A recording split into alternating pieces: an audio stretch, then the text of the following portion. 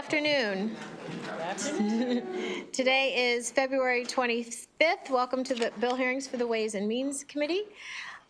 Again, today, I think for the last time, Delegate Kaufman, welcome. House Bill 702. Oh, you can do a collective. Oh. One of my witnesses is parking, so can we do 694 first, please, Madam Chair? Yes, so 694. Thank you for your flexibility. Yes, I will miss all of you too, so, no, I am going to miss you, Madam Chair. Good afternoon, Chair Atterbury, Vice Chair Wilkins, and esteemed colleagues. I'm Delegate Aaron Kaufman. Can I bring the panel up, Madam Chair? Representing District 18 in Montgomery County. And I have somebody virtual, Andy, coming up, everybody coming up. I'm requesting a favorable report on HB 694, main entrance accessibility and emergency planning, the single point of entry bill. This bill is cross-filed by Senator Craig Zucker. This issue was brought to my attention by Lori Scott, who will testify after me, a disability advocate and a mother of a child with disabilities. I'm also introducing this bill at the request of the ARC of Maryland.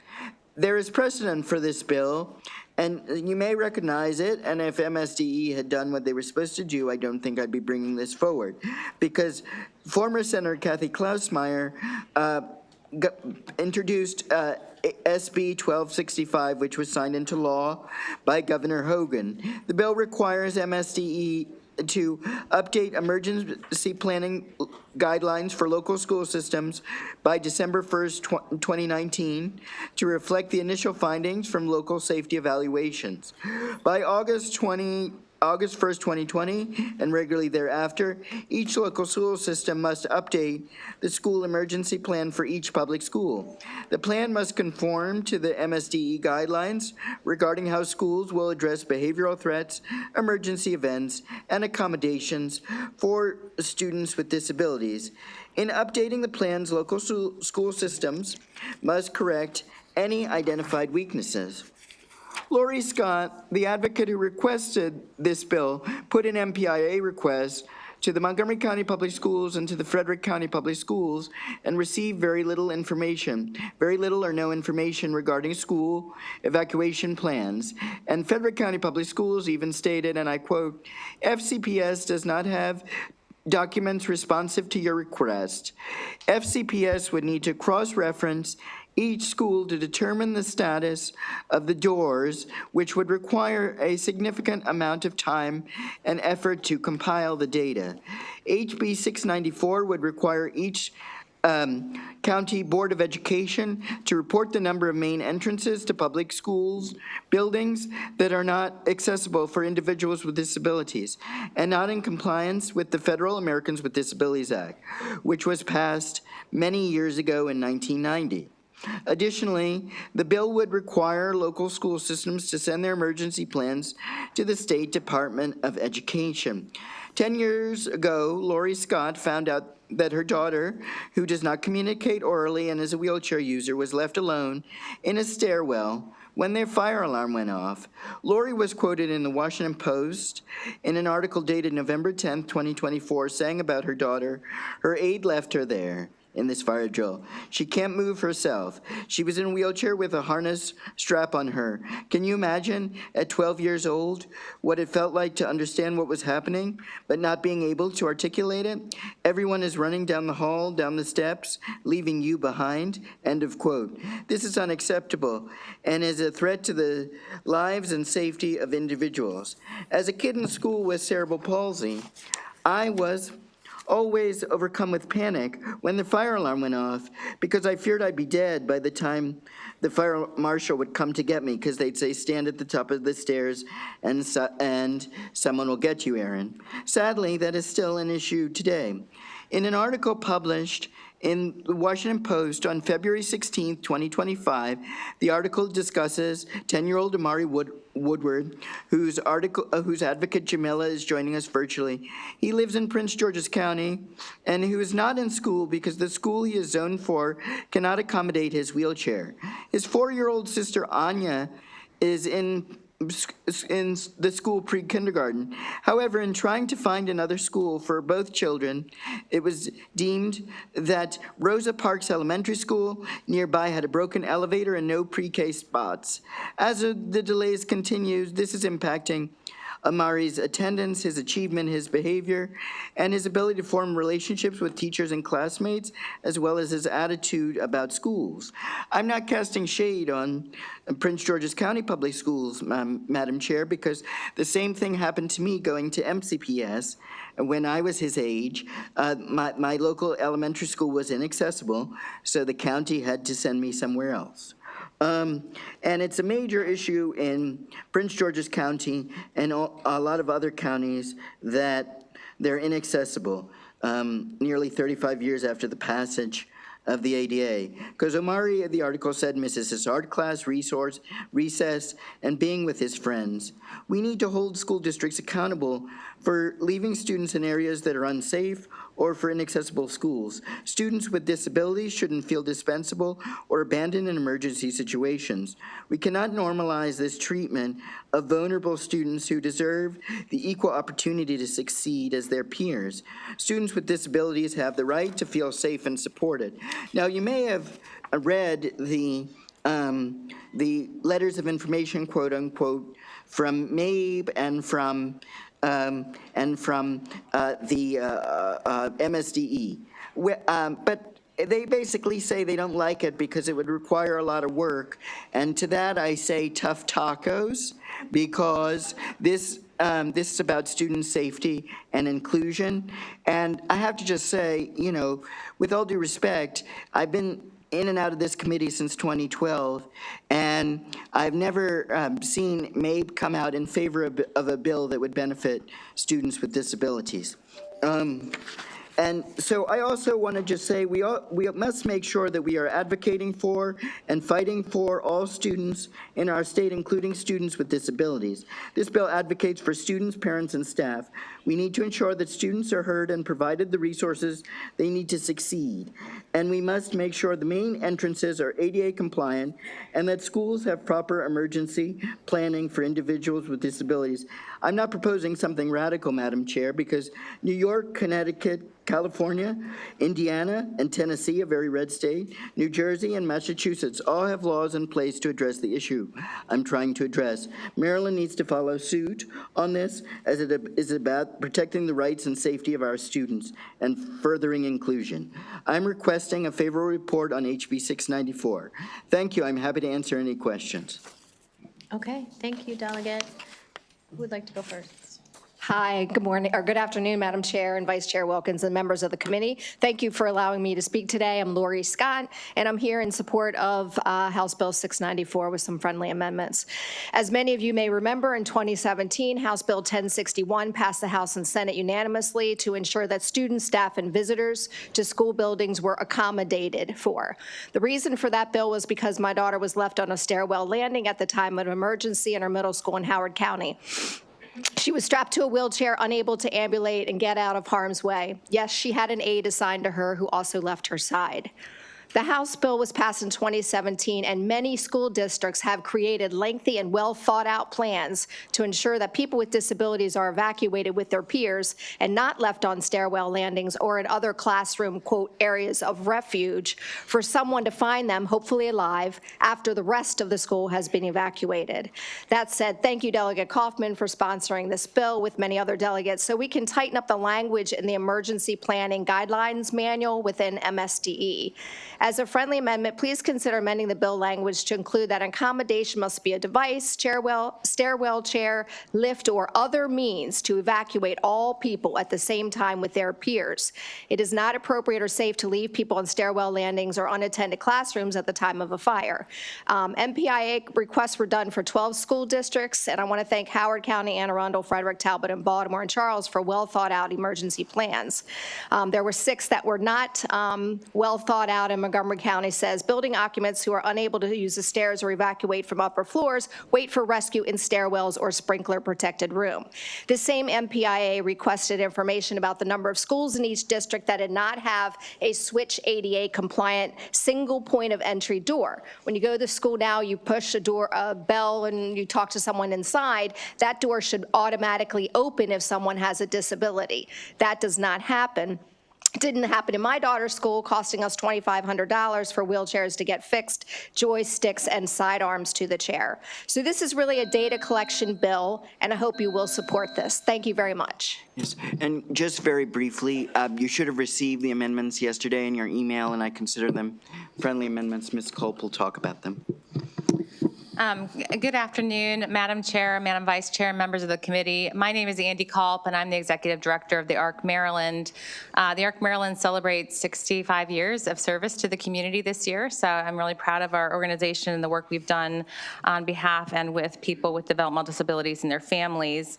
And I'm here in support of House Bill 694 because I believe that it will address equity and access to public school buildings for students with physical disabilities.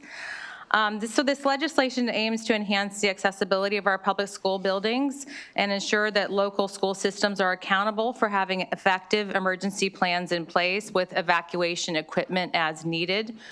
It mandates that on or before September 1st, 2025, and annually on each subsequent September 1, every county board of ed in Maryland must, and this is part of the friendly amendment that Delegate Kaufman referred to, publish on its website the number of main entrances to public school buildings in the county that are not accessible to students with physical disabilities who use wheelchairs, whether or not there's at least one main entrance with an automatic door opening, and whether or not the entrances comply with the Federal Americans with Disabilities Act. So that highlighted text in my written testimony is the amendment.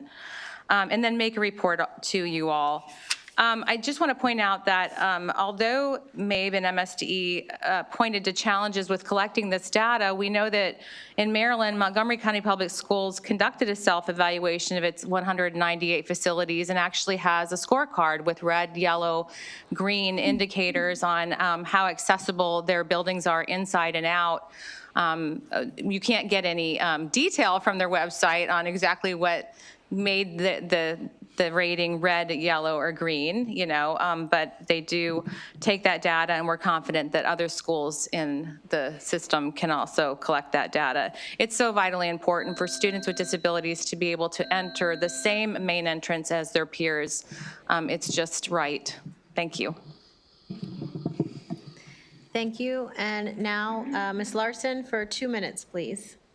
Yes, thank you, Delegate Kaufman, for your leadership on this issue. My name is Jamila Larson. I'm the founder and executive director of the Playtime Project. For over 20 years, we've provided programs for children in family shelters in DC, and 4 years ago, we expanded to Prince George's County, where I live. And now we serve every shelter in the county, plus a school and community-based site. Of the 600 children we serve annually, a disproportionate of children have developmental delays and disabilities. This has propelled us into the disability advocacy space, where I come to you today as a concerned advocate and Maryland resident.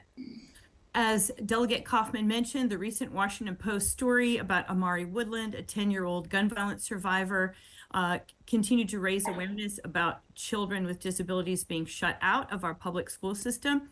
I met this family 3 years ago at a Capitol Heights homeless shelter. And 3 factors have kept this bright child behind academically: surviving gun violence and the subsequent extended hospitalization, remote learning during the pandemic, and moving between 3 Title I schools in 1 year due to his family's housing status. Now, the public understandably believes that all public schools in America are in compliance with the ADA and are wheelchair accessible. That's what I thought before I met Omari. But he was told by his neighborhood public school that he could not come there because it is not wheelchair accessible. He was told by the next school that he could not come there because the elevators were broken. Finally, 4 weeks later, he was placed in a school after missing a month of 4th grade. The first step in expediting this process of placing children needing wheelchair access in appropriate schools is knowing what schools are accessible. Half of our county schools are more than 50 years old. And if a neighborhood school isn't ADA accessible, how long should it reasonably take for a family to be placed in a school that is? You Thank can you go so ahead and much. wrap up, yeah. I hope this bill can start to address the gross inequalities that students with disabilities face in our state. Thank you so much for the opportunity to testify. Thank you. Okay, are there any questions from the committee? Okay, hearing none, thank you very much. That ends the hearing on House Bill 694. Delegate Kaufman, are you ready for House Bill 702? I am, Madam Chair, thank you. Okay, Can I call Martha up with me, please? absolutely. And just so everyone is aware, there are a lot of joint bill hearings happening where our committee members are assigned to bills happening in different committees. That's why people are in and out, or they have to go testify on their own bills. So there'll be a lot of movement. Whenever you're ready, Delegate Kaufman. One last time. Good afternoon, Chair Atterbury, Vice Chair Wilkins, and esteemed colleagues. My name is Delegate Aaron Kaufman, representing District 18 in Montgomery County. I'm requesting a favorable report on HB 702, which I'm introducing at the request of the Baltimore Jewish Council, the Special Education Models Transparency Bill. I'm happy that the bill has bipartisan support, as Delegate Susan McComas has signed on as a co-sponsor. The bill requires each local Board of Education to develop and publish on its website a list of special education service delivery models provided to parentally placed private school students within a jurisdiction of the local school system. Parentally placed private school student means a child with a disability enrolled by a parent or guardian of the child in a private elementary or middle or high school, or a religious school, in accordance with the relevant federal statute. It does not include a student placed in or referred to a non-public placement by the public LEA to ensure appropriate educational services are provided to the child. Many parents of students with disabilities choose to put their children in private or parochial schools because of holiday observances when the public schools are not closed, or because the family has specific dietary laws they follow, such as keeping kosher or halal, that are not observed in public schools. The Individuals with Disabilities Education Act requires local education agencies, also known as school systems, to provide funds to help students with disabilities in private schools.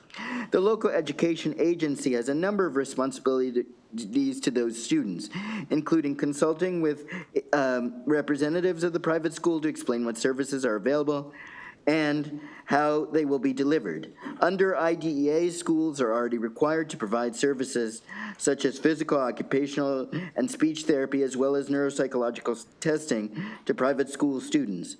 However, many parents of students in private schools are unaware of the public school's obligations to their children. As such, often students in private schools are not receiving the support they need to flourish. This bill does not require school systems to perform any new services. Rather, it just requires them to advertise more clearly what they are already required to do under the law. This legislation requires local education agencies to post explanations of what services are available to students and how they will be delivered on their agency's websites, or making the memorandum of understanding between the private school and the local education agency available on their website. And this can't be too hard, friends, because the fiscal note writer noted that Prince George's County and Wacomico County are already doing this. Further clarity from public schools will ensure that regardless of where a child goes to public schools, they will receive the services they need to flourish. Unfortunately, private school students with disabilities often go undiagnosed because parents are unaware of disability testing obligations provided by the local education agency. This bill would make the information more accessible to parents and students. Madam Chair, Madam Vice Chair, and members of the committee, I'm urging a swift and favorable report on HB 702. We already have this information. It's just a matter of making it public. And before I yield the floor, I want to say that neither of the bills that I've discussed with you today have a fiscal note. Thank you.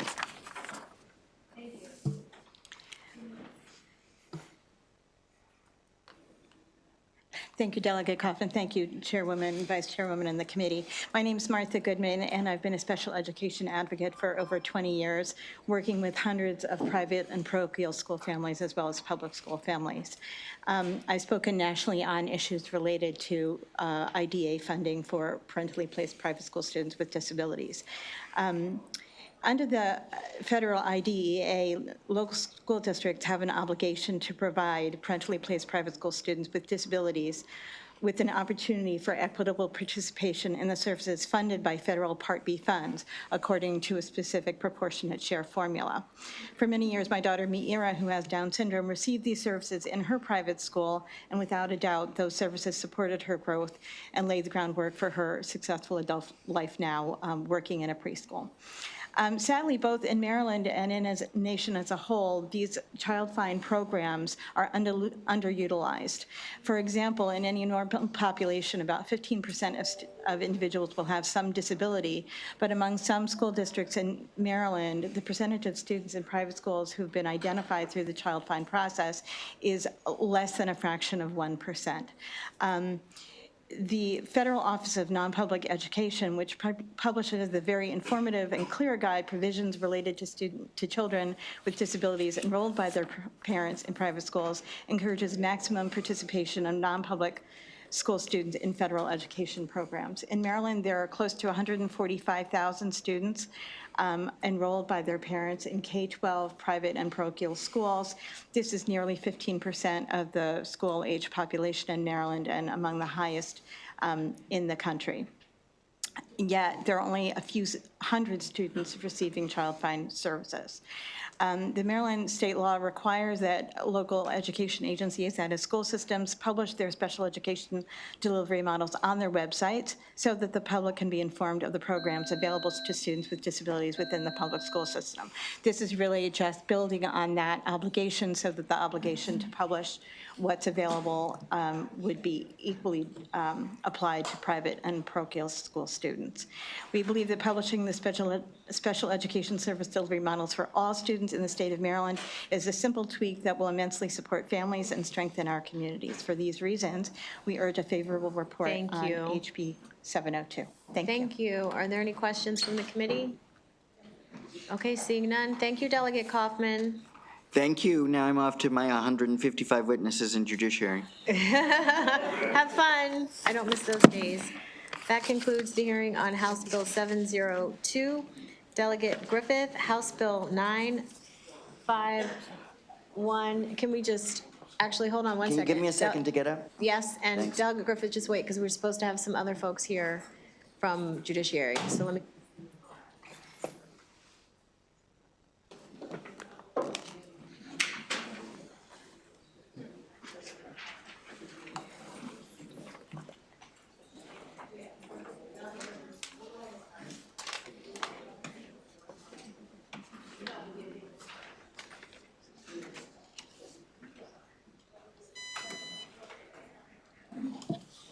Delegate Kaufman, some of your judiciary members are supposed to be headed over here. Crutchfield, Valentine, and Phillips. Valentine's, Phillips, and well. Crutchfield. All right, I'll run over there and tell them. Thank you. I appreciate that.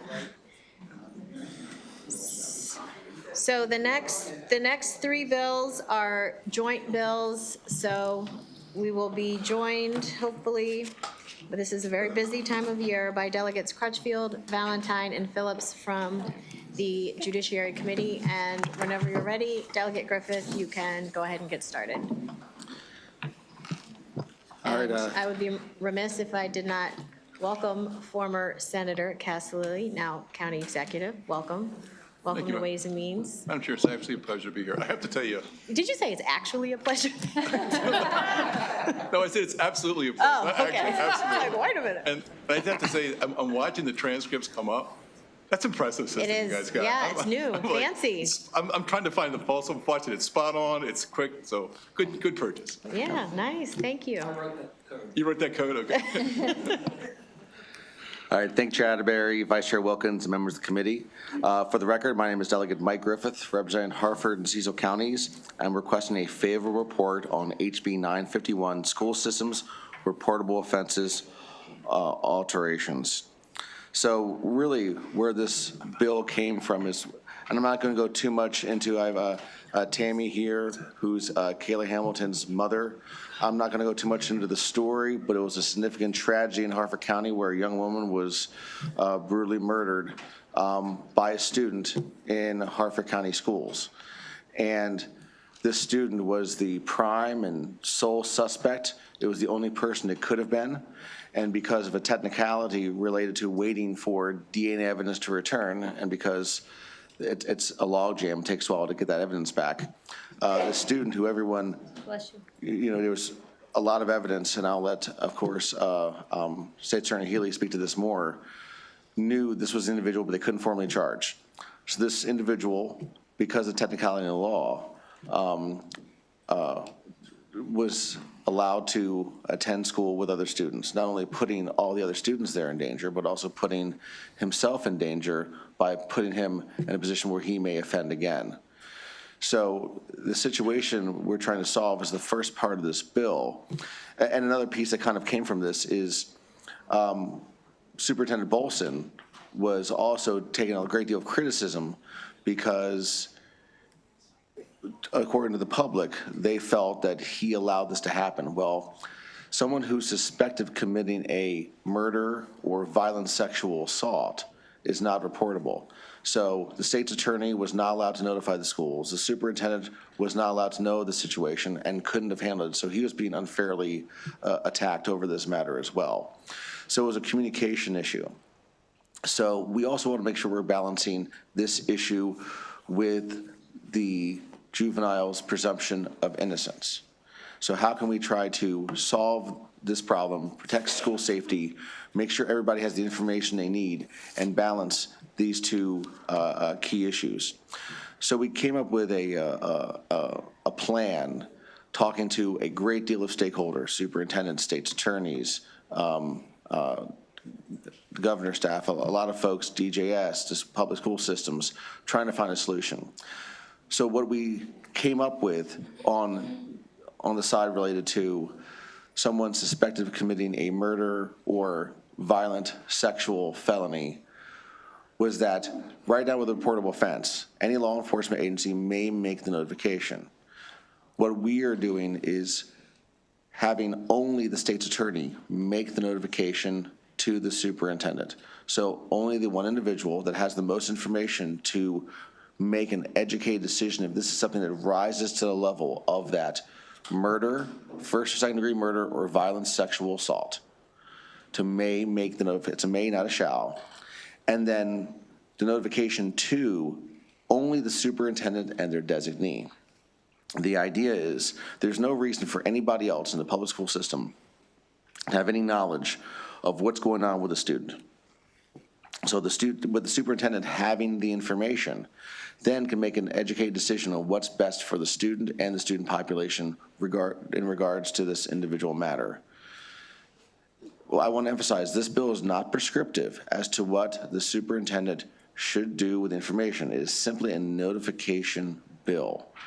And with also the information not being disseminated beyond the superintendent and their designee, it would never filter down, as long as they're following the law, to the school level, because we don't want the student, if the student is exonerated, to face any type of stigma ever.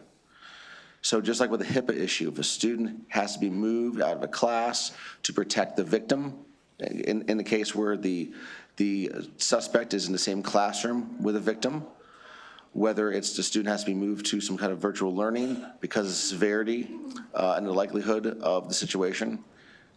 Just like with the HIPAA issue, there's no reason the school needs to know why the student's being moved from a classroom to protect the victim or moved out of the school to protect the student population.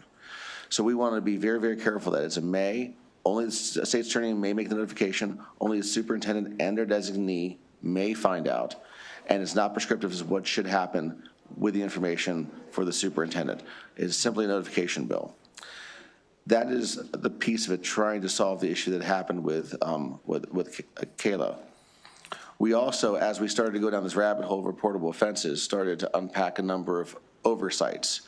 And again, I do not believe these crimes are deliberately left out of the reportable offense statute. A lot of these are newer crimes. that may not have been contemplated as we've developed this law. So we want to go back and identify some of these main areas to include, and obviously the state's attorney will be able to take a deeper dive in some of these crimes, and if anybody has any questions for her about that. Fourth-degree sex offense, child pornography, if the victim does not have knowledge or does not have consent of the production or distribution of child pornography. And that could be something as a student, producing child pornography of little kids and distributing it and being convicted. Right now, that's not reportable. And those students are allowed to be in school with that conviction. Visual surveillance with purity and intent.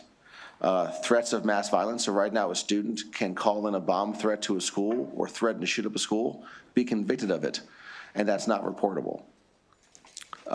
Stalking, revenge porn, and any other act committed by an adult, that would be a felony. So that last portion there, we have an amendment in to remove that portion. We want to make sure we're being very narrow, especially when it comes to someone suspected of a crime, that's only dealing with first and second degree murder or violent sexual felony.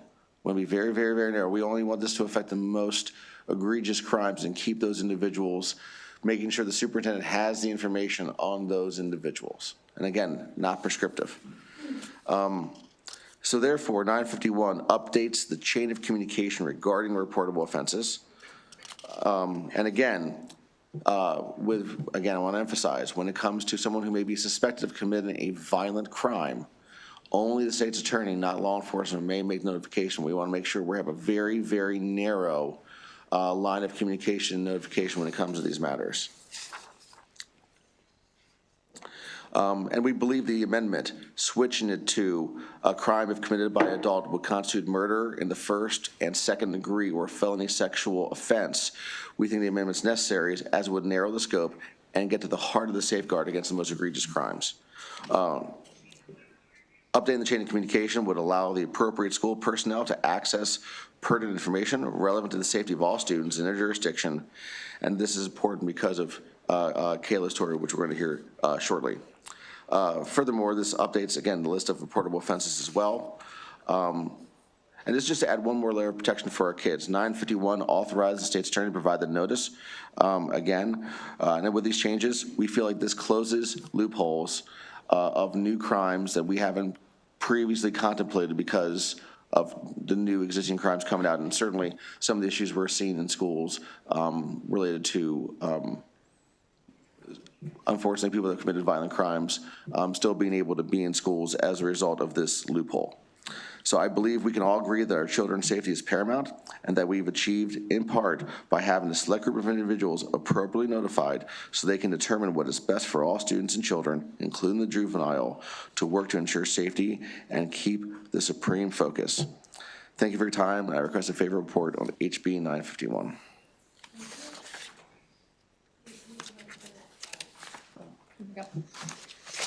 Good afternoon. My name is Allison Healy. I'm the state's attorney for Harford County and a board member of the Maryland State's Attorneys Association. I'm here today to offer my support for House Bill 951 as supported by the MSAA. The intent of the reportable offense statute is to provide effective notification and communication with our school systems regarding juvenile offenses by students in an effort to allow the school system to protect the safety of all of the children entrusted to their care every day. After a series of cases this year, it has become abundantly clear that amendments are needed to this statute to protect the many, many children in our schools. A 17-year-old defendant in Harford County brutally raped and killed Kayla Hamilton in July of 2022. When he was the primary suspect in the case and the police knew it was him, they had to await DNA test results to file charges against him.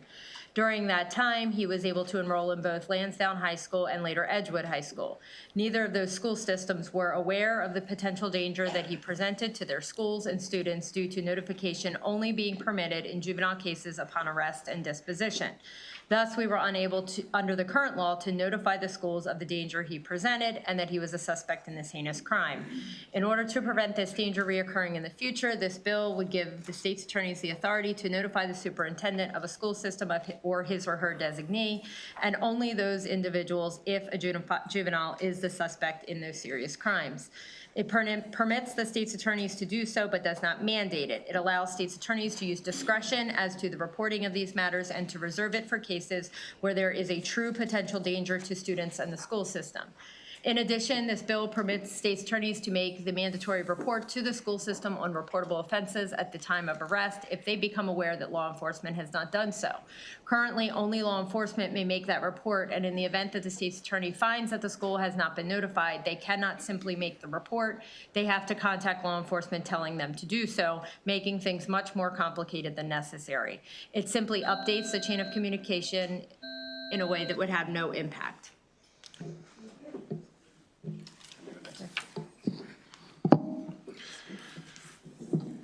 Good afternoon. Thank you for having me here today. I am Sean Bolson, Superintendent of Harford County Public Schools.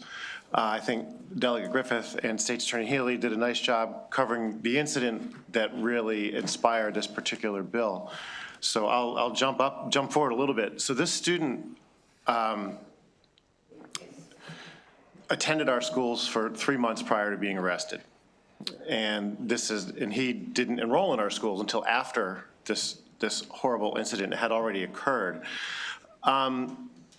We, of course, the school officials had no awareness of the threat he posed, but unfortunately, in this case, the law worked exactly as it's designed. And what that meant is none of the agencies that the student encountered, from social services to law enforcement, had any obligation, or more importantly, any authority to share these really unusual circumstances with us to allow me to be in a position to better safeguard the students in our schools. Fortunately, to some degree, this was an extremely unusual circumstance, but still incredibly concerning, as I'm sure you all agree. This bill provides for our local state's attorney to exercise judgment in exceptional cases such as this one that you've heard about. As superintendent, I'd be encouraged to know our state's attorney would have that discretion to act in favor of safeguarding our community when necessary. So in addition to providing for such essential discretion to inform school officials about these threats, as you've heard, HB 951 also makes additions to the state's offenses designated as reportable offenses. There are 7 specifically listed in the bill. Again, Delegate Griffith went through those pretty clearly. One observation for me is that it's not uncommon at all to have the victims of many of these types of offenses right there in the school or in the classroom with our students. So I ask for a favorable report on this bill. Thank you.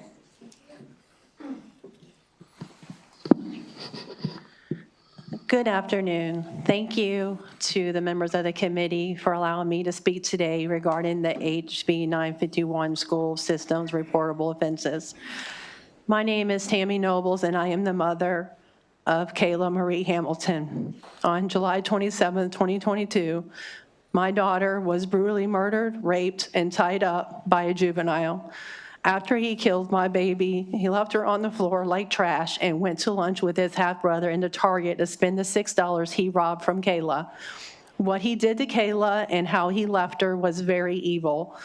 During the investigation, the juvenile was the main suspect, but the detective was waiting on DNA so he could make an arrest. During the investigation, the detective found out that the juvenile had a criminal record, and since the juvenile was almost 17 years old at the time of Kayla's murder, the police department with jurisdiction over the case had no choice but to call Child Protective Services to take custody of the juvenile until an arrest was made. Throughout this all, the detective was very transparent with CPS, stating multiple times that the juvenile had to be in a secure location because he was a threat and very dangerous.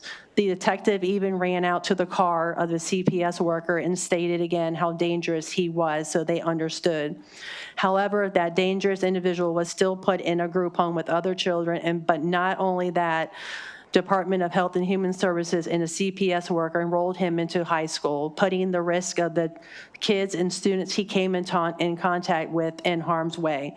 When the juvenile had behavioral issues at the group home, CPS moved him from the group home to a foster home without notifying the police department. They also did not notify the foster family of his record. Then the juvenile was allowed to attend another high school. Throughout this entire process, the juvenile was placed in situations that kept putting other children and individuals at risk. This dangerous individual was allowed to be in schools and in other parents and around other parents' children. However, if the state's attorney or the police station would have been able to share the level of threat that he was with other agencies, then they could have done something to make sure he wasn't around other vulnerable populations, such as students. In his case, the children and staff of Maryland and school safety are not being put first, and their lives are at risk. We need to do better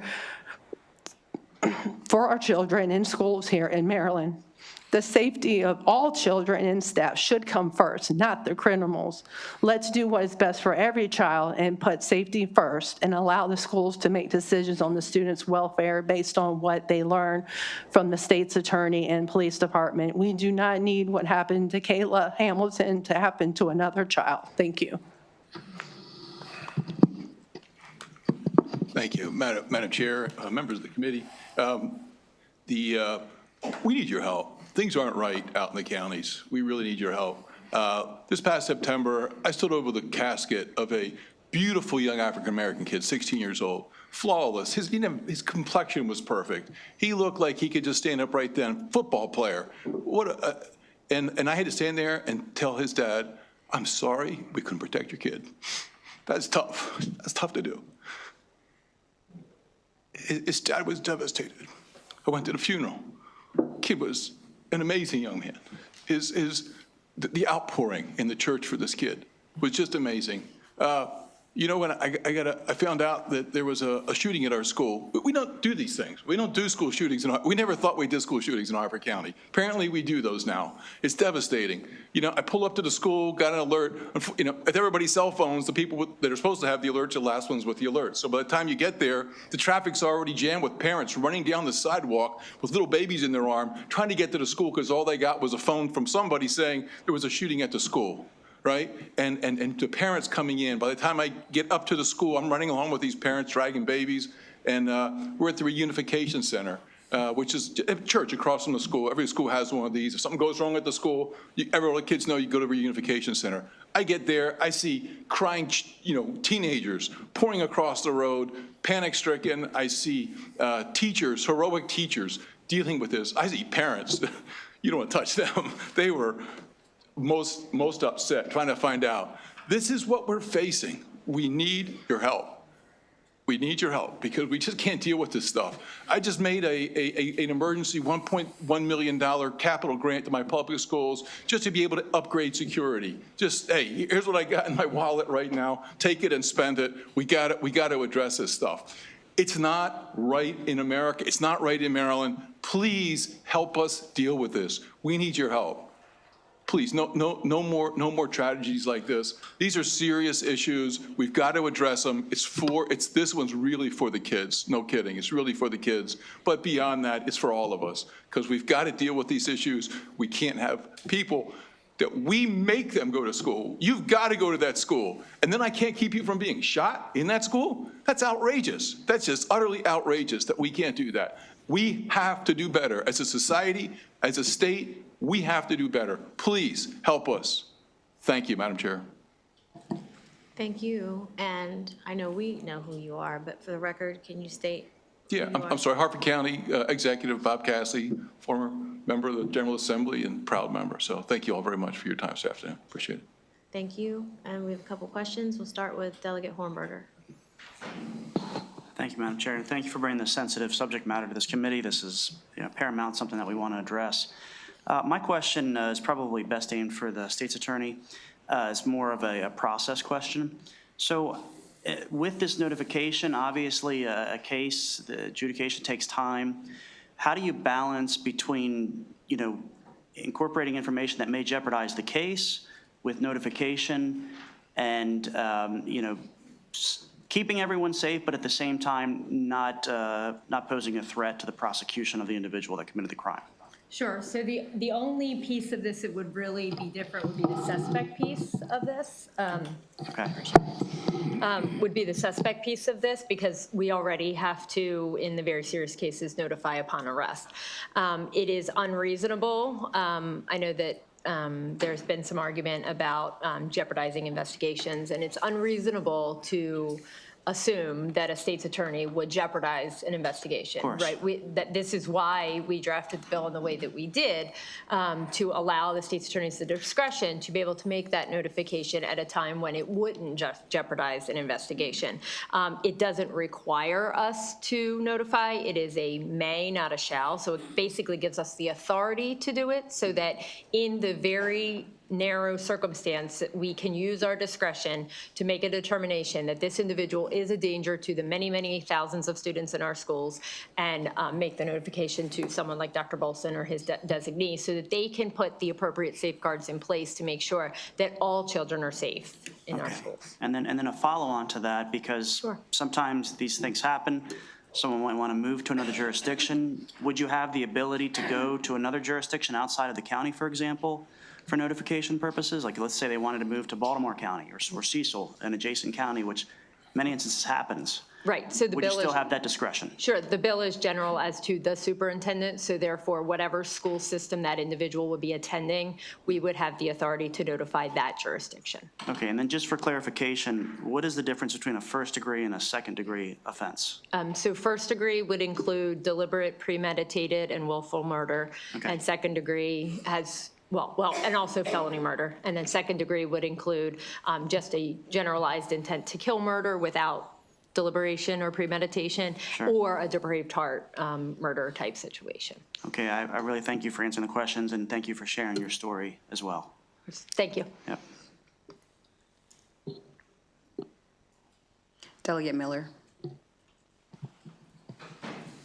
Thank you, Madam Vice Chair. Thank you for being here and fighting and having Kayla keep fighting for other students. Thank you. Dr. Bolson, I wanted to give you a chance. I noticed that you had your testimony was a little bit cut off there, and especially in light of the other perspectives, I would like to give you, if you have anything else you wanted to add as your perspective as a superintendent, if you could continue to share, I really would appreciate it. The major point, I had the opportunity to make the major points of my testimony. Really the rest would be reinforcing. I serve approximately 38,000 students and over 6,000 staff members. We need information to be able to do the work. We want to educate every student. The goal is not to exclude. We have to make every student successful one way or another, but to do that best, we need good information to be able to do it. And I think, again, this is a bill that there's no shalls here. It just creates a space for responsible people to send the information that needs to arrive, on my desk, so I can make, difficult decisions frequently about the status of a student. Thank you. Delegate Merrick North. Thank you, Madam Chair, and thank you, Delegate, for bringing the bill. And to the mom, thank you. You clearly are the catalyst for this, for having these heavy hitters of Harford County join you. So I just thank you for your courage and your strength, okay? I'm a former prosecutor, so I have kind of a different look at this. I'm wondering, I looked at the information for these Public School Superintendent Association in Maryland, and they recommended a work group. So this is really a question for the delegate. Are you open to that? Because clearly it seems like the issue of work information flowing. It seems to be the universal topic. If we have the work group just on that, are you amenable to that? If you're referring to adding crimes to the reportable offense list? No, I'm talking about the work, like the information flow. I got that. So Yeah. on that piece of it, and which certainly the more controversial piece, listen, I'm open to whatever conversation we have, whatever we need to do to solve this problem. Listen, we're not playing politics with it. This is a bipartisan panel, you know what I mean? And I also want to note that Ivan Bates, Baltimore County State's Attorney, who wanted to be here but couldn't, has a letter of support for this bill as well, right? So we have great bipartisan support. All I want to do is solve this problem. Would I want to solve it immediately? Yes, because this could happen tomorrow. If it takes a little bit longer and we get it right, so be it. But as long as we're solving this problem and making sure a tragedy like what happened with Kayla doesn't happen again, then that's the ultimate goal. Thank you. Thank you, Delegate. Delegate Phillips. Thank you, Madam Chair, and thank you for Delegate for bringing this bill to Mom. My heart goes out to you, to the representatives from Harford County. You mentioned something about the particular individual who I do believe ended up in my jurisdiction at some point, Baltimore County. And so to the superintendent, I want to ask you this question because I know how my superintendent was prepared to respond. And this is an awkward question. What would you have done if you had that information up front? And before you answer that, in Baltimore County, we've had a great deal of discussion about the discretion that the superintendent might have. And we have to provide young people with education. And I know that she has been looking at how do we find different ways of addressing situations where there might be harm, whether that is through online education or through some type of alternative. How would you ensure that we still educate our children? We've been fortunate to, in this case, again, I have never run into a case quite this serious or quite this unusual, right? I mean, this was just horrendous. Very likely, we would have been working with the state's attorney's office because the education is one part. We have a very successful, very effective virtual school that serves a range of students. It serves many students who volunteer to be there and a small number of students who, for other reasons, we struggle having in the full population. So most likely in this case, that would have been what we ended up doing, because unfortunately there's other examples where, school systems knowing that a student was a threat, trying to find ways to bring them in. I mean, this student was such a volatile threat that I think the student most likely would have been in full virtual, but I'd also like to know, how is the student being safeguarded in the community? And I know it's hard since we don't have a conviction, or for that matter, in this particular case, that the student, wasn't necessarily aware that he was under investigation, or at least a suspect at that point. But that's where the collaboration comes in. The effort here today is about collaboration with our county entities, and I certainly would have, focused on that quite a lot. Thank you. Seeing no additional questions. Oh, Delegate American North, go ahead.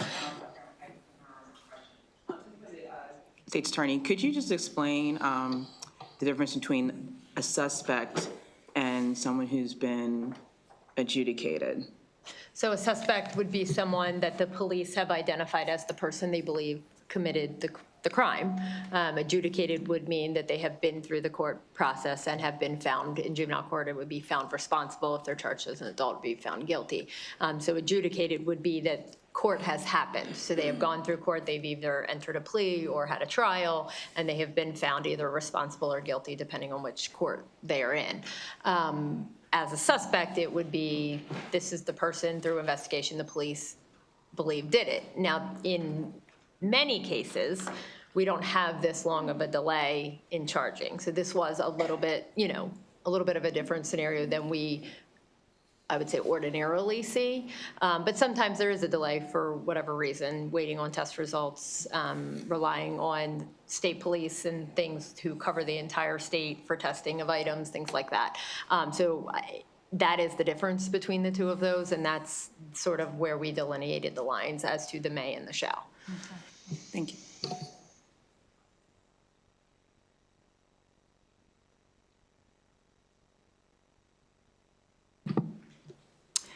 Thank you so much to this panel. Seeing no additional questions, we appreciate the bill, Delegate, and Ms. Nobles, our heart goes out to you, and we thank you for your courage in testifying today.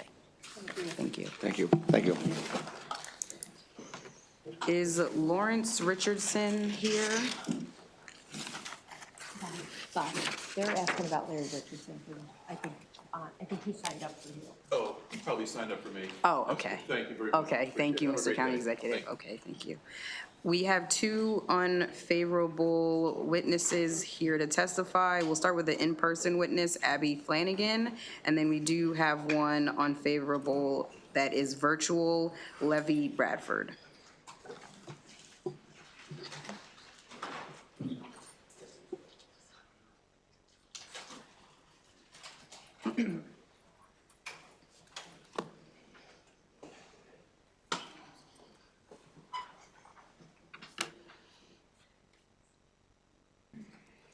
Thank you. Good afternoon, Vice Chair Wilkins and committee members. I am here on behalf of the Maryland Office of the Public Defender, and we respectfully urge an unfavorable report on House Bill 951. The first point I want to talk about is the expansion of the number of reportable offenses that this bill proposes. Our office opposes any expansion, as the current reportable offense law is already disproportionately affecting Black students and students with disabilities.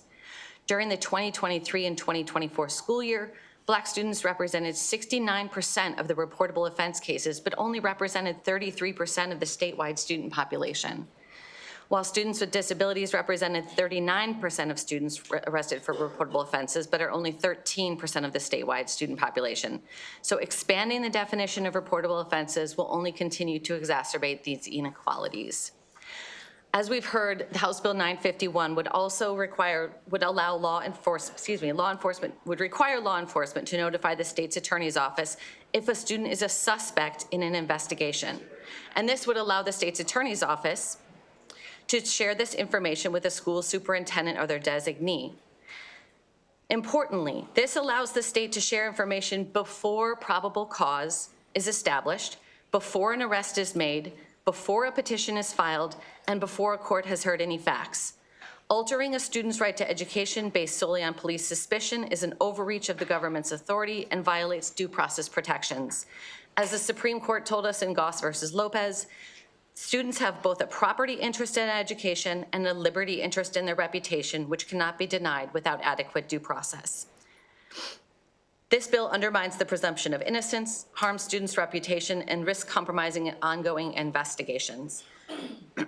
For those reasons, we urge an unfavorable report, and I'm open to any questions.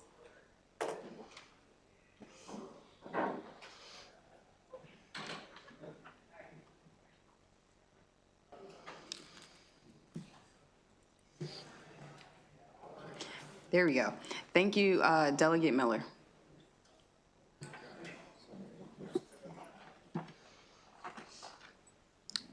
Oh, apologies. I missed our virtual person that I mentioned earlier. You can go ahead. Thank you. Thank you so much, and no problem. Good afternoon. My name is Levi Bradford. I'm an education attorney with the Public Justice Center. I'm here today on behalf of the Maryland Coalition to Reform School Discipline, which brings together advocates, service providers, and community members dedicated to transforming school discipline practices within Maryland's public school systems. This bill is, CRSD opposes this bill because it is, one reason is it's just plainly unconstitutional, as it runs afoul of the defendant's Fifth Amendment right to due process and Sixth Amendment right to a fair trial. Reporting to a school when a student is merely a suspect in a case cuts against the presumption of innocence, and it exposes a student to the risk of school removal merely for being a suspect. Practically, this provision would substantially interfere with law enforcement investigations if the identity of a suspect was divulged before probable cause could be determined. This bill would also increase the overall use of reportable offenses, which would exacerbate overuse of school removal, harm overall school flourishing, and perpetuate deeply entrenched racial biases at every level of the reportable offense process. Decades of research show that in punitive systems where discretionary decision-making is a key facet, those discretionary decisions result in racial bias. Racial disparities show up in full force in the use of reportable offenses in Maryland, beginning even before arrest, where Black children are subject to increased police contact, more stops by police, and increased police violence. This leads to Black children being 250% more likely to be arrested than white children, and these layers of bias culminate in Black students being 400% more likely to be reported to their school for a reportable offense than white students. This disparity is greater than that of arrests, suggesting that officers and prosecutors make discretionary decisions to report greater numbers of Black students to their schools for reportable offenses. The final discretionary step in this process is the decision to remove a child from school. Racial disparities appear yet again, with Black students being 300% more likely to get suspended than white students. Such disparities are not explained by different rates in student misbehavior. The studies show that all students misbehave at roughly the same rate. This bill is facially unconstitutional, and we ask an unfavorable report. Thank you. Thank you so much. To our unfavorable witnesses, we are going to go into questions. Delegate Miller. Thank you, Madam Chair. So one of the statements that you made really kind of struck out to me because that was on Delegate Griffin's bill. One of the things that I appreciated was some of the expansions of reportable offenses, in particular ones that relate to technology and perhaps sexual violence or violations. So do you think that we should keep up with technology to protect our students at all? I think that the expansion of reportable offenses, specifically the offenses that were added in 951, they don't go to the question of whether a student poses imminent threat of harm to other students in the school building. While those might be behaviors we don't want children to have, they don't necessarily mean that those students are unsafe in a school building, and that is what the school would be asking. So you don't think something that would prompt a student to harm themselves or commit suicide, something along those lines, which a lot of the digital aspects, particularly victimizing young women, causes a incredibly devastating effect on their lives. So that's not immediate harm? No, because the question we ask is whether the student who has been arrested for the reportable offense poses an imminent risk of harm within the school building. It's not whether they cause harm, like whether their actions have caused harm. It's whether they pose an imminent risk of harm to other students within the school building. That's what we ask after a reportable offense has been reported. And there's no clear nexus of whether students who are engaging in some of these offenses that are outlined in this bill, whether that causes an imminent threat to other students within the context of a school building. And with saying no clear nexus, I guess we're going to have to agree to disagree on that, because I don't think we'll reach an understanding on that. Thank you, Delegate Miller.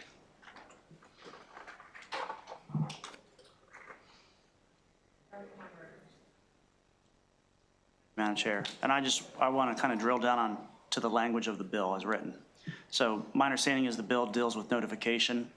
Yes. And then who can take place in that notification, and it's an enabling legislation.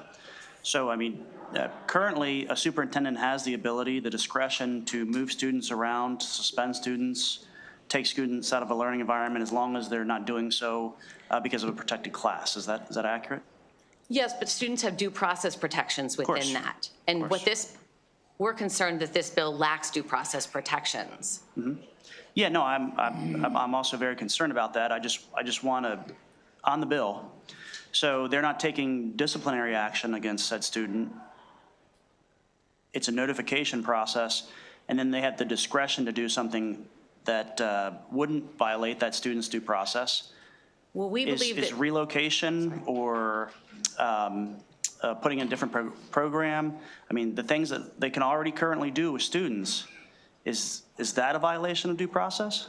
When you can remove a student from the school building and put them home alone in a virtual environment for an endless amount of time, when the student does not have an opportunity to be heard, to appeal, to present their side of the story, that does violate due process. Okay, but presently already have the discretion to do that. Is that accurate?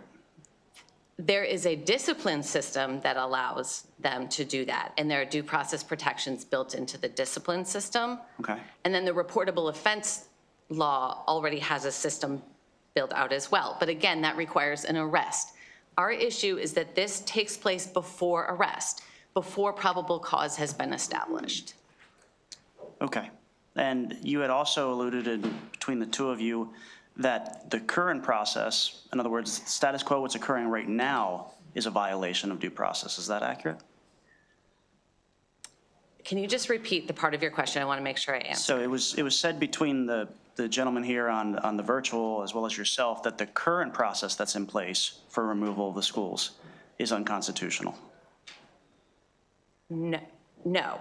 In other words, the reason you're resisting the reportable offenses is because the ones that are in currently place are already in overreach. No, what I'm saying is the way the current reportable offense statute is implemented is we see disproportionate rates where it's impacting students of color and students with disabilities. We say the way it's impacting students, we find issue with that.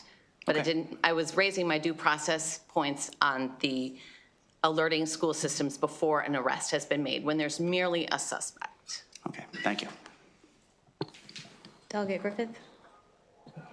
Thank you, Madam Chair, and thanks for testifying. So I'm trying to wrap my brain around, specifically around expanding some of these reportable offenses. So one example is by not expanding this, especially with some of the sexual crimes here, a school system could inadvertently put someone who's been convicted of a sex crime into the same classroom with a student. So you don't think we need to expand that to protect victims in this case? We oppose the expansion of reportable offenses because the way that it is being implemented right now is burdensome, inefficient, it's disproportionately applied. And until we clean that up, we don't want to expand any. So you're okay with allowing somebody who's convicted of a sexual assault in the same classroom? That's, by not expanding this, you're allowing that to happen. And my next question is dealing with very specifically production and distribution of child pornography. So if there's a student who recorded young children performing sexual acts and distributed and got convicted, and then was placed back into a school with other young children, that is someone, because someone who commits those type of crimes, are definitely threats to all young children. And we're not talking about somebody who's been suspected. This is somebody who's been convicted of production and distribution of the worst types of child pornography, and then being allowed back into a school with young children without the school's knowledge. You're okay with that? By opposing this, you're okay with that? We oppose this bill. Very good, thank you. Thank you, Madam Chair. Could I offer a response Yes, to that? go ahead. Thank you. I don't want it to get lost here that the children who are involved in these incidents are also being arrested, evaluated by a court, and often include for sexual crimes. There are very frequently protective orders or something to stay away from students that keep students separated. So this process is not the only thing acting on a child. There are so many other systems involved here, including the courts, and completely discrediting them, I think, does a disservice to the process. No. The Vice Chair. Thank you so much for your testimony, and also I think it's an important point around the disproportionate impact that some of these offenses and some of this legislation can have. I do want to unpack more, though, your concerns around the list of crimes. Is it your testimony that it's not necessarily the crimes that are expanded in this bill? You oppose any expansion of the crimes just based on the current way that they're implemented? Yes. So it's not the substance of what is included here? That is correct. So do you find that the current list of crimes, I understand there's about 26 crimes that are currently included, or types of crimes of violence that would be currently included based on what's in the fiscal note. do you feel, and is it your testimony, that the current crimes are sufficient and all-encompassing? Our position is that there is a nexus between crimes of violence being reportable offenses and safety within schools. Yes, so crimes of violence, yes. Can you expand? I'm not sure I understand your response. If you can expand on that. Sure. So the reportable offense statute in 1995 was brought forth to give schools information about students who might pose an imminent threat within the school building. And our position, we are in support of a bill that has the crimes of violence still being allowed to be reportable offenses. We clearly see that there is a nexus between young people who have been found guilty of a crime of violence and whether the schools need to know that. Okay, but what I'm talking about is, do you find that the current reportable offenses, the current list of crimes that are included in our reportable offenses statute, that those are sufficient? Do you find those to be a sufficient list? We find those to be too expansive. Okay. We are in favor of narrowing those. Okay, thank you. Thank you. Delegate Wu. Thank you, Madam Chair. Thank you for the testimony. I have two questions. First one, you talk about imminent threat. Who is defined that? Who is going to enforce that? That's an excellent question, Delegate. We have actually asked for a definition of imminent threat. It's not widely defined. And perhaps Mr. Bradford could speak more to this, but I believe we've asked the Maryland State Department of Education to define imminent threat because it's in the statute, or it's in the regulations, but it's not defined. Okay, Yeah, so there's no clear definition. The clearest definition we have is that the imminent threat that's about to happen, the threat of harm that the law describes, the State Board of Education and the Maryland State Department of Education have described as physical harm, and that they've defined imminent as about to happen, likely, or immediately about to happen. So it can't be some prospective idea that there might be harm in the future. There has to be an immediate concern. So it's defined. And there is a decision, a Maryland State Board of Education decision that just recently kind of detailed what they looked at when they defined imminent threat of harm. Okay, so it's defined, right? Not in statute, but yes, there are definitions. And not in I see. regulation. I think the reason I ask you this question because sometimes people may feel defined imminent threat can be a little subjective, right? Is that the right word? Yes. So you feel it's an imminent threat, other people don't feel the same way. And in that situation, can you kind of elaborate how the decision will be made? Well, I think that brings up the question of where bias comes into these decisions. And I think that's one of our main concerns. I see. So the second question, I think, kind of following our vice chair, and you feel the 26, what's the exact word? Enumerated crimes, right now in the statute.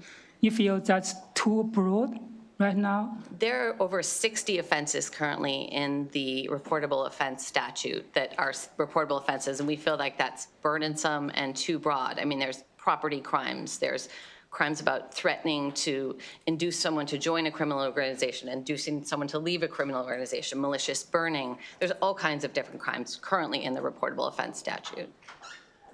So any expansion, which something, for example, especially cybercrime, something new, right? So if you anything include that, like a pornography, you feel that's not appropriate? We feel like that's no, because of the way the current law, I'm sorry, go ahead, Mr. Radfeld. Oh, no, I apologize. There is like two different things here, whether or not like we think it should be decreased, like the number of offenses should be decreased, and whether or not those offenses are even useful to schools. Because the standard is imminent threat of serious harm, there are a number of offenses in there that don't speak towards that threat of harm. They are offenses getting reported to a school that don't give a school the ability to decide whether a student's a threat or not. So they don't and legally should not result in removal anyway. So that's why Ms. Flanagan was talking about the crimes of violence, because those are the ones that are at least conceivably connected to whether a child is a threat of serious physical harm to other people in the environment. So I think I have a huge concern in that point. Like, for example, the cyberbullying and cyber pornography, they probably don't have a physical impact or physical violence, but they had a huge toll on young kids' mental health. That leads to a lot of suicide and other issues, right? So I just feel when you said you were not accepting any increased other penalty to some new types of crimes, I just really don't agree with that. Thank you. Thank you. So I have a couple questions. So my first question is, there's a lot of talk about pornography.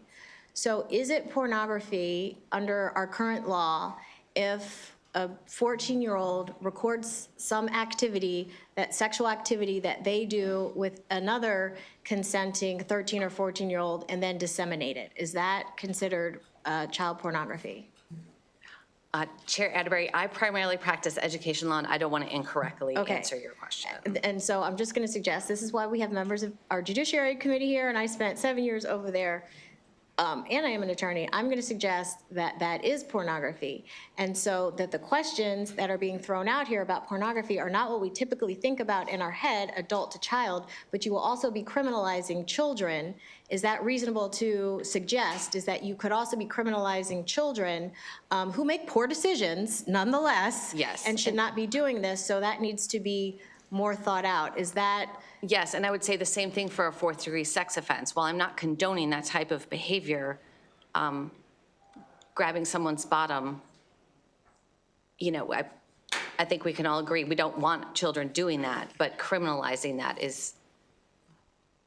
Is it also fair to suggest that the current statute, reportable offenses statute, is not being used as it was intended when it was implemented in 1995? Is it currently being overused and overprescribed, particularly to students of color? That is what we see, yes. That is what the data shows us. And it also shows that it's being implemented in different ways across the state. There's no consistent. Some jurisdictions where we see a lot of offenses happening have very few reportable offenses. Why is that? There's a lot of unknown questions existing within the reportable offense sphere. Is it also fair to suggest that it's being overused for students who receive IEPs and are special ed students who are also, even within that population, majority students of color? That is what the data is showing us. Okay, I want to take a step back and ask you to explain, because I don't think this committee is familiar with, quite frankly, how the reportable offenses statute actually works. So if you could just, is a reportable offense that happens off the school premises at a non-sponsored school event, and includes a crime of violence and a variety of other crimes, including simple possession, writing a bad check, theft, and a variety of other crimes. Is Yes. that fair to say? Yes, multiple crimes.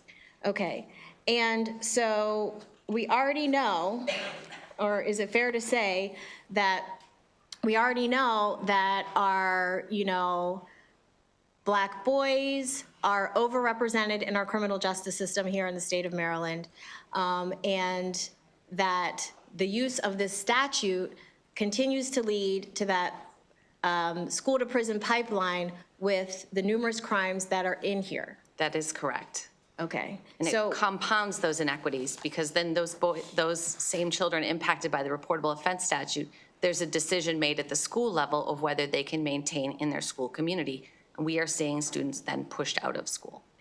Now, are you familiar with the incredibly tragic case that we just heard that Delegate Griffith brought forward? Are you familiar at all with what happened in that situation? I am. And is it your understanding there was a delay with evidence That has been what I have read about it, and that has always been the question that came to my mind isn't that where we should be looking? What can we do about these delays, these technicalities, as I've heard them called? Perhaps that's where our efforts should be focused. And I believe, just to clarify, I believe, and if you know, correct me if I'm wrong, there was a 6-month delay, I believe it was, from DNA evidence getting from the FBI to where it needed to be in the county to prosecute that individual, which is tragic and completely unacceptable. Those are the media reports that I have read. Okay, thank you so much for being here. Delegate Buckle. Thank you, Madam Chair. I appreciate it. I practice law too. I don't know what all these definitions are. I'm looking at the bill, and you said up to 60 offenses, and there's this long list. And of course, if I was writing them, I would write out and say, you know, it's a reportable offense to have felony theft as opposed to a violation of 17-101 point subpart XYZ. Which ones in specific are you recommending should be eliminated from the existing reportable offenses? I just looked at a couple of them. Maybe they should. There's a couple related to marijuana use or distribution. Maybe we should get rid of. Yes. I just randomly popped a couple of these up while we were talking. One of them, 9802 or 9803, the criminal law article, is an individual who commits a violation of a criminal prohibition on a threat of violence to coerce someone to be in a gang or to leave a gang and organized criminal activity. I'm a little concerned about that a school wouldn't get reported. That's not technically within the crime of violence 14101 definition. I'm a little concerned that that student is in your school setting and they're alleged to have been involved in threatening other kids of you have to join the gang or else we're going to beat you up, or, or do something to you. I'd like to know that as an administrator of that person is gang related, most likely, and at least needs to have an eye kept on them. Do you or did your organization have a more specific defined list of what you want taken out as opposed to what you don't want in? The Maryland Office of the Public Defender will be supporting a bill to limit only crimes of violence as reportable offenses. Okay. So you're okay then, in theory, and this isn't a gotcha question, of someone who is threatening other students of, if you don't join the Buckle Gang, I'm going to beat the crap out of you. You better stay in the gang. And then that student is charged with that, and maybe they go into another school system. You don't think that should be notified? That school system should be notified about that? Delegate, I just think this list is very exhaustive. I went through and did the legislative history, and you can see where each year there's 2 or 3 offenses just kind of added onto the list. And I think we've gotten to a place where it's too burdensome.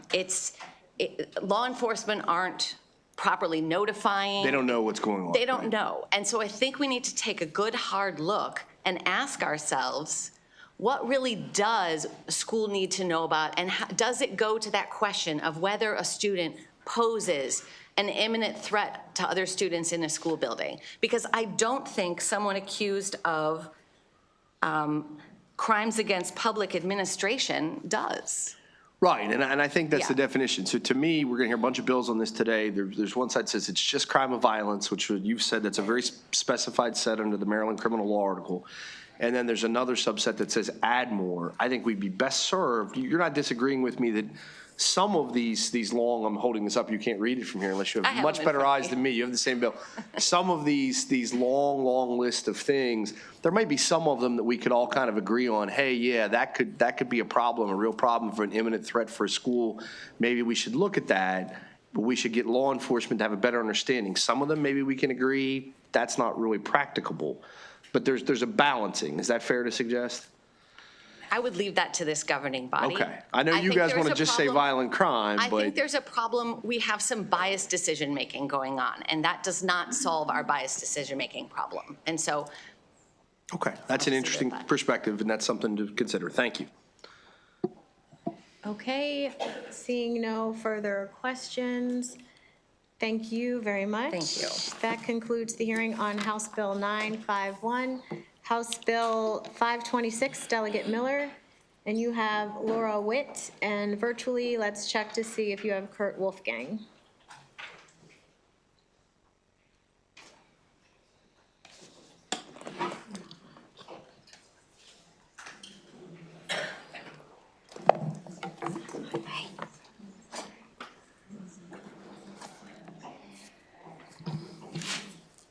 Right. Good afternoon, Madam Chair, Madam Vice Chair, and my friends on the Ways and Means Committee. I am here to ask for your favorable report on House Bill 526, which is cross-filed with Senator Folden's Senate Bill 386. I started working on this bill over the summer as I heard more and more of student victims and their families' stories of harm that they had suffered due to disjointed flow of information between law enforcement, state's attorney's offices, Department of Juvenile Services, and our schools. I reached out to Laura Wilt at the Frederick County State's Attorney's Office, and this bill is a result of our effort to protect students. Superintendent Dr. Bolson was, in the last hearing, was right. He said the law worked as it was designed.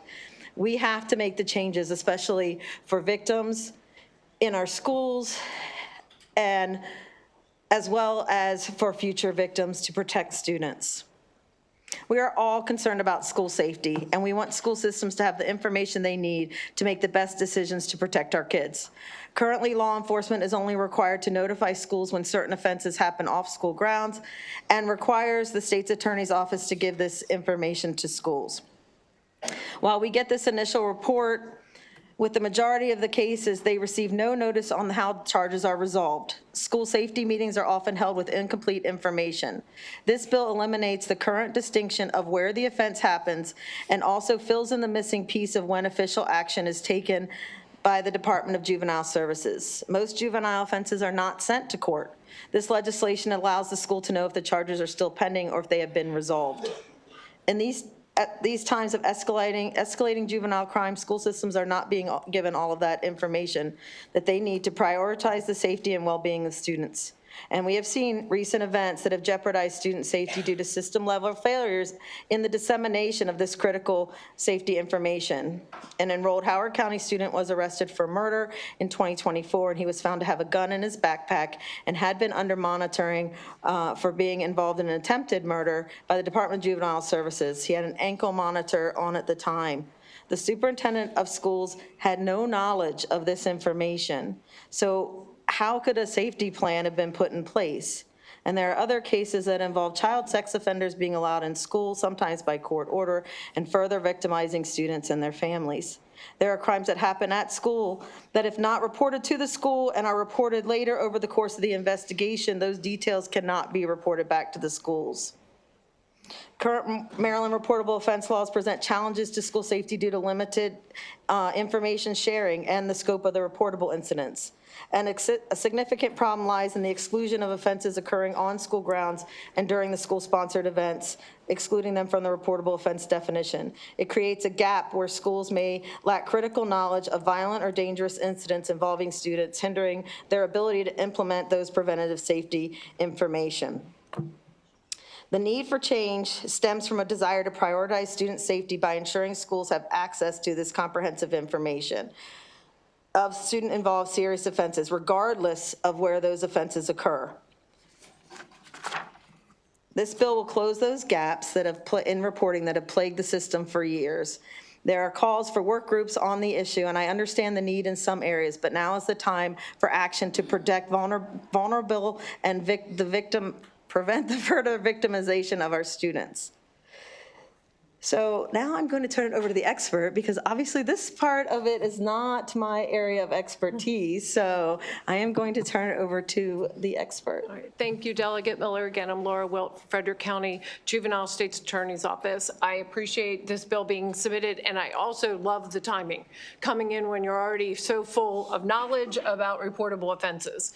To be clear, I'd love to answer some of these questions that rose during the last hearing. To be clear, the law already says police must send a notice to the schools. And then there is a COMAR regulation directly on point. If my computer wasn't spinning, I'd give you the number, on point that tells you what the school can do with the information. There is a COMAR on point that says who can get the information. It gives the student the right to be at that meeting, to bring witnesses that they wish.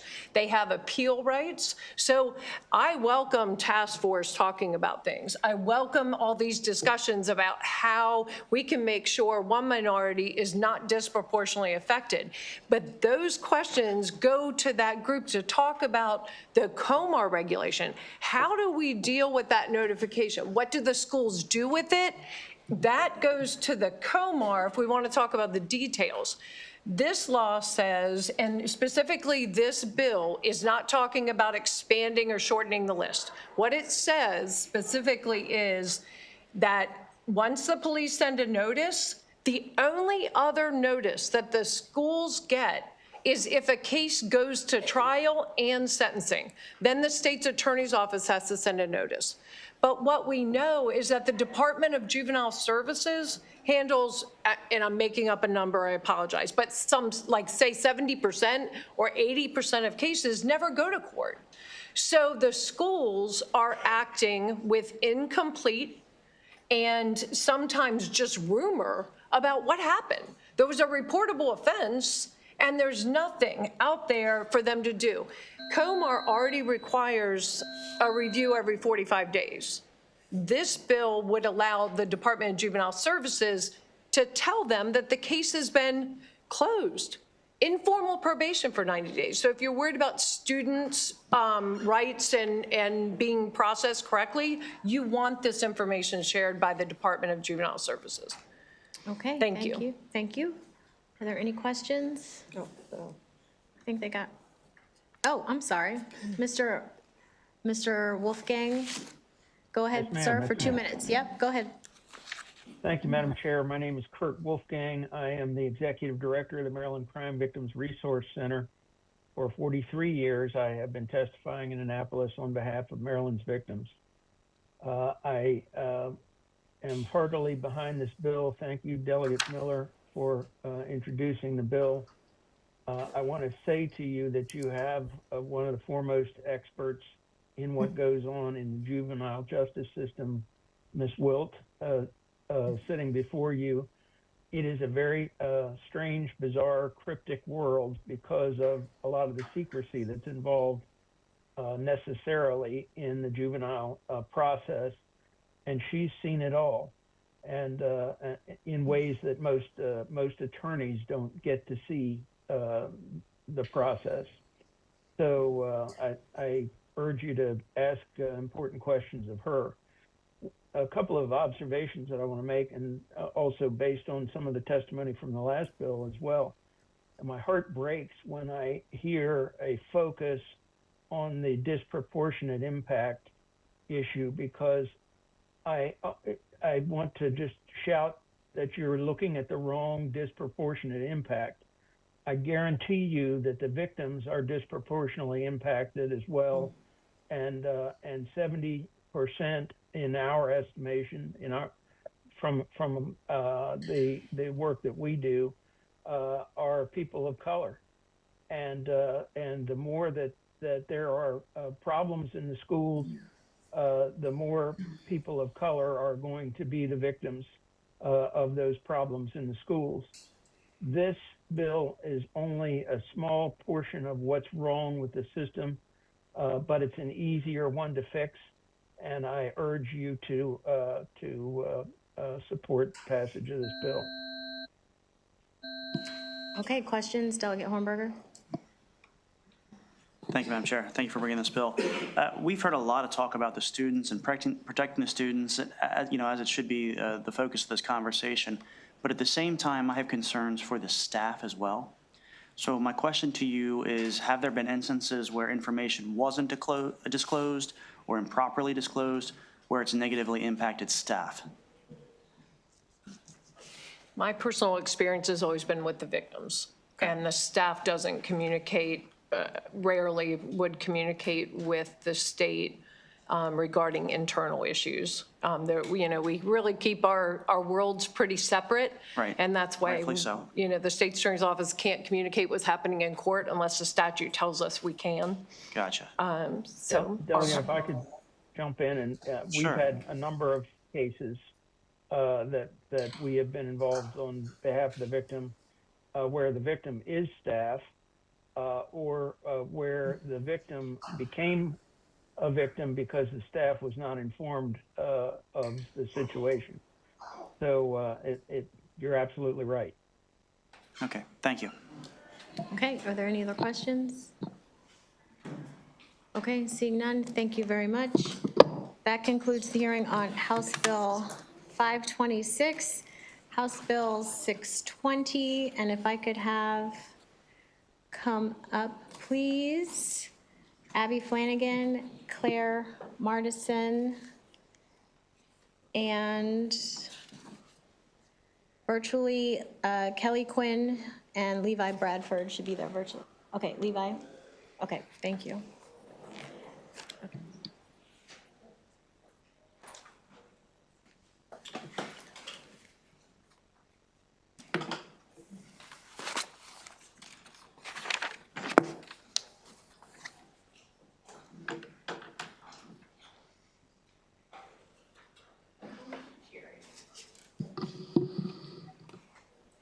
Madam Chair.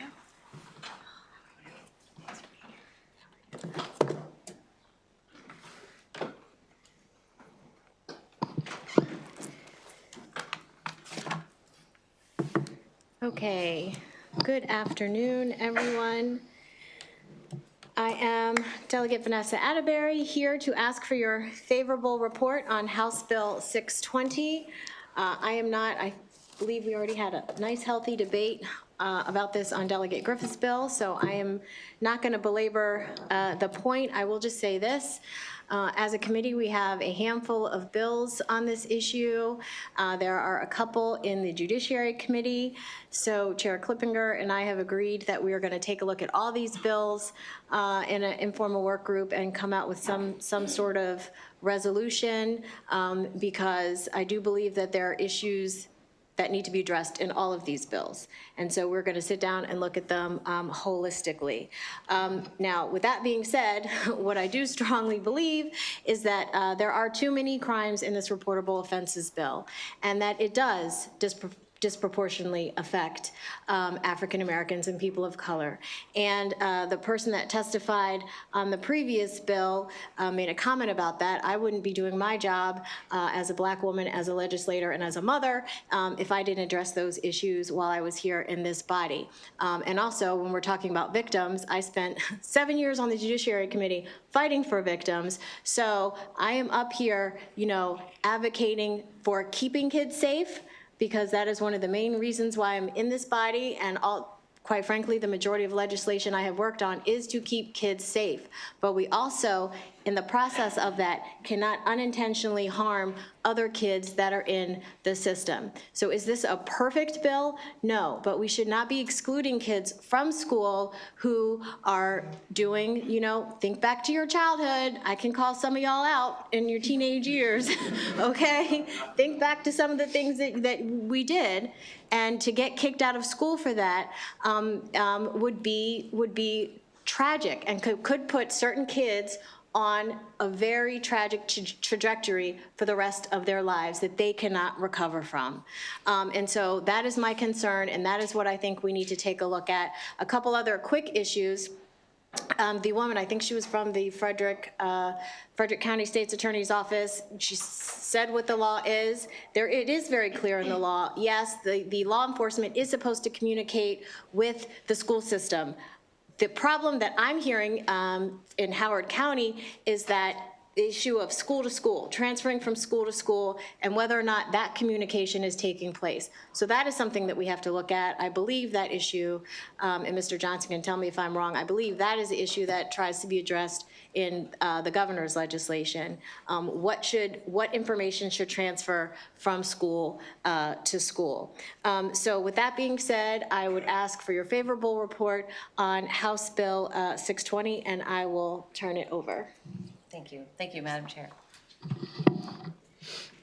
Thank you, Madam Vice Chair and members of the committee. My name is Abby Flanagan, and I'm an attorney with the Maryland Office of the Public Defender, and we respectfully urge a favorable report of House Bill 620, which seeks to narrow the definition of reportable offenses to only crimes of violence from Section 14.1.1 of the criminal law article.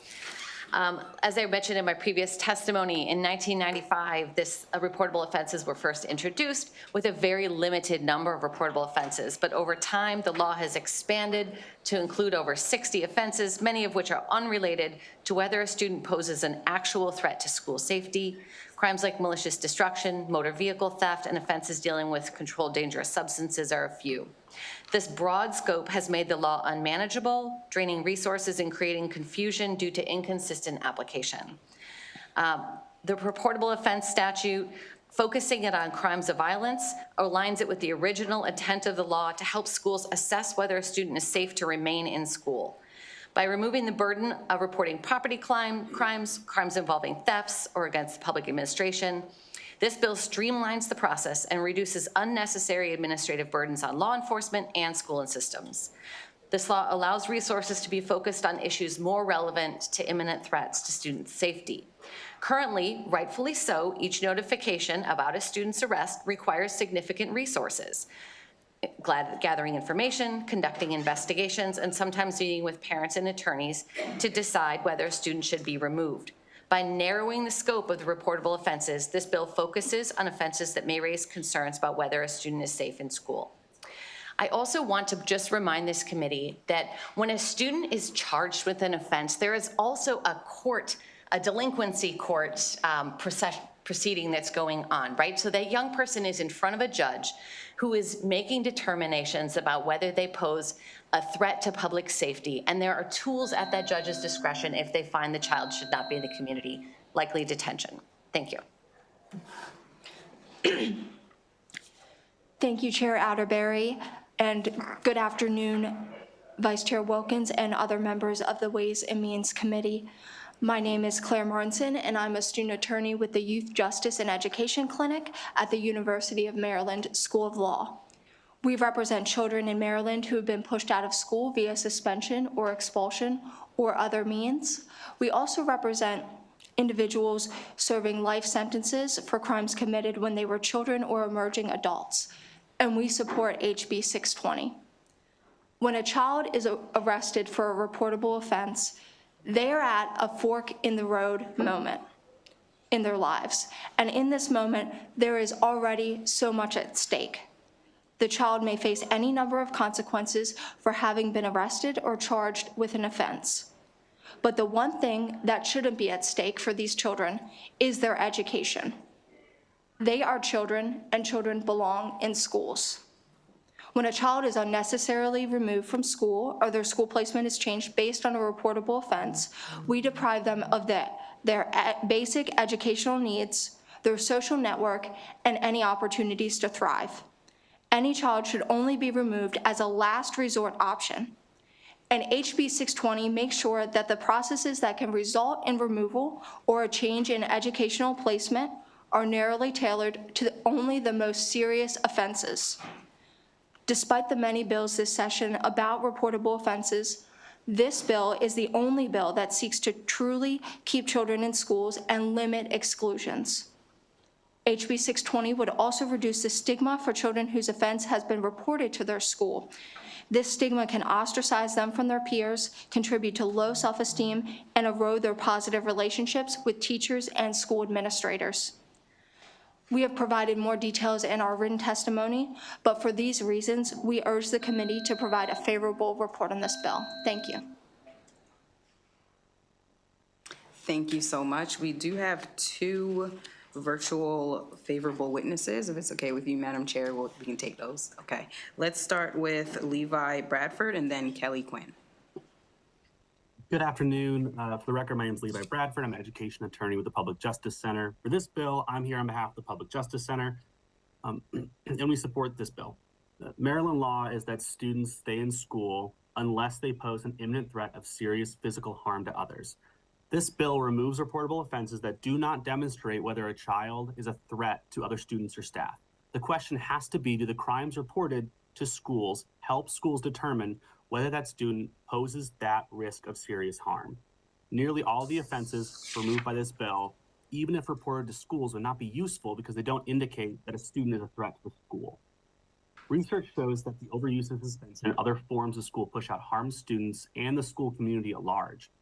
All educators and advocates aim to foster schools where students learn in a safe environment and in community with others. And to that end, it's the policy of the Maryland State Board of Education that school removal is a last resort option that should be limited to the furthest extent possible, and overuse of reportable offenses runs counter to this policy. To close, I want to read you something from school safety experts Christine Ike and Kenneth Trump, who have a combined 30 years of school safety experience between them. They say educators should pause to examine whether they are striving to make people feel safer or making schools safer. Thank you so much.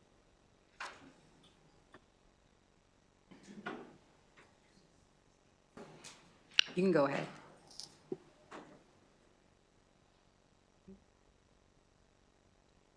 Hi there. Good afternoon. I'm Kelly Quinn from the Coalition to Reform School Discipline and the Choice Program. Good afternoon, Delegate Wilkins and Delegate Atterbury. Chairwoman Atterbury, I'm delighted to be here. The Coalition to Reform School Discipline supports this bill.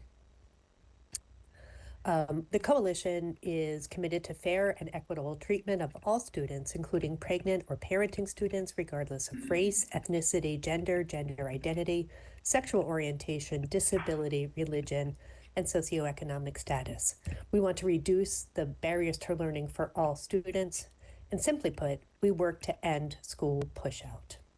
This bill focuses on the reportable offense statute to the offenses that the communities are most concerned about.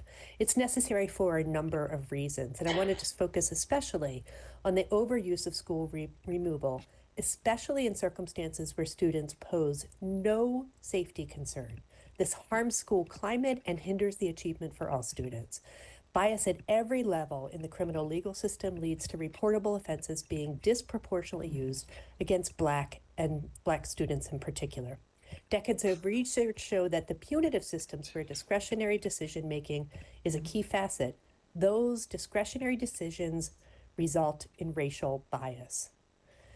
This bill limiting the use of reportable offenses to only crimes of violence strikes a balance between safety concerns and other crimes in school and the safety risks of a school environment built on fear, intimidation, and isolation. I want to refer you to CRSD's written testimony and that of the Public Justice Center for a more detailed analysis of inequities for students who are Black, people of color, boys, and those with disabilities. For these reasons, CRSD supports HB 620. Thank you. Question, Delegate Vogel. Thank you, Madam Vice Chair, and thank you, Madam Chair, for the bill. I'm sorry I missed the bills before this. I was upstairs for a joint hearing. Ma'am, I'm forgetting your name, but you had used a term that concerned me, which is unmanageable, to describe the current realities as they exist under law right now. Is the concern here that because of the existing laws that folks are falling through the cracks that have committed violent crimes? I think based on the data that recently came out, we see that this law is being applied unevenly across the state. And so, yes, I compared that with the DJS data of how many intakes they had. And yes, it seems that there's definitely a difference between those two data points. Okay, thank you. Yep. Thank you, Madam Chair.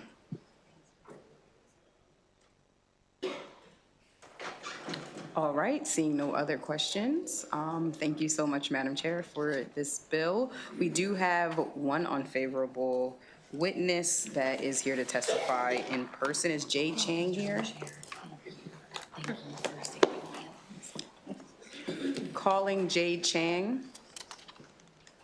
All right, not seeing Jay Chang here. That ends the hearing on House Bill 620.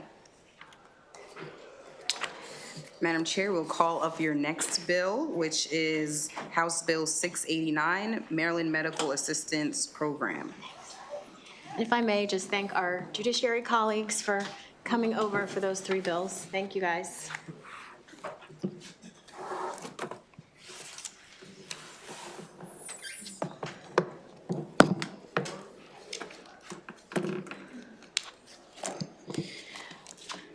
Okay, hello again, and thank you. I ask for your, Delegate Vanessa Atterbury, I ask for your favorable report on House Bill 689.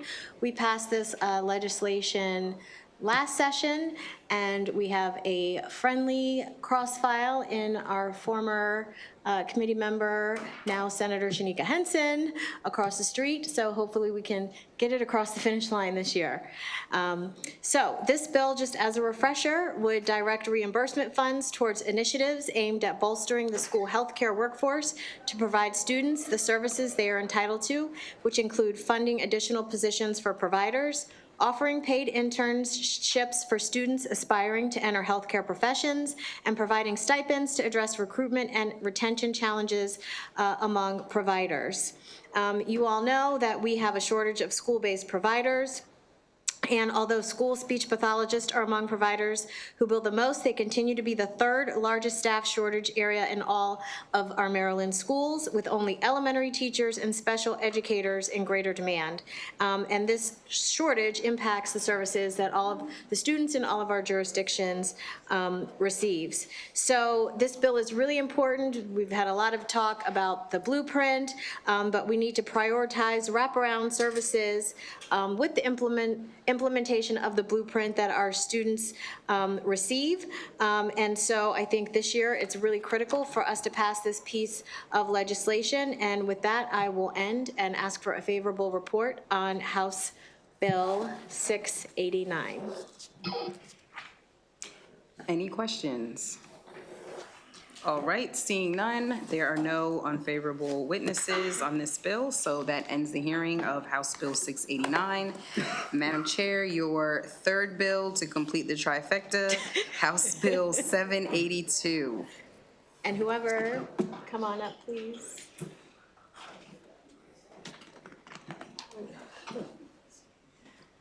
Good to see you in person. I saw you on Zoom, right? Yes. How are you? Thank you for coming. Thank you.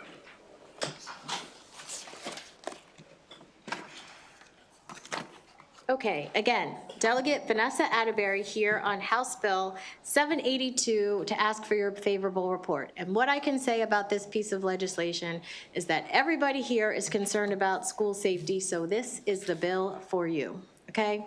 So a couple years ago, learned about new technology, which you are going to hear from my new friends at the table, about AI weapons detections in school. Delegate Young, this is for you. AI weapons detections in school that can help detect where a weapon is. And you will hear from my friends that to dispel some concerns, this is not, there's not some implicit racial bias in this technology. It is just looking for the weapon.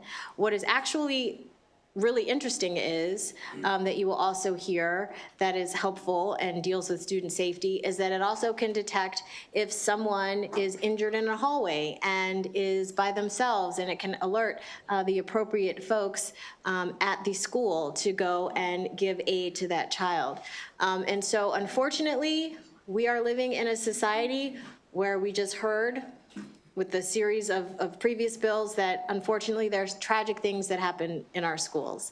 And I go back to, you all know I have 3 kids, but my middle son who's 11, I go back to, I remember very vividly picking him up from kindergarten one day in May, spring, sun was shining, and he said that they had a active drill shooter. He didn't use that term, but he was like, you know, when something bad happens, Mom.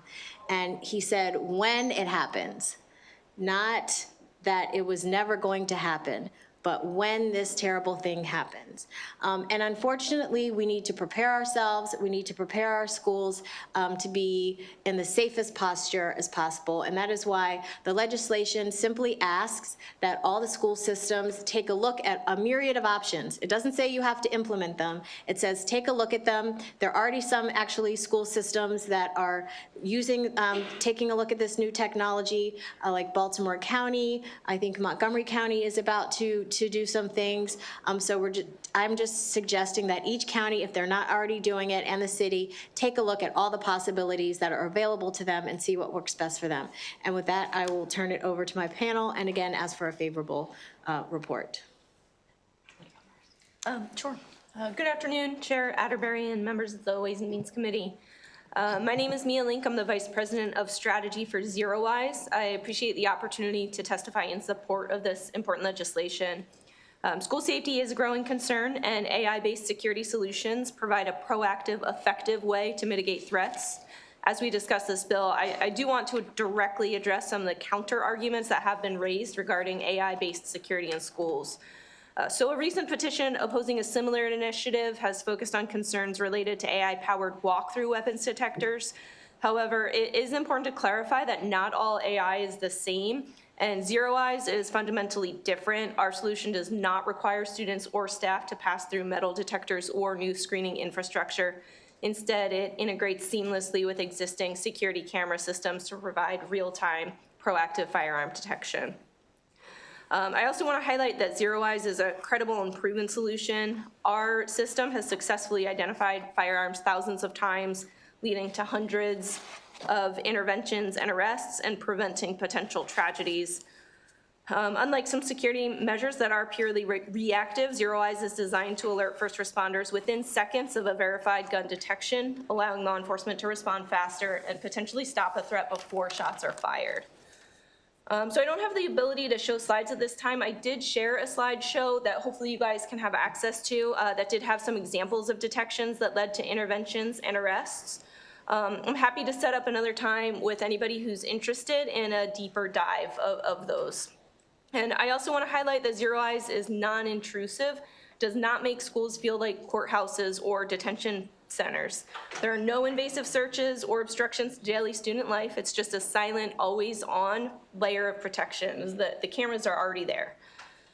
This technology is also designed to eliminate bias. It does not rely on facial recognition or personal identification. ZeroWise focuses solely on detecting a single object, visible firearms.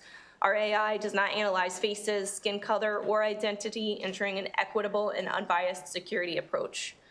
And then most importantly, this legislation does not mandate the adoption of ZeroWise or any specific technology, just gives the schools the abilities to determine whether this additional layer of security is right for their community. Thank you for your time and consideration. I'm happy to take any questions. Sure. Madam Chair, members of the committee, thank you so much for having me to testify. My name is Dmitry Sokolovsky. I'm the founder for Volt AI. We're a Maryland-based company. We're focused on making public safer, specifically focusing on education and schools. We're also an AI safety company that basically builds a software that enables identification of weapons, physical harm to students, and adds additional layer of protection to the students. The best part about this technology is that it's an additional layer that already expands on the existing investments that the schools have made. Schools spend a lot of money on their cameras, on their SRO officers in school, but these type of technology allow them to be very pinpointed and be able to respond when emergency happens in the right place and be in the right place at the right time. More importantly, as sorry, I didn't get your name, but as a previous panelist mentioned, this technology that does not violate privacy because this technology is built on the fundamental idea of not capturing physical and biometric information. Hence, it only focuses on threats and identifying things of a concern that a human being needs to respond to. I'm a father of 3, and protecting kids and children is utmost importance, and adding additional layer of security in schools is just another way of doing that in a cost-effective way. Thank you for having me, and I'm here to answer any questions. Good afternoon, Madam Chair, Madam Vice Chair, members of the committee. I'm Bernard Wright. I'm CEO and founder of Provista AI, which is similar to other technologies you've heard about. But before founding Provista AI, I had a long career in technology, including serving as Director of Technology for Hillary Clinton, serving as Chief Information Officer for Prince George's County, and serving as Chief Information Officer for WSSC Water as well. And fast forward to May of 2023, there was a high-profile incident in Prince George's County where 3 teenagers ran onto a school bus and attempted to shoot another teen. because of that, we went out to see what technology could do to keep that from happening again in the future and settled on leveraging artificial intelligence to analyze video streams to detect weapons. But one of the things that we've done since then is we've leveraged the talent that's here in Prince George's County and across the state to help develop the technology. So we have brought in paid interns from Bowie State University, University of Maryland, Prince George's Community College, and other institutions to really teach them what it means to work in AI. So what we have here is not just the ability to leverage technology that can keep our schools safe, but we also have the ability to create a career pipeline specific to AI. So I encourage you to support this bill, and I thank you, Chair Atterbury, for your advocacy on this topic. Thank you, Madam Chair, for bringing the bill, and thank you to this panel. We are going to go to questions. Delegate Miller had her button on first. Thank you, Madam Chair. Just a quick question. Thank you for bringing the bill, and thank you for addressing some of the concerns. Are there other technologies out there that do have privacy implications, and is that something that would be considered being addressed in either the way the study is done or the work group is done or something like that, just to give more information about the impact? So I will let one of my friends on the panel answer if they want to, but I will just say, so the study is just to do that, right? So if a school system came across a certain type of technology and did their due diligence, they might say, we can't use this type of technology because there are privacy concerns, right? So it's for them to look at all the options, do kind of a pros and cons, and whittle the list down to see what's possible. And then if they want to implement something, move on to the next steps of doing that, which I imagine would be, budget. Yeah, it's the usual next step. So as Zero Eyes shared, the technology that exists is looking for firearms. It's not looking to identify people. And also in speaking with law enforcement, we equate this to body-worn cameras. So body-worn cameras are activated when there is the assumption that a crime is occurring. This technology works very much the same way. So when a firearm is detected, then it starts to record and sends that to police, but it doesn't make it out to the public. It only goes to law enforcement, so the privacy concerns don't apply here. Okay, so there's no general recording or anything like that? No. And as far as even the infrastructure of the school, things like that would be safety aspects? That's correct. It goes to law enforcement. Okay, thank you very much. Well, one thing to mention is that most schools have already have the infrastructure, security infrastructure to do the recordings. So this is not changing the security posture from that perspective. So the video surveillance that already is happening in schools already happens. It's just instead of using that as an evidentiary device of looking at what happened historically in the video, it allows the first responders or security personnel on the ground to be proactive and respond as things unfold. And you guys have the technology to make it adapt to most of the current systems that are used? Correct. Most of this technology is sort of camera agnostic. All right, wow, cool. Thank you. Yep. Delegate Long.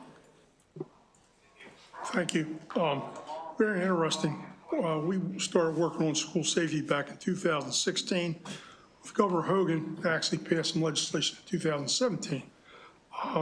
It's amazing how things have evolved. So you're saying that you have the technology that you could load a program onto a security system in a school and be able to detect weapons? And what kind of accuracy is that with? I can take that. So yes, we are typically, our software is on a server that's just loaded right onto the customer's server rack, and we route an RTSP stream from their existing security cameras to our server rack, and we take a look at multiple frames per second of that footage, just looking for that single object, a firearm. And now in terms of accuracy, at Zero Eyes, we inference billions of frames per day, and our accuracy rate at correctly identifying a firearm is in the 99.9% of accuracy. So it's possible that mistakes can happen, but we are highly, highly accurate. I just want to make sure I clarify what you just said. So basically, your system would tap in or talk to the school's cameras and a safety system it's already at school, it can come back to your facility and you would taking through artificial intelligence be able to identify weapons, even if they're in a backpack covered up. I mean, is it that, that's amazing. That's a good question. So the weapon has to be brandished. We're not able to look through backpacks or through clothing, but typically what we say is as soon as a weapon is brandished in front of a security camera, somebody should know and take immediate action on that. Okay, I was kind of hoping that you guys had the technology that you could actually look into a school bag and say, hey, this guy's got a gun. Thank you. So yes, we actually get that question a lot. And then I think a lot of customers then would have concerns if we were able to do that, whereas, other customers are looking for that ability. And that's where something like a walk-through weapon scanner might be applicable as well. So we're one layer of technology. There are other layers out there as well. So basically, I just want to wrap this up. So if they brandish the weapon, in other words, if they had it concealed, or if they had it inside their waistband or something, and it would come up open and you could actually see it. Exactly. As soon as it's brandished in front of a security camera, we'll get that alert. Thank you. And dispatch it out to people I who was need to kind of know. hoping you guys had technology, but thank you. Can I, do you mind if I add one more thing? Some of the modern systems also allow you to not only identify a brandished weapon, but even if that weapon is put away, to continuously track that suspect to know where they are so that the first responder and the police can respond to the individual where they are currently rather than where they were, originally brandishing the weapon. So if someone pulled out a weapon in the parking lot, put it in the backpack, and is walking towards the school personnel can intercept the person where they're walking rather than go into the parking lot looking for them. And one important thing to note is that I know that I share this with Zero Eyes, is when there is an alert that there is a firearm, we do verify that before it goes to police. So there is the possibility that there could be an identification of a crutch or something that might look like a gun. But before it goes to police, we do want to make sure that we verify that before police are dispatched. Delegate Ebersol. Yes, thank you, Madam Chair, and thank you, Delegate, for bringing us this bill in this particular case. And I appreciate all the expertise out there. There's a fair amount of excitement about the concept. Let's bring us back to ground. This bill doesn't pick up any of these companies or put them in. This bill is a study to begin to look at this. And I really appreciate the chair's measured approach here. We're all pretty juiced up about what can be done and what should be done. But this bill would not implement any of those systems. Right. It's asking the State Department to do a study. Isn't that correct? Correct. Good. Okay. Thank you. Thank you, Delegate Atelia Young. Thank you, Madam Vice Chair. Madam Chair, are y'all familiar with any of these in the state already? I know Baltimore County has implemented something. I do know that. I can't tell you sitting here exactly what that is, but we can look into that. And I believe Montgomery County is close to implementing something. Okay. I'm pretty sure I think it's already in all of the city high schools. In Baltimore City? Mm-hmm. I think the point I was trying to get to is just trying to get a sense on where we are in the process, because this is asking for a study. And I just wanted to make sure on the record that we know that it's already out there. And so we're dealing with, I guess, jurisdictions who have not implemented it. Right. So if the city has already implemented it, then the city doesn't have to do a study, because in theory, they've already gone through all their due diligence. And I don't know if that's in the bill, but that can be added to the bill. No, I think that there's an opportunity for a measure of state oversight that doesn't exist, so that way we have a uniform structure across the board. But I just wanted to lift that up. I did think that it was some, and I just wasn't sure. But I'm pretty sure it's in city, and I would want to see how you all and what you do aligns, how that interplays with the city's technology. Because it seems like there might be varying levels of technology. I'm just not aware of what the city is already using or what others are already using. So thank you for the bill. Thank you.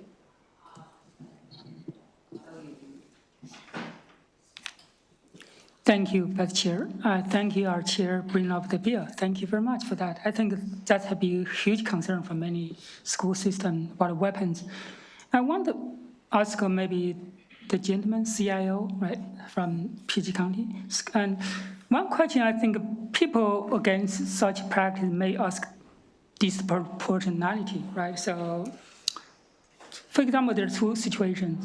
There are 10 guns, you detect 5. There's another situation, you have 4 guns, you detect 2. In terms of probability, actually the same, right, 50%. But people said the other side, you detect 5 guns, like disproportionately, because you got more guns out, and the people feel your algorithm or your system is biased. How do you handle that situation? Well, as was shared earlier, the technology works when a gun has been brandished. So when guns are brandished, doesn't matter whether it's 1 or whether it's 4, all 4 of those guns would be detected. And I'll give you the example. So in 2023, Bowie State University had a shooting at homecoming. Unfortunately, Morgan State had a shooting the week before. So in 2024, October 2024, they used our technology. There were no shootings at Bowie State University's homecoming. Zero Eyes also shared that they have detected thousands of incidents where they have detected guns. So certainly this offers the ability to be able to do that across the board. But it doesn't just detect 1 gun at a time. If multiple guns are produced, it sees all of the guns. So it's an opportunity to make learning environments safer. No, I think the point is, my question is related to whether the algorithm is biased or not biased, right? Disproportionately impacted some school, not other school. How do you convince people? I think probably we'll hear people opposing still say you will never address that issue. How do you feel that? Well, so wherever it's implemented, doesn't matter what the school is, if it's the technology, I believe there was a question about what Baltimore City is using, and correct me if I'm wrong, I believe they're using a technology called OmniAlert. So technology works kind of the same, but whether it's Zero Eyes or another technology like ours, which is Provista, it functions much the same way. So where the technology is implemented, we will pick up firearms. And our goal is to make sure that the state of Maryland is safe. Thank you. You're welcome. Thank you. Looks like that's all. Oh, Delia Young. Just to put on the record, that is Evolve Technologies for Baltimore City. Evolve. Thank you. All right, seeing no more questions, there is not an unfavorable panel for this bill, so that concludes the bill hearing on House Bill 782. Thank you. Thank you, Madam Chair. As Madam Chair is coming back up, I would like to call up House Bill 688, Delegate Solomon. And I'll also invite you to bring up your panel. Would you like me to call the names? Sure, yeah, thank you, Madam Chair. All right, we have signed up Carlos Nalda, Anzer, Nikki Woodard, Deja Cobbs, Joseph Fisher.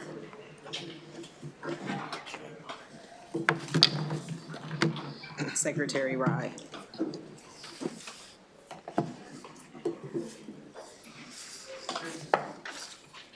Thank you very much.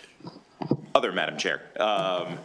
Good to be here with you all. For the record, Delegate Jared Solomon here to present House Bill 688, which is something that actually we've been working on for a while, and I think is actually sort of the model of what I think we like to do in the General Assembly, where we see what we can get. If we can't get the whole thing, we try to make incremental progress.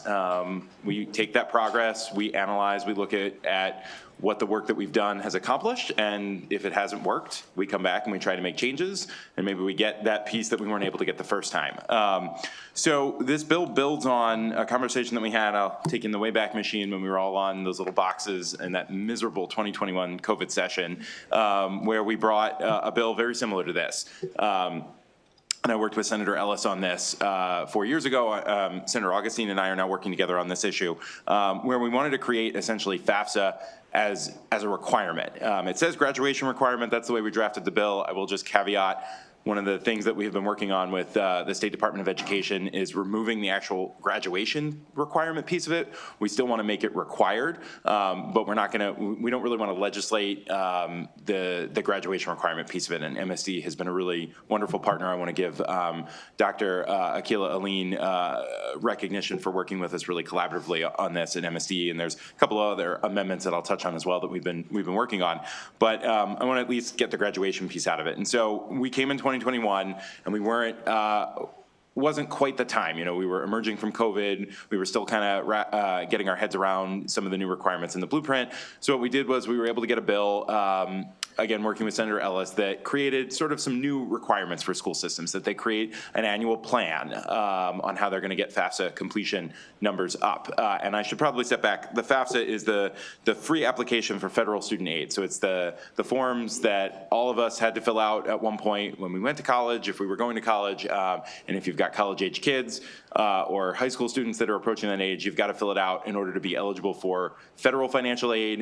In the state, we have the MISFA, the Maryland State Financial Aid Form, which is for students who are undocumented, who don't have a social security number, but we allow undocumented students to qualify for our state aid programs. So those are the two forms. And so we created a whole system of things that we wanted schools to work on. They weren't necessarily mandates, but we wanted them to improve the FAFSA completion rate, because at the end of the day, if you do not fill out your FAFSA, you're not eligible for Pell Grants, you're not eligible for any type of subsidized student loans, and if you don't fill out the FAFSA, you're actually not eligible for any of our state aid or state grant or aid programs as well. And so that was 2021. Fast forward to today, 2025. A couple of stats I want to share with you. We required some data collection from the Maryland Longitudinal Data System. They said we're at about 49% completion in last school year for seniors, for graduating seniors. The National College Access Network, which is sort of the national group that keeps track of this and has really good data, they had us at about 51%. So it depends on sort of where you're getting your numbers from, if you're getting it from the Department of Ed or the schools are self-reporting it. NCAN's number had us 28th in the country. And then we had the 17th largest drop in completion rate year over year last year. We dropped 11%. That put us at 35th worst in the country. Those are not places that I ever want to see Maryland be. And again, what's really troubling about that is literally thousands of students who could potentially be leaving millions of dollars of federal financial aid or access to state financial aid or any financial aid whatsoever, just leaving it on the table without us having to spend a dime, really. It's just a matter of making sure that students are getting the support they need in school to understand what options are available for them. I started my career teaching high school in Baltimore City. I taught high school seniors. This was sort of part of a conversation that I had, and I think should be, but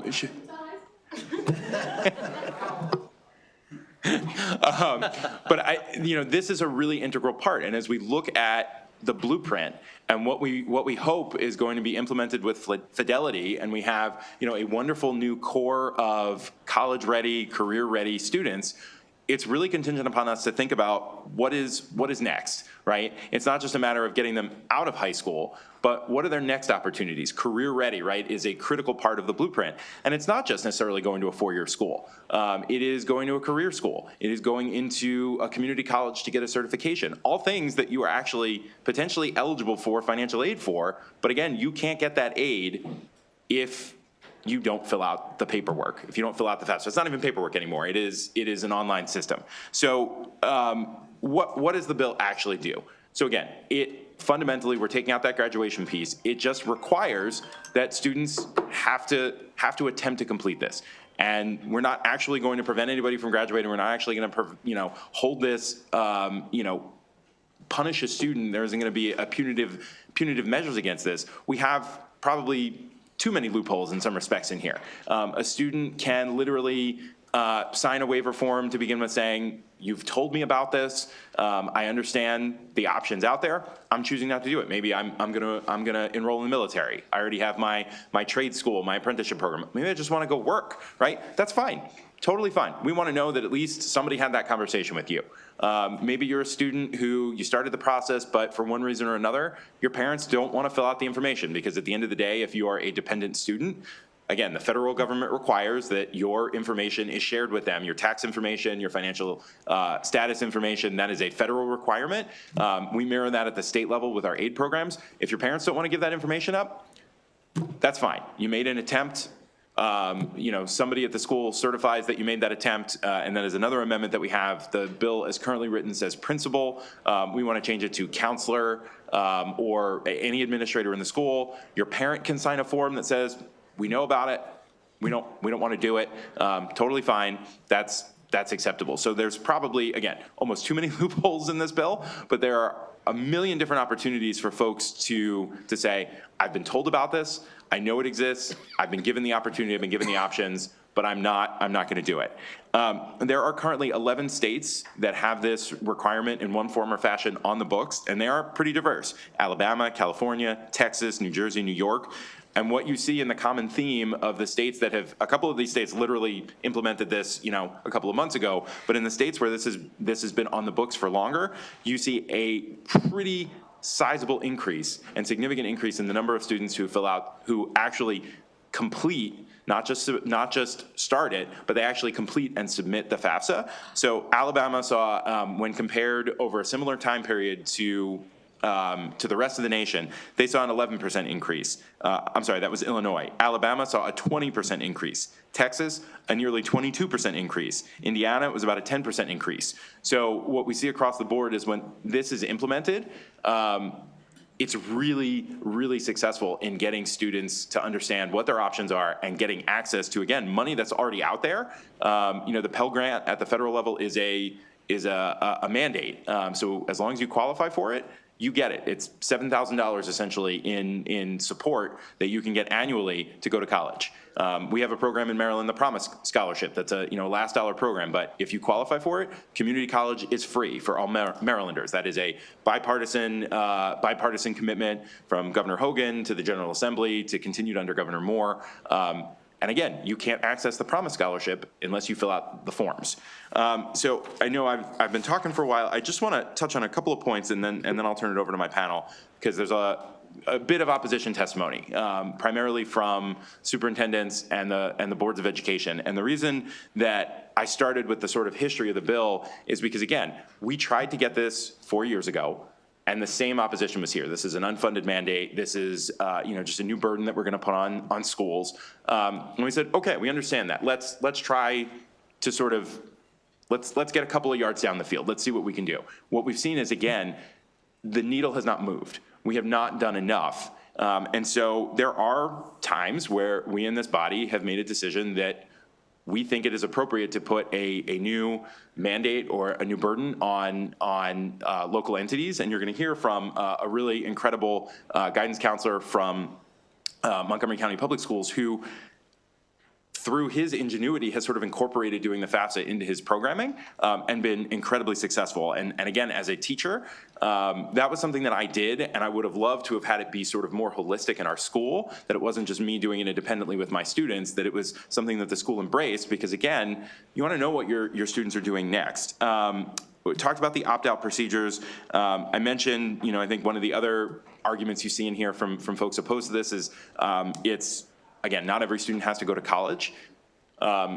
Again, if you don't have to go to college. If you want to get access to our delegate and Senate scholarships, again, to use for career schools or a technical program, you have to have completed the FAFSA or the MISFA in order to be eligible for that. And then lastly, the other piece that I think you see over and over again in our opposition is this idea that, obviously, some of our undocumented Marylanders and some folks who are in mixed status families where one parent may be undocumented and another's not, there's hesitancy to sort of share their information. That's something that exists regardless of whether we put this bill forward. We're not asking a guidance counselor to get Social Security information or to take financial aid information. That is all done on a secure digital portal, whether it's with the state or whether it's at the federal level. But the last point I'll make is, I think given the climate of things these days, creating a system where we are fully reaching out to every student, every senior to know, so they know what their options are, is almost more important, especially for those students who are fearful, because they need to hear from a trusted person in their school that this is how the process works. These are your options. Your data is not going, to be given to the Department of Homeland Security, right? We have a secure system in the state of Maryland, but this may be the difference between you not going to college or going to school because somebody you trust has given you that information. MSDE is supportive of the bill with amendments that we'll share with the committee. I also want to recognize that we have folks from MSDA here. You're going to hear from Delegate Solomon, you want us to pass the bill? Yes. Okay. I'm sorry. Yes. Thank you. All right. I would urge a favorable report. Thank you. All right. Who would like to go next? Thank you, Delegate Solomon, and good afternoon, Chair Atterbury, Vice Chair Wilkins, and distinguished members of the Ways and Means Committee. I'm Joyce Yuen, a sophomore from Howard County, Maryland, and I support House Bill 688.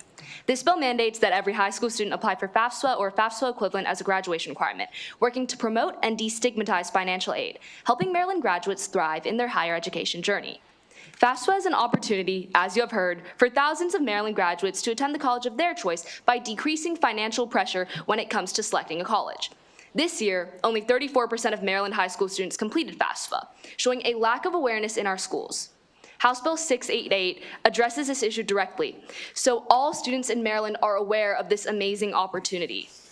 As a high school student, I've witnessed countless friends torn between paying tens of thousands of dollars to attend college at an institution of their choice, or simply committing to the least expensive institution due to their belief that they would not qualify for FAFSA even if they had applied. This common mentality leads thousands of Maryland graduates being unable to attend the college they believe they will excel in, and millions of unused FAFSA dollars. The implementation of House Bill 688 in Maryland public schools would address this issue directly, leading to greater opportunities for students all across the state. Furthermore, in some Maryland high schools, students may feel ashamed or be judged by others for applying for financial aid. We, the students, should not be made to choose between our social lives and our ability to financially support higher education. And House Bill 688 would alleviate all social pressure put on the students. House Bill 688 supports all Maryland graduates in their journey to higher education by raising awareness, promoting application, and destigmatizing financial aid. I urge the committee to support this bill, thereby supporting thousands of young Marylanders. Thank you very much for your time and consideration. Thank you. Thank you, Chair Atterbury, Vice Chair Wilkins at the committee. I am Dr. Nikki Woodward, an early childhood educator out of Montgomery County, now serving as the Vice President of Maryland State Education Association, representing nearly 75,000 educators across this great state. As an educator, my goal for every student is to ensure that they have the opportunity to pursue their dreams and achieve their full potential. Now more than ever, we must ensure that every student, regardless of their family income, race, gender, and immigration status, has access to a range of post-secondary options that begin with making sure our students have complete information about their options. Since 2017, a wave of states, nearly 15 in total, have instituted FAFSA requirements for graduation, and those states have seen upwards of 20% increase in completed applications.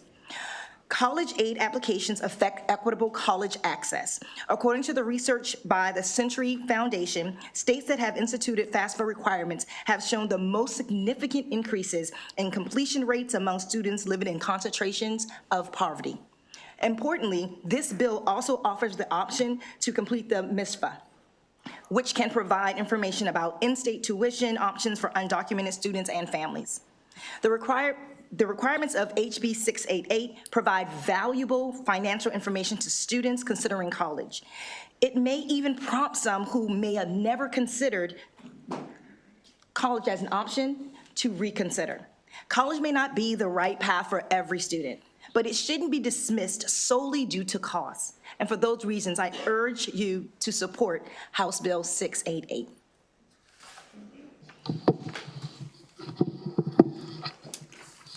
Good afternoon, Carlos Nada, Seneca Valley High School. With over 10 years of experience assisting students with applying to colleges, universities, and trades programs, I have seen firsthand the impact of financial aid and lack thereof on a student's ability to pursue post-secondary education. This bill, requiring each public high school student to submit a financial aid form as a requirement, would have a positive impact on countless students across the state. Applying for financial aid can create a wealth of opportunity, an opportunity for students to attend a college, university, or trade school, to earn a college degree, professional license, or certification. It is also an opportunity for the Maryland Higher Education Commission to collaborate with high schools and colleges to educate, raise awareness, and expose all Maryland students to financial aid programs. As the College Career Information Coordinator at Seneca Valley High School in Germantown, Maryland, part of my work is assisting students with finding and applying for financial aid. Last year, I collaborated with the English department to lead information sessions for all seniors focused on financial aid. I explained what the FAFSA and MISFA are and why is it important to complete. I also have eligible seniors create a federal student aid ID and Maryland College Aid Processing System account. As a result of these efforts, Seneca Valley High School's class of 2024 had the largest increase in number of students who completed the FAFSA in all of Montgomery County Public Schools. While most high schools declined in terms of completion numbers last year, Seneca Valley went from 222 to 267 for the class of 2023. 222 for the class of 23 and 267 for the class of 24. This result was significant considering the delays and technical issues with last year's online FAFSA form. Every year, I see how financial aid impacts a student's future. I can tell multiple stories of students who had no plans for attending a college due to cost, submit these financial aid forms, and enroll at Montgomery College. Students who enter their senior year with plans for community college end up at four-year colleges and universities across our great state of Maryland. Instead of why would we make financial aid a requirement, the better question is why wouldn't we? It is worth the effort of our students. They are the future of Maryland. Thank you all for your time and your consideration. Good afternoon, Chair Atterbury and Vice Chair Wilkins and esteemed committee members. Thank you for the opportunity to testify today in support of House Bill 688, an essential step in expanding access to higher education for Maryland students. I am Dr. Sanjay Rai, Secretary for Maryland Higher Education Commission, and I extend my sincere appreciation to Delegate Jared Solomon for sponsoring this critical legislation aimed at increasing financial aid awareness and completion. A lot has already been said, so I'm coming at the end, but I'll still share some important data points for you. Nationally, the high school class of 2023 left over $4 billion in Pell Grants unclaimed, simply because the students did not submit the FAFSA. Similarly, the class of 2022 missed out on approximately $3.6 billion in Pell Grants for the same reason. These figures represent missed opportunities for students to access essential financial resources that could make post-secondary education more affordable and attainable.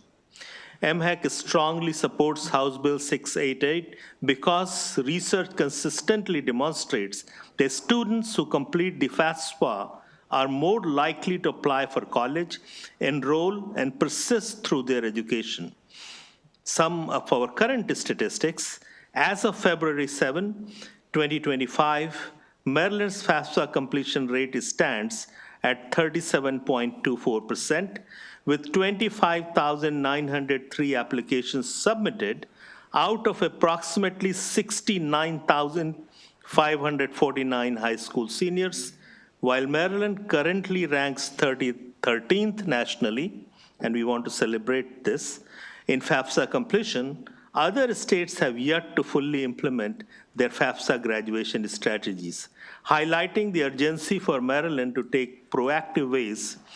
In 2024, data shows Maryland rate of higher education graduates was 59,547, while 28,156 submitted a FAFSA application. So in closing, I strongly urge and seek your support for this bill. Thank you. Thank you. First, I want to thank our high school sophomore from my county, Howard County. Great job. Thank you. Thank you for being here today. And we do have some questions, so we'll start with Delegate Ebersol.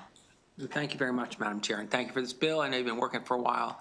I think increasing opportunities for students to access things that they may or may not think they can get or know about is really critical. Who do you see managing this in the school? because somebody's going to have to keep track, somebody's going to have to get waivers, somebody's going to have to attest. Those kind of things are in this bill. Who do you see doing that? Yeah, that's a really great question, and thank you, Delegate Ebersol, for being such a good partner on this. One of the things I didn't get a chance to mention is we tried very hard not to be prescriptive in this bill, other than the fact that it's a requirement. For some school systems, they work really wonderfully with outside nonprofit organizations that come in. There's a couple of high schools in my district where we've got an organization called College Tracks that sort of takes this on themselves, and they do a wonderful job. So we didn't want to dictate that. One of the amendments that we're going to offer in the 2021 bill, again, I mentioned that school systems are required to create an annual plan that then gets reviewed by the Financial Aid Advisory Committee at MHEC, gives them advice and best practices. What we want to require is that annual plan becomes the roadmap for the requirement for getting this in front of every student, and then that plan should include folks like our educators, our counselors, the administrators, that there should be a collaborative group of sort of representative sample of the folks in the buildings that are going to be doing this work, who can work collaboratively to figure out the least intrusive system and figure out where this should lie. We're also, MSDE, working with MHEC, is going to put out we've talked with them about, putting out guidelines, putting out best practices and things like that. Thank you. And I'm glad to see MSCA here supporting, which means they don't feel like it's going to use up too much bandwidth of our educators. Delegate Patterson. Thank you, Madam Chair, and thank you very much, Delegate Solomon, for bringing this legislation. As you were talking, I was very pleased, and I can attest that Alabama, where my granddaughters go to school, I have a senior, and when I inquired about her FAFSA, she said, "Oh, Grandma, I've already finished that." So I'm very pleased that it works there. Having worked for many years at the College of Southern Maryland with students, one thing I did not hear you mention, but I would like to confer with you, is that when students complete the FAFSA, if everyone will do it or whatever, they have the opportunity to have this as a cushion. I witnessed a lot of students who were late bloomers. They would come to the college in August and have no funds because they had not pursued it. However, those students who have monies, they were able to make good decisions. So I would certainly, as Delegate Shoemaker used to say, isn't that so? Amen, Delegate Patterson. Yeah, and I think, and you'll hear we have a couple of financial aid professionals who are going to testify as well. Absolutely. This is all about making sure that students know what's available to them, and the sooner they get that information, the sooner they can make informed decisions. Thank you. Delegate Plakovich-Carr. Thank you, Madam Chair. Thank you, Delegate Solomon, for the bill. I'm just looking through the testimony and see what our school district sent in. I think you gave a partial answer on this to Delegate Ebersol, but just to confirm, so you don't envision a one-size-fits-all approach. It could be the guidance counselor. I think you said it could be an outside group. There's a lot of different ways districts could implement this, but they just have to do it. Is all that correct? Yeah, and we were really grateful to have Carlos be able to come down and take his time in both the Senate and the House. And I think as a perfect example of sort of, again, absent a mandate, this was because he did this on his own. I mean, and it was interesting last year when we had the sort of cratering of FAFSA numbers when we started to work on solutions. When we pulled the data, Seneca Valley immediately stood out, and that was because even before all the problems with it, Carlos came up with creative solutions. And so we don't want to dictate to a school system how they do it. We just want to make sure it's getting done. Delegate Miller. Thank you, Madam Chair. And thank you, Delegate, for bringing the bill. I just had a couple questions. Outside nonprofits is what someone mentioned. What do they take on? You said they come in and take on, you said that they take on this. What are they taking on? What's the interaction? Yeah, so first of all, thank you for the question. So the example that I used, so like in Wheaton High School, which is in my district, we have an organization called College Tracks, which is actually, I think in about, 10 high schools, I think, in Montgomery County. And it started by a group of parents at Bethesda Chevy Chase High School to create additional supports for students that didn't necessarily get what they needed from their guidance counselors, or there wasn't enough.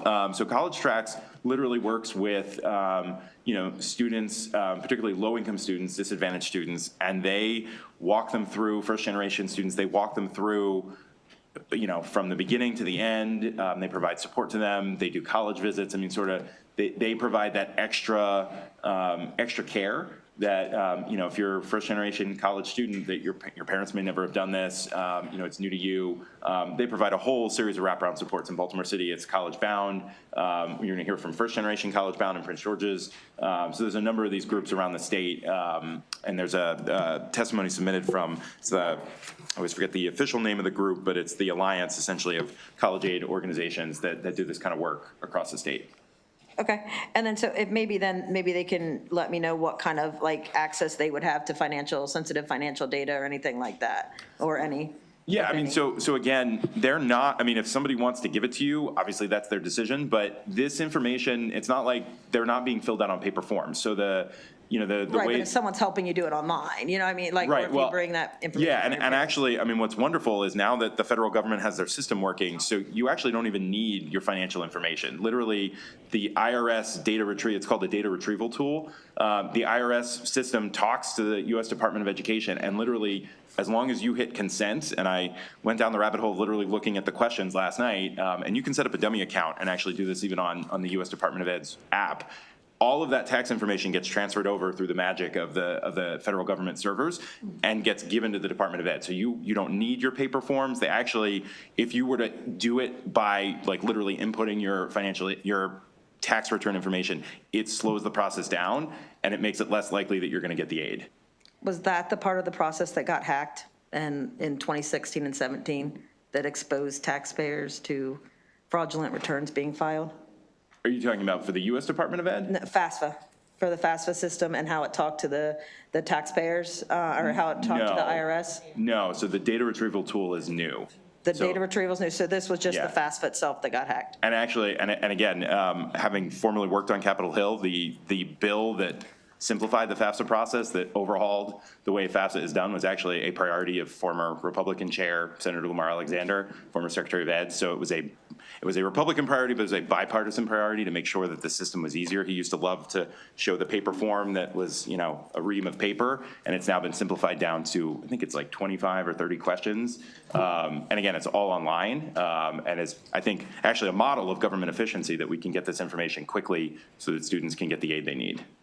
And then, I guess for the guidance counselor, thank you, Delegate, do you ask the parents before you ask the students to complete their portion of the form, or Delegate, as you're requiring students to do waivers and things like that, are you informing the parents that you're asking them first, or do you just ask the student to fill out their part with the information first? Yeah, so I mean. You can go first. I was just gonna say, so you actually, I mean, one of the change, even though the form has changed and the process has gotten easier, you actually, if you are a dependent, you cannot complete the FAFSA without your parents going in and affirmatively choosing to do the information. So if your parents were to give you all the information because they say, here, we don't want to do it, but we're going to let you do it, that would be one thing. But you have to set up a separate ID to go in. You essentially, if I'm a dependent, I fill out my portion of it, and then I say, you have to contact this person, who would be my parent, and, you know, normally you would be sitting next to each other and you do it together. But if that parent didn't want to do the form, then, I mean, that is unfortunately the system that the federal government has created. If you are a dependent and your parents choose not to consent, you lose access to financial aid. That is, again, it's a federal requirement, and so that would be the end of it. That's a situation where somebody in a school would say, you made an attempt, we hear you, we'll try to figure out alternatives for you, but you've attempted it, go forward. Right, and I understand that, but like, even for the student to fill out their portion, are you asking for the parent's consent before you give the student the information, or having them fill out that portion? And does the waiver mean that they have to fill out that portion to get a waiver, or can they just waive it? No, so literally, as written in the bill, it's the first waiver provision, or the first opt-out provision. A student could literally just sign something that's, you know. Right. Ideally, what we hope is happening in school systems even today is, you know, counselors or somebody in a building is sitting down with a junior or senior saying, here are your different options, right? And, you know, that conversation would be, hey, you know, there's a requirement to fill out the FAFSA. Are you interested in going to college? Again, if the student says, no, I've got a job, I'm happy with that, they sign something that says, they told me about financial aid, I know it exists, it's an option, but I didn't want to do it, and that's the end of it. It's a little bit more of a conversation than, do you want to go to college? This is very personable, identifiable information. It would be like, more like, you know, how do you plan to reach your goals? Because to ask a student to fill out something with their social security number, their bank statements, their income, to ask a student to do that without even talking to their parents, that's personally identifiable information that you're having them fill out without talking to the parents first. So that's why, there are a lot of us that are very sensitive about where that information goes now. There's a lot of family dynamics, and that was the PZAM letter that was very interesting. There's a lot of family dynamics that you're getting into when you start those conversations, including, do you want to go to college? Because even if you fill out the FAFSA, a lot of times you don't get anything, or you don't get money. So then, what is your plan? And then do you have like a financial, and I know you were speaking to this, but do you have a financial plan after that? Because trust me, going into hundreds of thousands of dollars of debt in education is not fun, trying to claw your way out of that.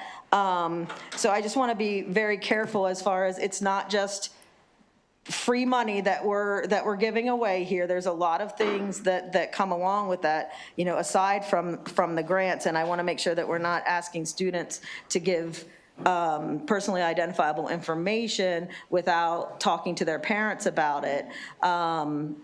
Is that, are you coming up on a question? That was my question, but I don't think I got an answer of if they asked the parents first. And I'm very glad, thank you for taking the graduation requirements off, because that was, I think that was more rhetorical. Punish students. That was rhetorical. We're going to go on to Delegate Wims. Thank you, Madam Chair. You're welcome. Delegate Wims.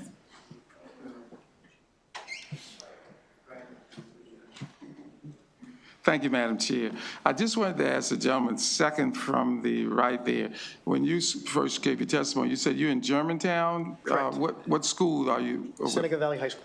Okay, because I represent District 39, so Yes. I'll be talking to you offline. Yes, sir. Okay, thank you, Madam Chair. Okay, any more questions for this panel? We have a couple more people coming up. Okay, thank you very much for being here. Deja Cobbs and Joseph Fisher. Thanks for taking my question.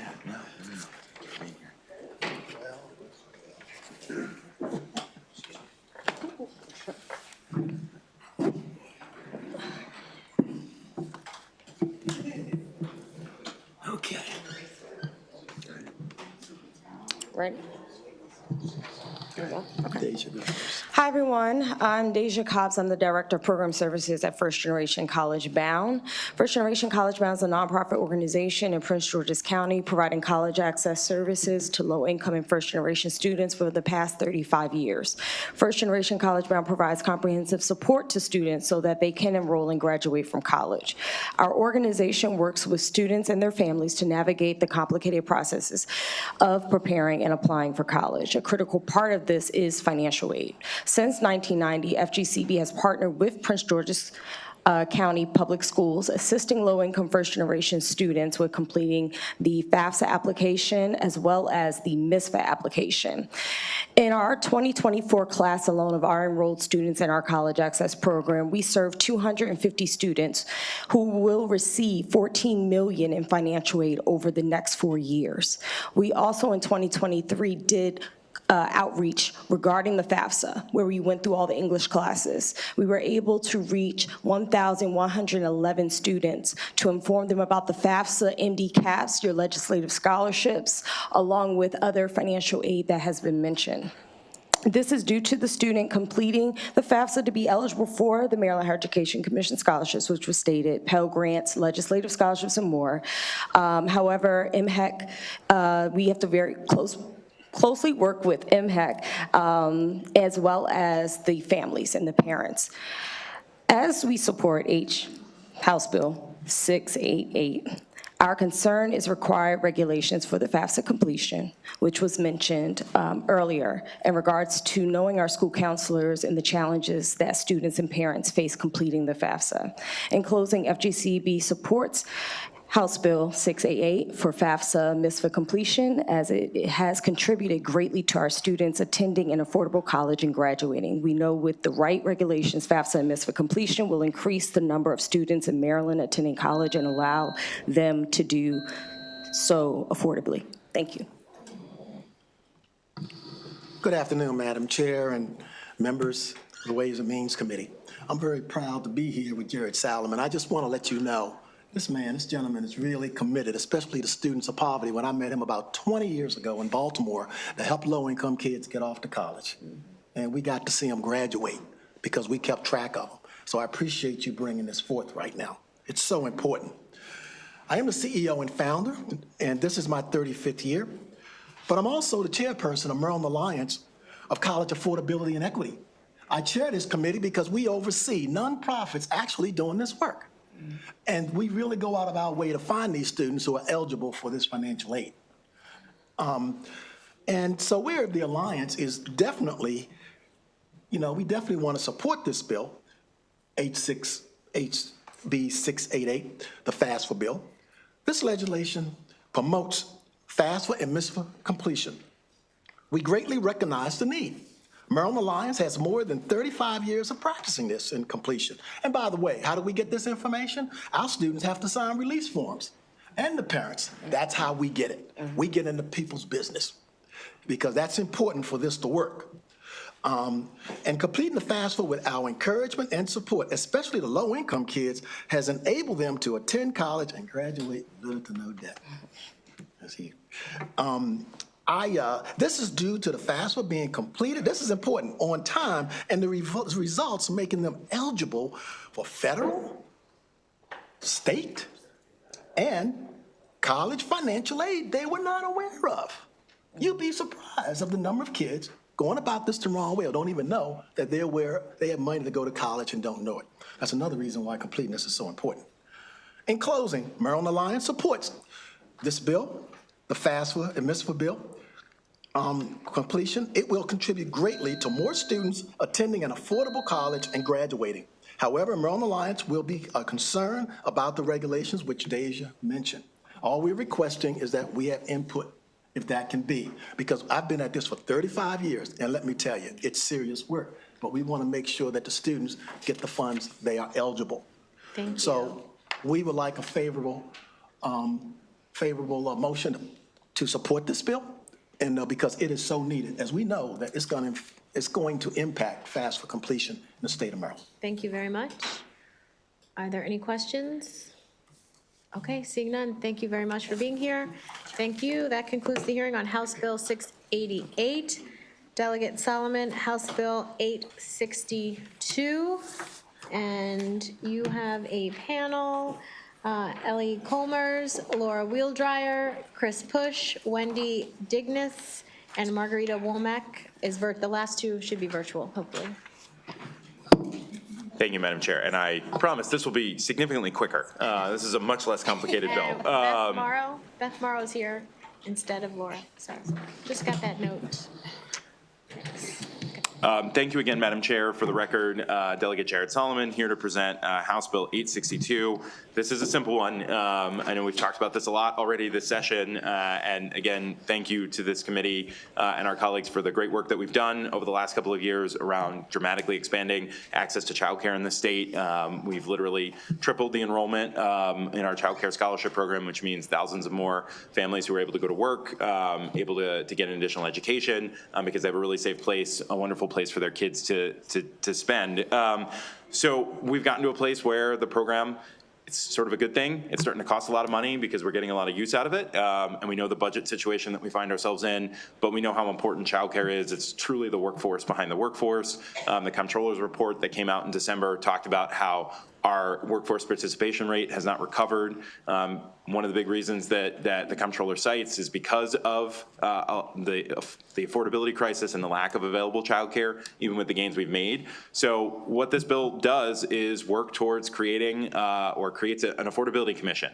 And the difference between this and sort of what we've got on the books now is this really brings economic development and the business community into the conversation with our experts on childcare, with the folks on the ground, through a variety of different ways. We bring in, the commission would require business leaders from a medium-scale business, a large business, a small business, the various business groups around the state to be part of this, so we can all put our heads together, knowing how important access to childcare is, how attractive, affordable childcare in a whole host of ways, whether it's tax credits, whether it's a really robust scholarship program, how attractive that makes us for businesses to come to Maryland and people to move to Maryland. But obviously, again, that comes with a price tag. So how do we all sort of leap together? How do we look at the issues that are, that are the most important issues of the day for childcare?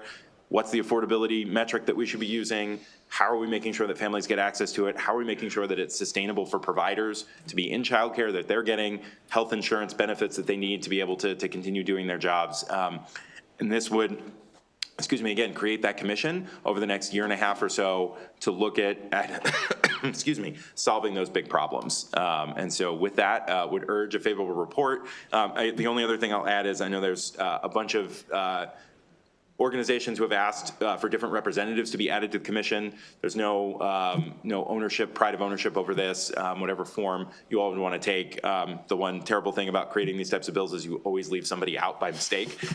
So happy to add additional representatives if that's the will of the committee. Thank you.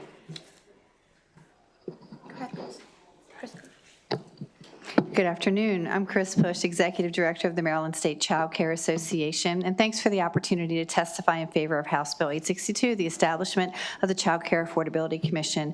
The commission is important because child care is an economic and workforce issue. The last U.S. Commerce Secretary, Gina Raimondo, stated, child care is not only a social issue or a women's issue, it's an economic issue. In fact, it's one of the most critical economic issues affecting families, businesses, and the communities today. Here's why a child care commission is important. Accessible and affordable childcare leads to a strong workforce, which in turn supports a strong economy. According to the Comptroller's State of the Economy recent report, Maryland's labor force participation rates remain at 3.8% below pre-pandemic levels, and Maryland's childcare workforce has not recovered and rebounded as many of other states in the country.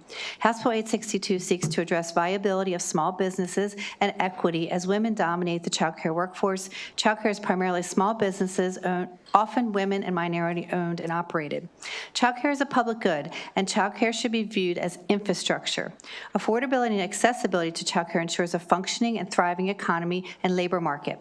Childcare in Maryland is declining, and it is time to act with thoughtful intention and innovative solutions. However, there's no one-size-fits-all solution. MSCCA believes House Bill 862 creates an opportunity to build a stronger childcare infrastructure. The Comptroller urges in her report, as state leaders, we must do all we can to ensure that parents, especially those with young children, have affordable and accessible childcare options and the opportunity to fully participate in the labor force. The time to act is now, and the establishment of this commission should be a priority for state policymakers due to the historic investments in this state and the recent economy report from the Comptroller. We owe it to working families and our businesses and our economy to address affordability for childcare. Thank you.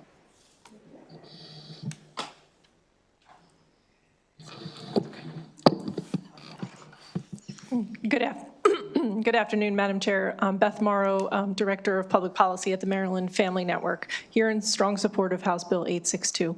I think Delegate Solomon said it all, and I thank him for his leadership, and I thank this body for their commitment to childcare.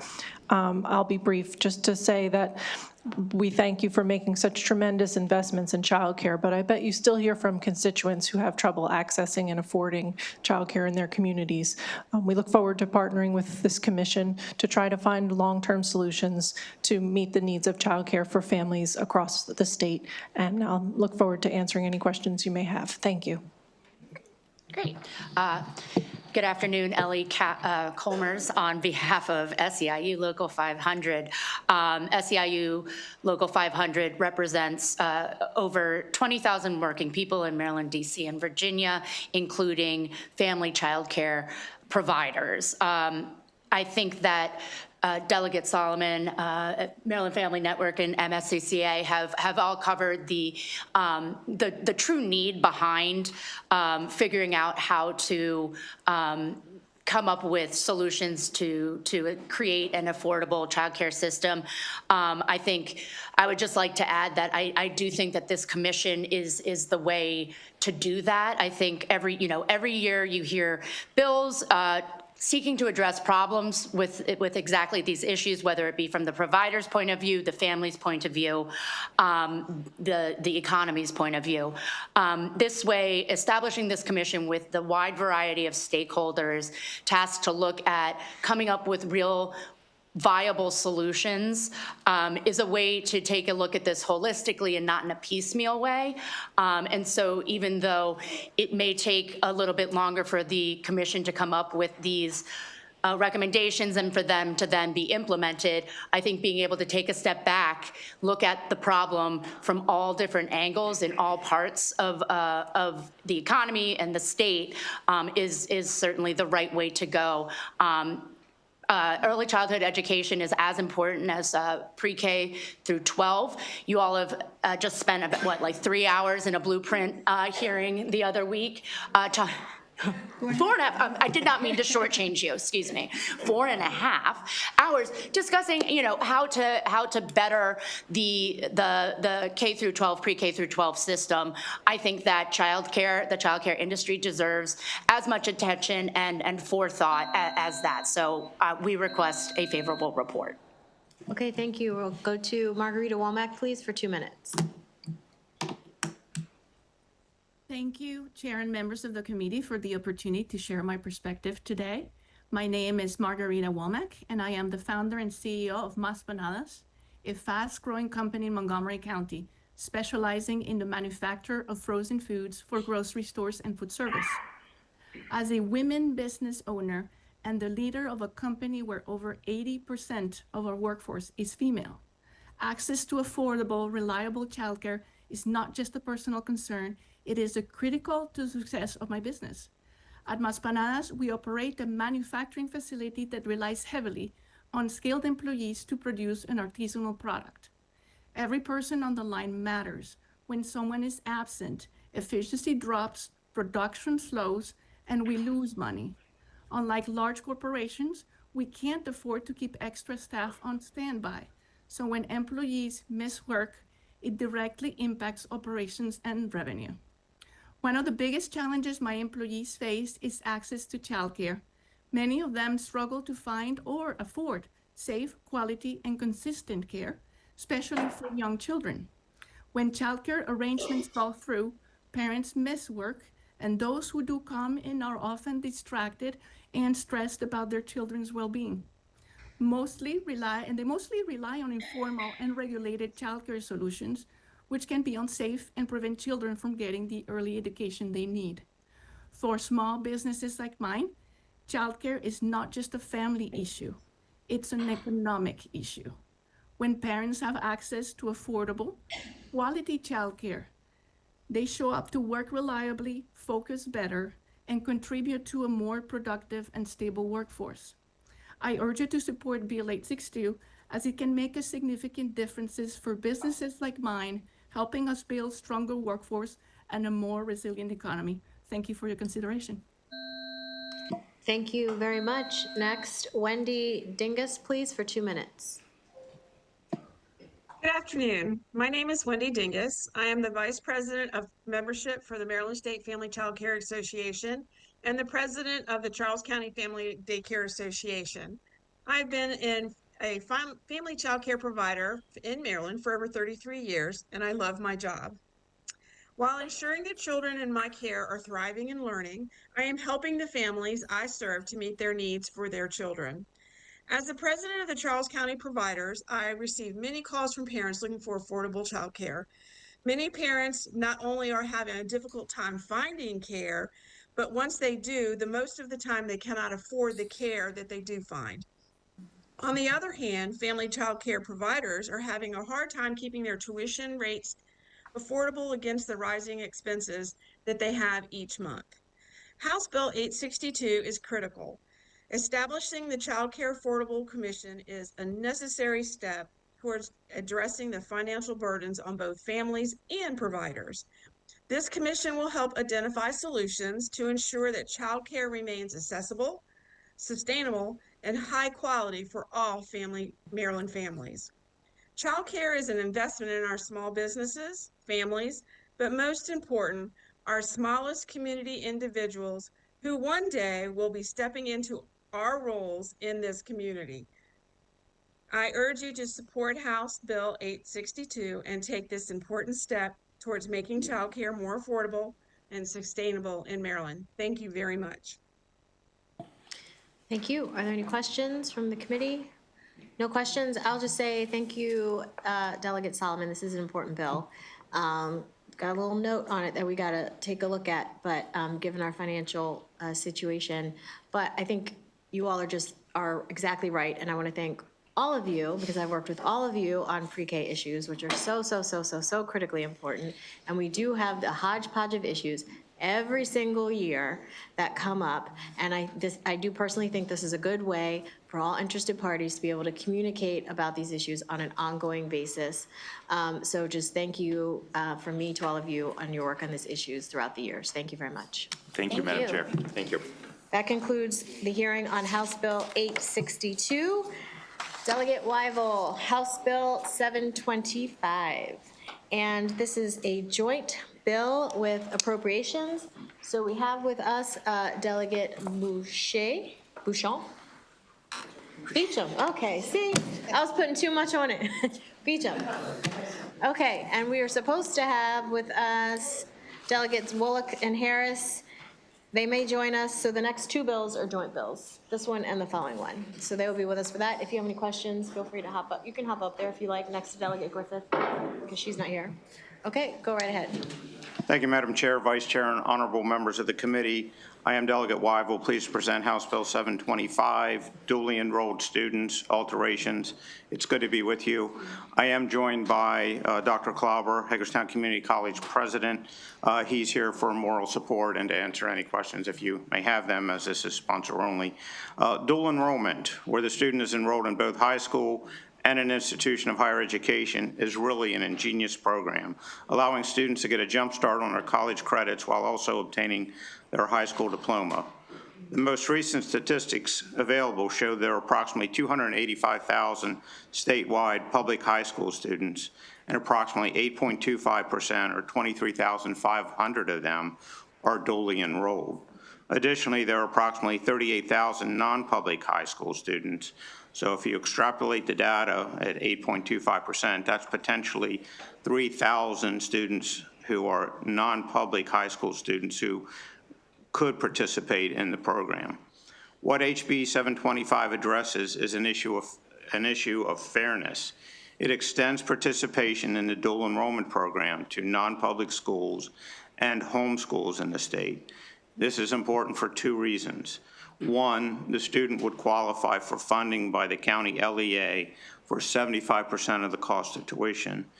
And two, the non-public or homeschooler would be eligible for a 25% discount on the suggested retail price of college tuition. As I stated, the bill attempts to address an issue of fairness. These students are, after all, state residents. For various reasons, they've chosen to be educated in a non-public school setting. As Dr. Klauber, the president of HCC, states in his testimony, some of these students do so for religious or other beliefs. In Washington County, he sees enrollees from Southwest Asian countries who are homeschooling through their community centers. Some who, as refugees, do not have the means to pay for college tuition and who are ineligible for Pell Grants as they do not yet have their high school diploma. We ask that you follow the governor's mantra of leaving no one behind and show these students that we do care about equal educational opportunities for them, and respectfully ask that you provide a favorable report on House Bill 725. Thank you. Okay, seeing none, thank you very much. Thank you. That concludes the hearing on House Bill 725. Delegate Vogel, House Bill 852.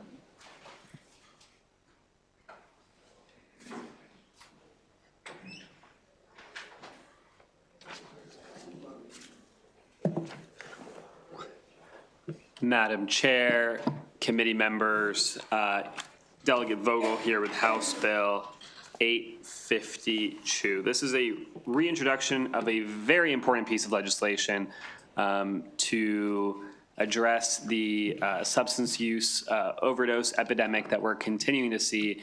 We're making very significant progress here in our state. There was data that showed a significant decline, but this is an age group that we are continuing to see concerning rates of overdoses amongst, and unfortunately, we're continuing to see these incidents happen at the high school level here in our state. And we know that to reverse overdoses, one of the most the most effective tool that we have right now in terms of medicine is naloxone, which is a safe medication that is available right now over the counter.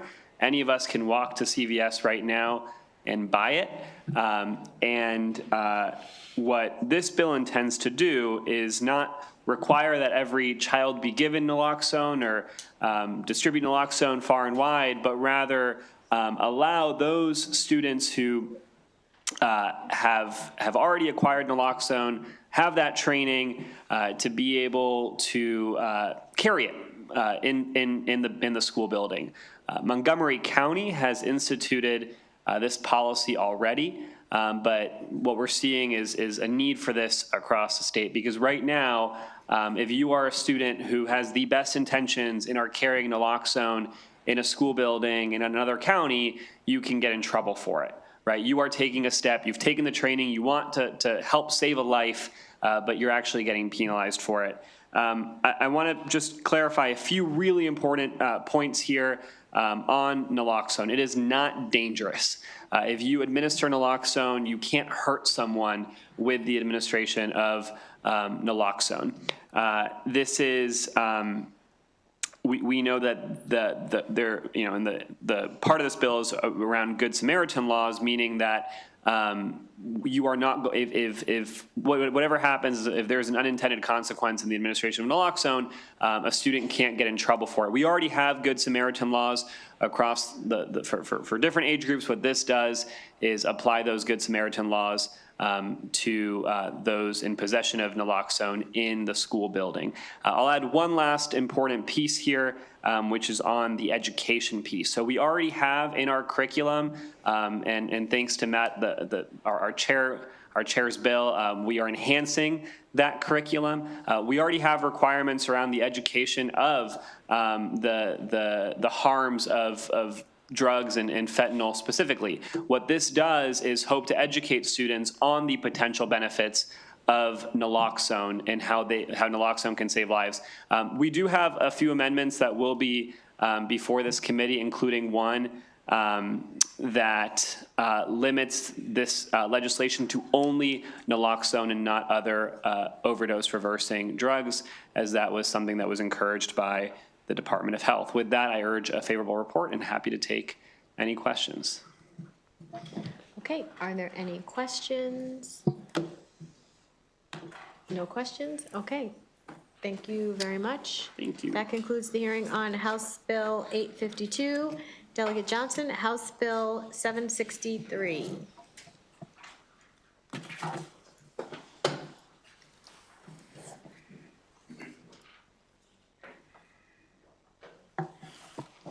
Thank you, Madam Chair, committee members.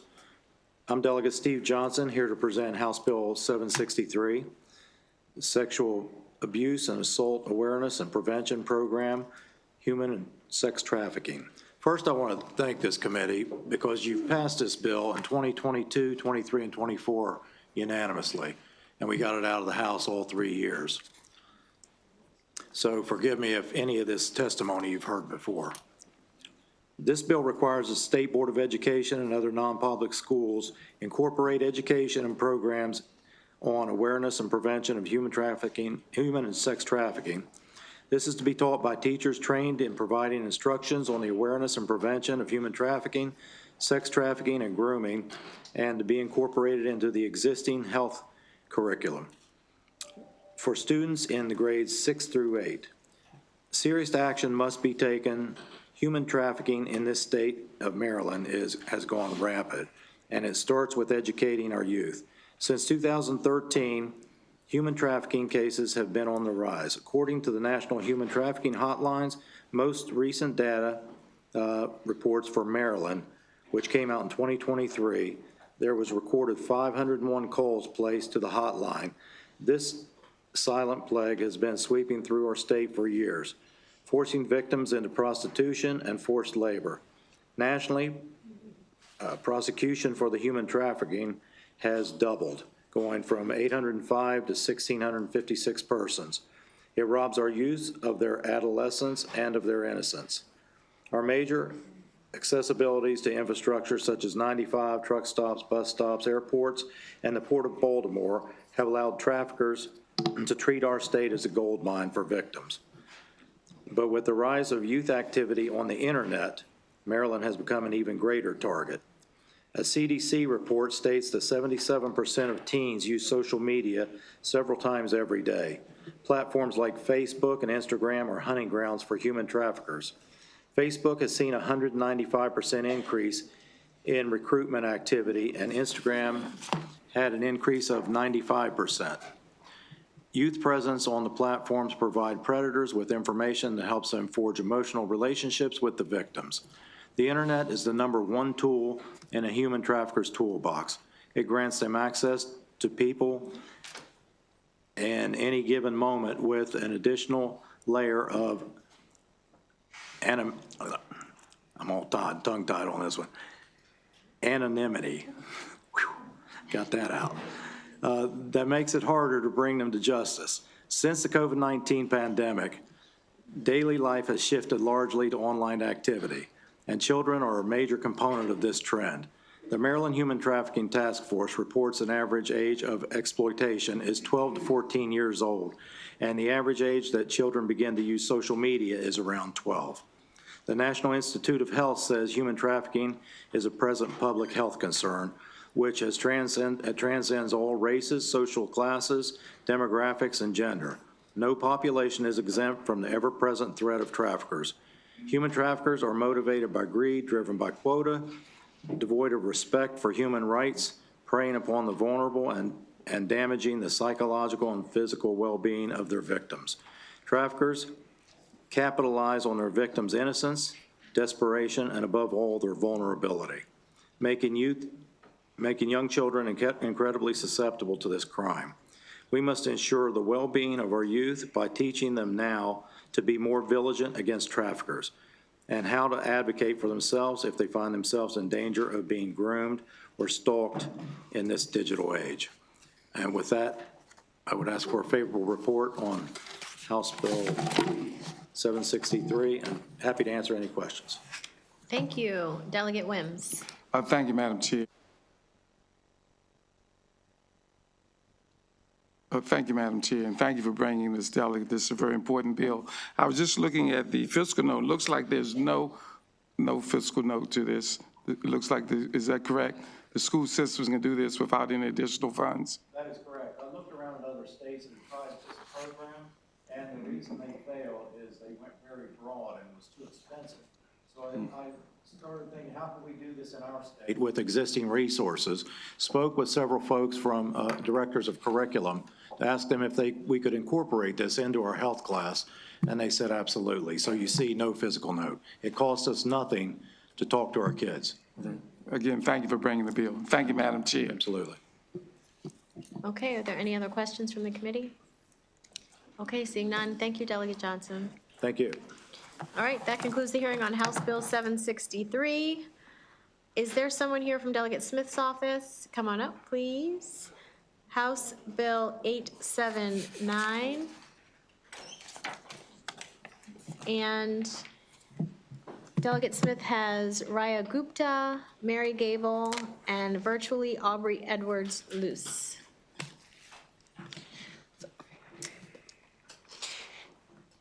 Hello. Okay, whenever you're ready, just state your name for the record. Chairwoman Atterbury and Vice Chair Wilkins, my name is Morgan Phillips, and I'm here to present House Bill 879 on behalf of Delegate Smith. Okay. So House Bill 879, this is a simple bill to address the challenge of chronic absenteeism with data-informed strategies. Specifically, this bill requires the Maryland State Department of Education to staff a chronic absenteeism task force comprised of relevant community and education stakeholders.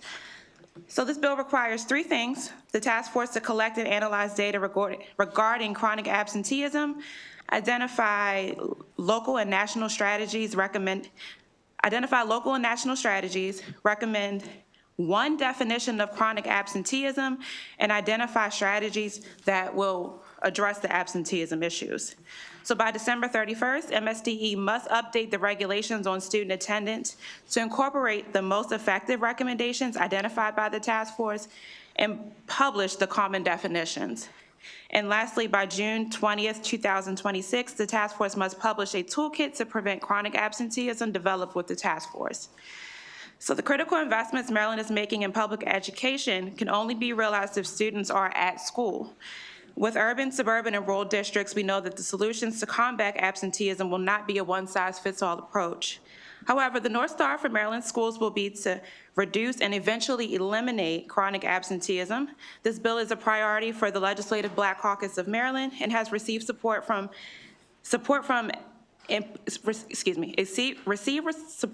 important education community stakeholders like the school social workers and school nurses. Delegate Smith remains open to amendments that ensure public health perspectives are on and involved in the task force. We can all agree that the forces that lead to absenteeism are varied and include family stress, economic stress, chronic illness, and even bad weather as an impediment. With your support, we can devise a sustainable strategy to tackle the chronic absenteeism. And thank you for your careful consideration on this matter, and we encourage a favorable report. Thank you. Good afternoon, Delegate Atterbury, Vice Chair Wilkins. I'm Mary Gable, Assistant State Superintendent with the Maryland State Department of Education, representing our State Superintendent. Students must be present and engaged in school if they are to develop the skills necessary to become contributing citizens and successful members of the workforce. Student attendance is highly correlated with on-track indicators, including grade level performance, the acquisition of social, emotional, and executive functioning skills in connection to the school community. Students who are chronically absent are significantly more likely to fail or to fall off track academically. Those who are chronically absent in kindergarten and first grade are less likely to read proficiently by the end of third grade. The research shows us that those who are chronically absent are more likely to struggle with coursework than their peers. By the secondary level, absenteeism is a predictor of high school dropouts. For those who make it to college, it has proven to be more predictive of post-secondary success than student standards test scores. The causes are varied and nuanced and are very reflective of deeper systemic issues within the school itself or the larger community. These causes include, but are not limited, lack of access of health care, bullying in schools, lack of transportation, family care responsibilities. Students living in poverty are up to 3 times more likely to be chronically absent, and their communities have fewer resources to help them in the learning loss. The task force required that we've heard that we have a task force. We already have a task force working, so we're very pleased to say that we have been working on improving attendance. But it also requires adoption of guidelines and practices and a toolkit to address those reasons for chronic absence. We ask for a favorable support. Thank you. Okay, thank you. And Aubrey Edwards, please, for 2 minutes. Thank you. Good afternoon, Chair, Vice Chair, and members of the Ways and Means Committee. My name is Aubrey Edwards-Luce. I'm the Executive Director at the University of Baltimore School of Law's Sarah and Neil Meyerhoff Center for Family, Children, and the Courts. CFCC envisions communities where children and families thrive without unnecessary legal system involvement. CFCC respectfully requests that the committee issue a favorable report with amendments on HB 879. For nearly 20 years, we have operated an award-winning restorative program that helps students and their families overcome barriers to school attendance and academic success. Our program, which is called the Tackling Chronic Absenteeism Program, or TCAP, employs a trauma-informed, team-based, incentives-focused, holistic approach that provides students and their families mentoring, individual check-ins, tutoring, social services, referrals, and legal guidance and referrals. 7 years ago, pursuant to HB 429, the Morgan State University published a report, Winning Strategies on the War Against Habitual Student Truancy, which is full of recommendations to address truancy across Maryland. We appreciate that this bill seeks to create a task force to address and improve attendance and reduce chronic absenteeism in school. We want to see action result from this bill, and we recommend that the bill be amended to consider that the aforementioned report took approximately 18 months to produce, so more time might be needed. We'd also recommend that this bill be amended to ensure that the following perspectives are included. The Maryland Transit Authority, direct community-based service providers who focus on school attendance, expertise that has consideration of the social and economic factors that contribute to absenteeism, the experiences of students with IEPs and 504 plans, as well as students and parents from both rural, suburban, and urban communities. Regarding the data that will be required, CFCC urges that for transparency of that data and that the task force acquired be made available to the public. I have a couple of other recommendations, but I will respect the time and urge for a favorable report with amendments. Thank you. Okay, thank you. Questions, the Vice Chair? Thank you so much, Madam Chair. Morgan, you did an excellent job testifying. I know Delegate Smith wishes she could be here, but she's representing our state elsewhere, so we appreciate the bill. Did you mention, I think I heard you say it, but I wanted to make sure this is a Black Caucus priority bill? Yes. Okay. Vice Chair, this is a Black Caucus priority. Okay, wonderful. That is very helpful to know. I also wanted to ask Mary, and thank you so much. We appreciate having MSDE's strong support on this bill. Can you talk a little bit more about the efforts that MSDE is already doing, how this bill builds upon that to make sure that we address and reduce chronic absenteeism in our schools? Absolutely. Our superintendent and truly superintendents across the country are looking at chronic absences and what we can do to improve them. So she said that she wanted a task force to begin looking at chronic absenteeism. So we have done that. So we have a number of representatives. We have superintendents, school counselors, members, directors of student services. We have BTU, MSEA, so it's a broad-based committee that has been working and can only improve and get better. We're also working directly with Attendance Works. Our most recent meeting was actually yesterday, and we met for about an hour and a half. So we have begun that. We are getting ready to release a toolkit, which will be work that can be done between now and the end of the school year to take a look at students that are on the cusp, students that are close to being chronically absent, and just looking at what happens in the spring and going into the end of the school year. Great, and building on that, this bill sets actual metrics so that we can have a statewide plan around chronic absenteeism, correct? Yes, and of course we have data. The governor has said 15% reduce our chronic absences, and so we are working and have, the first couple of meetings we did totally looking at data. Great, thank you. Just one more question for Ms. Edwards, Lucy.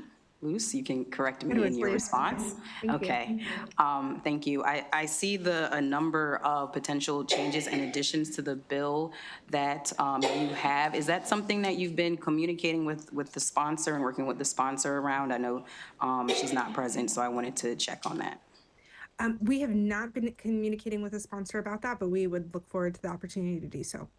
Well, if you would like to incorporate those changes, it's important to work with the sponsor of the bill. So if you can please submit the details on the changes that you would like to the sponsor and Morgan here, we can make sure that we work with you to find a resolution. So thank you. Great, thank you. Thanks. Okay, Delegate Vogel. Thank you, Madam Chair, and thank you for this excellent bill. A couple questions. One, I see that a people personnel worker is included in the task force? Yes. Just one concern that I would raise, and this is maybe a question and also just a rhetorical point. We have a real shortage of PPWs in Montgomery County, which I think is contributing to this. So to the extent the task force can look into how to solve that issue, I think it would go a long way at addressing our chronic absenteeism issue. And then my actual question, I don't see, and maybe I missed it, student representation on the task force. I think the quantitative data is really important. I think the qualitative data is critical here, and I think it's a little hard to get that data directly from those impacted. So I'm just curious what you all would envision the task force doing to get out and speak to those students who are our target population here. Well, it's really an excellent recommendation. We do have a parent, but we do have a member of the students, the service, the new student service, I don't have the exact name, but civic engagement of students. It's a governor's initiative, and we have a student in our office who is just out of high school. So one, she is giving us the student perspective because she was just there last year.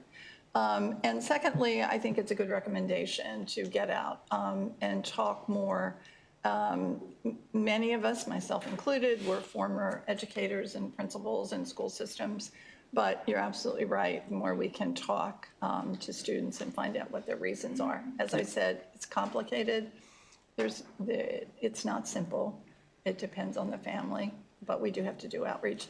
And there's also people, personnel workers, and social workers. Their roles are different, but school systems, many kind of go in the direction of PPWs, some go in the direction of social workers, some combine.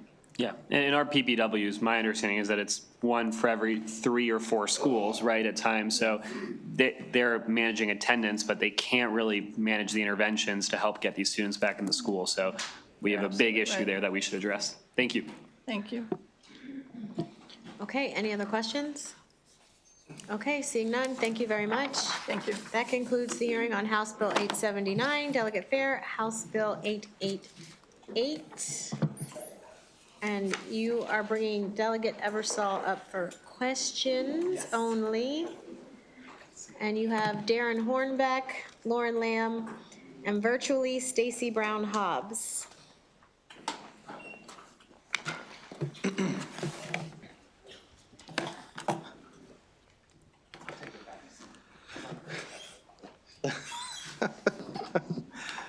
Thank you, Madam Chair and Madam Vice Chair, members of the committee. Delegate Chris Fair here presenting House Bill 888. Last year, we had an incredibly smart and well-dressed delegate bring forward a bill for initial teacher certification and qualifications and make some amazing edits. Through our conversation, we had a slight tweak that was identified from our good friends at Mount St. Mary's College, and they brought forward a suggestion that we needed to make a small edit to clean things up. So I'm gonna, as we always like to say, just read the bill. So I'm just gonna literally read to you what we're changing.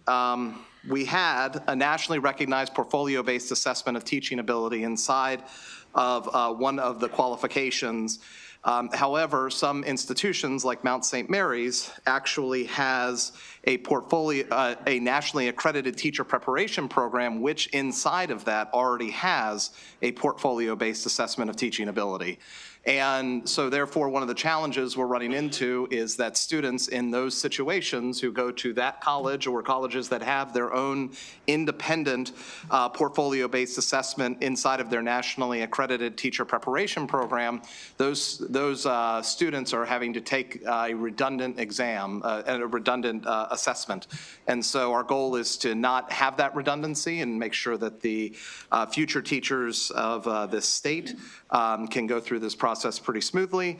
And with that, Madam Chair, I'll ask for a favorable report. And one last item, if I can take a moment of personal privilege, I would just say that I am honored to have really an incredible panel here, especially to my left here is Darren Hornbeck, who is the chair of the Professional Standards and Teacher Education Board. He's also a teacher at Linganore High School. As a small aside, he happens to be the man who taught me in sociology at Linganore High School back in the day. And as his student aide for a number of years, as a very introverted child, it was Mr. Hornbeck here who actually taught me how to use my voice and start advocating and actually speaking up for myself. And if it wasn't for him, you all wouldn't have to be annoyed with me every single day. So you have him to thank most of all. So it's your fault. It's all your fault. It is absolutely his fault. And with that, Madam Chair, I will turn it over to my panel. Thank you. Go first. All right, well, thanks, Chris, and I'll take full responsibility. I'm extremely proud of you, and I appreciate that. Hi, I'm Darren Hornbeck. I'm a teacher at Frederick County Public Schools. I'm also the current chair of the Professional Standards and Teacher Education Board. I'm speaking on behalf of myself and not the board today, and I'm here to provide favorable support for House Bill 888.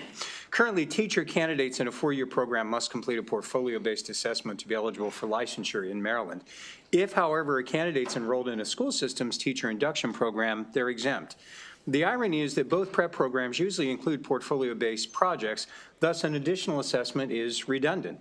And exempting one group and not the other produces inconsistent accountability and produces yet additional barriers to teachers entering the profession. In addition, many studies have shown that some of the assessments may be culturally biased, and they don't act as good predictors of teacher success in the future, resulting in many states no longer requiring their use at all. House Bill 888 corrects these problems by making portfolio-based assessment products voluntary for teacher prep programs, thus removing unnecessary, expensive, and redundant barriers to teacher candidates that we so desperately need in Maryland. And I thank you.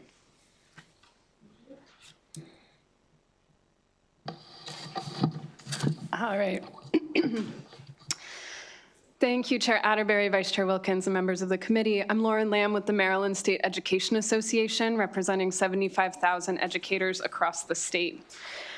So our driving philosophy on teacher licensure requirements is that we ought to provide as many quality pathways as possible. Each teacher has unique strengths, and the last thing we want to do is create a singular, overly rigid set of requirements that leaves out talented future educators. I want to explain a little bit what the portfolio-based assessment really looks like, because this is not the type of test that you take in a day. It's a collection of work based on real classroom experience that is usually developed over weeks or months. A portfolio often includes videos of a student teacher's lessons, lesson plans, anonymized student work, and extensive written reflections on teaching strategies. As other witnesses have mentioned, we have concerns about overly narrow options of only national portfolio-based assessments being available to students in traditional programs, especially because of issues with bias and predictive validity. So crucially, most teacher preparation programs in Maryland already have the tools to design and evaluate a portfolio-based assessment. In fact, as has also been mentioned, many were already using portfolio-based assessments before the blueprint requirement became a formal necessity. So this bill would not eliminate any pathways, but it would create new options for teacher preparation programs and for aspiring educators, and I urge your support. Thank you. Okay, we have Ms. Brown-Hobbs for 2 minutes, please. Hello. I'm here today to express my favorable support of House Bill 888 as introduced by Delegates Fair, Ebersol, and Kerr. I'd like to take a moment to explain my support. As Chair and Director of Teacher Education at Mount St. Mary's University, I am concerned about what can be redundancy in licensure requirements, especially for teacher candidates enrolled in a nationally accredited teacher preparation program, where an institution has developed a collaborative-based performance assessment that has undergone reliability and validity testing under the review of a National Quality Assurance Agency that is recognized by the Council for Higher Education Accreditation, CHIA. Though an institution may choose to use a product-based assessment like EdTPA or PPAT, an institution of higher education's own performance assessment that has undergone a rigorous accreditation review process can and does support the pre-service teacher's development in the profession. Additionally, these performance assessments occur in tandem with the internship experience. In order to provide a window for retesting purposes, product-based assessments follow a schedule mandated by the testing company. Thus, candidates are engaging in an assessment at a time when they should be focused on developing their planning, assessment, and instructional practices.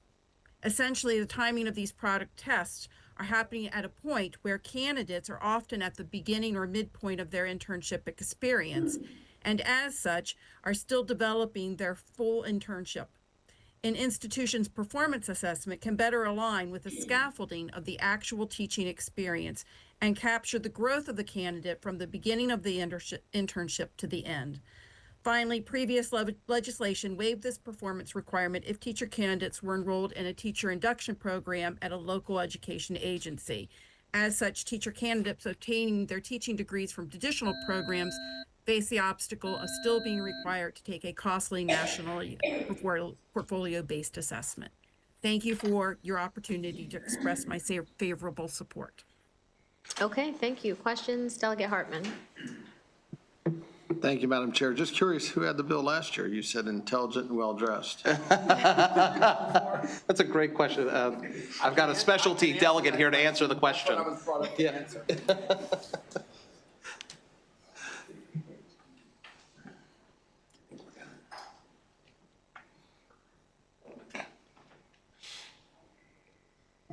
Any other questions? Okay, thank you very much. That concludes the hearing on House Bill 888. Delegate Eversole, House Bill 923. I have a couple people that I think would like to come up with me. Absolutely. Okay with you? Are you? Okay. Gonna have the president of MSCA come on this one. Very proud about that. I can go ahead and start, and they can wander up. We have Paul Emley and Jeanette Young, who are MSCA and ESP representatives, and then we also have folks from a couple of unions, Ellie Comners and John Clark, and they can all join me as they show up, or if they're back there at this time. There we go. Nice to see you. I bring before you a bill that's similar to a bill that I had several years ago, which sort of changes over some of the people who represent us and represent schools on the State Board of Education. I want to point out that if you look at the bar, the Maryland State Bar, you're going to find lawyers, judges, paralegals, and law students as part of that organization. They are people who will work in the profession, and they're also very good at doing that. If you look at the Board of Realtors, guess who serves on the Board of Realtors? Realtors, okay? Guess if you look at Doctors Board, you're going to find medical professionals there. And so our board has a lot of people on it, but doesn't really have many of the professionals. A few years ago, we made sure that there was a parent representative because that is one of the constituencies that the state board rules and makes decisions for. We also got a teacher placed on the board of the State Board of Education. It's time to go a little further because there is a large number of people that do a tremendous amount for education, and they're called educational support personnel. And they are wonderful people, and they really need representation on the board. And so this bill seeks to just continue that tradition. We are not going to add them to the board because the board size is getting a little large to make decisions. And so the way we will work this is when the next board member's term expires, they will be replaced with an education support personnel on board. And that will be in perpetuity. They will continue to be replaced in that way. And when the next one goes off, they will be replaced by a school level administrator who also has what I think I bring to the legislature, and I think they will bring what I call brick and mortar experience and brick and mortar concept of how policies will manifest themselves when they are enacted. You don't have to have just that, but that's a very important piece of it in this particular case. We can talk about the particulars of how they will be picked. I will tell you that one of the things that has come up, and if you look at the State Board of Education, they have not testified against us, but their information expresses concerns. One is that once these people are on board, there are several of them, I would say the administrator and the SPs, that might not be able to vote on matters of human resources. Right now, the student can't. Okay, right now, the teacher can't. And they would say, well, that reduces significantly the number of people who can vote on these. I agree, but that doesn't mean you have to get a majority of the entire quorum. I think it was assumed by the writer of the bill that that would be natural, but if you need us to put that in, that for matters that they can't vote on, we would only need the majority of the members who are permitted to vote on those issues, that would be reduce the size on those, but it would make it quite possible to rule either way on those. So I was just answering one of their concerns there, and I wanted to address it with you. But with that, I will leave it to some real good experts to my left here who will tell you why this is such a great idea. Thank you. You know, you guys have to just choose who you think is the most important. Draw straws. Start. Go left down. Okay. Good morning, Chair Atterbury, Vice Chair Wilkins, members of the committee. I'm Paul Lemley. Oh, it's not morning. National Board Certified Social Studies and Special Ed teacher and former teacher's assistant. Currently serving as president of the Maryland State Education Association. We represent about 75,000 educators across the state, including thousands of support professionals and in several counties, school administrators. With thanks to many of you in this room, the State Board of Education has a teacher member providing an essential perspective on how board decisions will land in a real-world classroom. Beyond our teacher member, the law still bars additional members who are current public school employees. We're missing the perspective of many educators who build a school's culture, oversee operations outside the classroom, and know what it takes to run a school community safely and efficiently. So imagine for a moment a school with no bus drivers dropping kids off, no front desk staff checking them in and reuniting them with the lunch they forgot, no school nurse responding to scrapes, stomach aches, and emergencies, no food service, and no principal putting out 3 fires at once. It wouldn't look much like a school at all. So the dedicated people who help schools run every day, they're perfectly situated to give input on policy and practice. We need their voices to fully capture the on-the-ground perspective that informs all good democratic decision-making. This bill would not increase the size of the state board, nor would it displace any other specialized appointees. These members would not be voting on personnel decisions as it's currently written. This bill would ensure that these seats are designated going forward and that the board governing our schools is better informed by educator expertise and insight. Thank you. Good afternoon, Chair Atterbury, Vice Chair Wilkins, and members of the committee. My name is John H. Clark. I serve as the proud Vice President of ASME Local 434, and I've worked as a bus driver with Baltimore County Public Schools for 17 long years.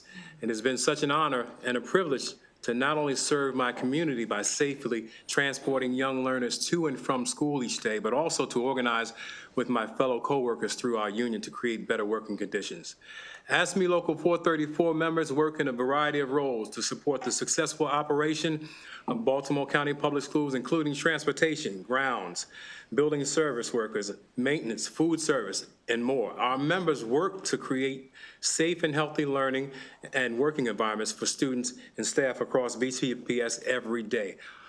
Our on-the-ground experiences provide insight into the challenges and successes our schools face each day. And just like me, there are over 44,000 people working across the state of Maryland in an education support role that makes it possible for our schools to function. However, right now, we don't have a voice on the State Board of Education. The State Board of Education is an important education policy-making body that enacts important rules, decisions, and guidance that influence the work of our public education system and our schools. The opportunity for an education support professional to serve on the State Board of Education would allow important perspectives and experiences to be lifted up in decisions that impact school support staff across Maryland. We believe our education system can improve through the inclusion of an education support professional member serving on the State Board of Education. And for all these reasons, we ask that you support House Bill 923. We urge the committee to issue a favorable report on House Bill 923. Thank you. Thank you. Good afternoon, Chair Atterbury, Vice Chair Wilkins, and members of the committee. My name is Jeanette Young, and I serve as the president of ESPBC, which is the Association of Education Support Professionals of Baltimore County. As the president of ESPBC, I represent over 1,500 school employees that can be identified in over 119 job titles within Baltimore County. For example, I was on a call last night with a school administrative secretary who manages at least 3 budgets: the school operating budget, a Title I budget, and a community school budget. As demands increase to expand the support for student improvement, ESPs are required to manage and complete more vital tasks. Last Friday, I was in a Zoom meeting with an occupational therapist assistant who provide related services for students who are attending one of our extended day schools. They are overwhelmed as the result of educator shortage. Many times, ESPs are required to perform tasks that are necessary to keep our student programs functioning. The purpose of the State Board is to provide policies and regulations that directly impact all in-school employees. However, the absent voice of ESPs often result in unintentional consequences for ESPs. For example, around disciplines and evaluation. Our voice is needed prior to implementation. The importance of having a seat at the table and respecting the expertise of people who work in school every day is vitally essential. Educate support professionals cannot be appointed to the board under the current law, as you know. The only public school employee allowed on the board is the teacher member. I urge you wholeheartedly, please support House Bill number 923 for a more representative school board. Thank you. Thanks. Good evening. Ellie Colmers on behalf of SEIU Local 500, who represent over 22,000 workers across Maryland, including family child care providers, educational support staff in our public schools, and college professors. Our members have a role in the lives of Marylanders from cradle to career. We wish to express our enthusiastic support for House Bill 923. As you've heard, the current makeup of the State Board of Education is lacking in expertise to adequately address the challenges of those workers that make our public schools operate. We believe the additions to the State Board of Education provided for in HB 923 will give valuable insight and perspective to the decision-making process in education policy, ultimately benefiting students, educators, and communities throughout Maryland. HB 923 is a timely and necessary step toward improving the governance and direction of education policy in Maryland, and ensures that the voices of those who make our schools and education of our children run on a daily basis are heard at the highest level of policymaking. We urge you to pass this bill in order to create a more inclusive, practical, and student-centered approach to education in Maryland. Thank you. Okay, are there any questions from the committee? Okay, seeing none, thank you very much. Oh no, you slow on the draw there, Delegate Miller. Okay, thank you, Madam Chair. Just real quick, does Dr. Wright, does the state superintendent or the state board have an advisory board? I don't know. So I guess it depends what you mean by advisory board. There are some councils and special purpose, curriculum, or there's a teacher advisory council today, and there's a principal and parent advisory council, but maybe a special education advisory board, but not one for support professionals. I was just thinking, it was that it might be, I understand what you're saying. I absolutely understand, and I understand the intent. My concern is the changing and the shifting of the voting members and what the state board is meant to be, just like what your local boards are meant to be, and how you have that governance and oversight. So, but I completely understand, because I think obviously what touches the classroom and what touches our students is really what needs to be concerned. So I just didn't know if there was a possibility of doing like an advisory board where you would have members that would advise the state board when they're taking on things, but that's just. There's really no model for that. And also local school boards have student members.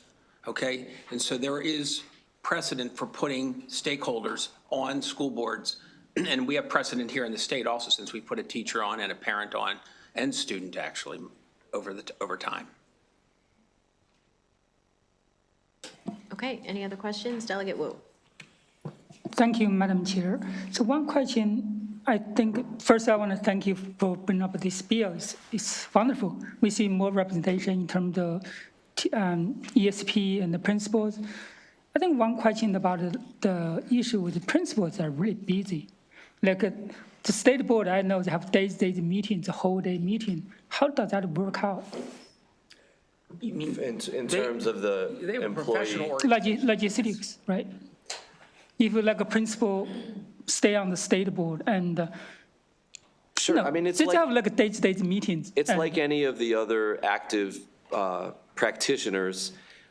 They would get leave from their school system to participate on the state level. MSDE invites educators from all sorts of different capacities to do this, and there's of course other state boards like the pension system that has an active member where they provide time for that employee to to do that. So does that mean maybe the school need to put some extra resources for that school, if that principal comes to the state board? My guess initially is that any school system would be happy to have one of their principals or school administrators be the person who's on the board, because that would just mean a little more intimate relationship with them and their board activities. So my guess is that school systems would be happy to release principals for a day, once a month or so, to go and serve on the board. Right. Thank you. Okay, any other questions? Okay, seeing none, thank you very much. Thank you. Thanks to the committee. That concludes the hearing on House Bill 923, House Bill 732. Delegate Miller, you have Corinne, Frank, and Steve Whistler here to support your bill.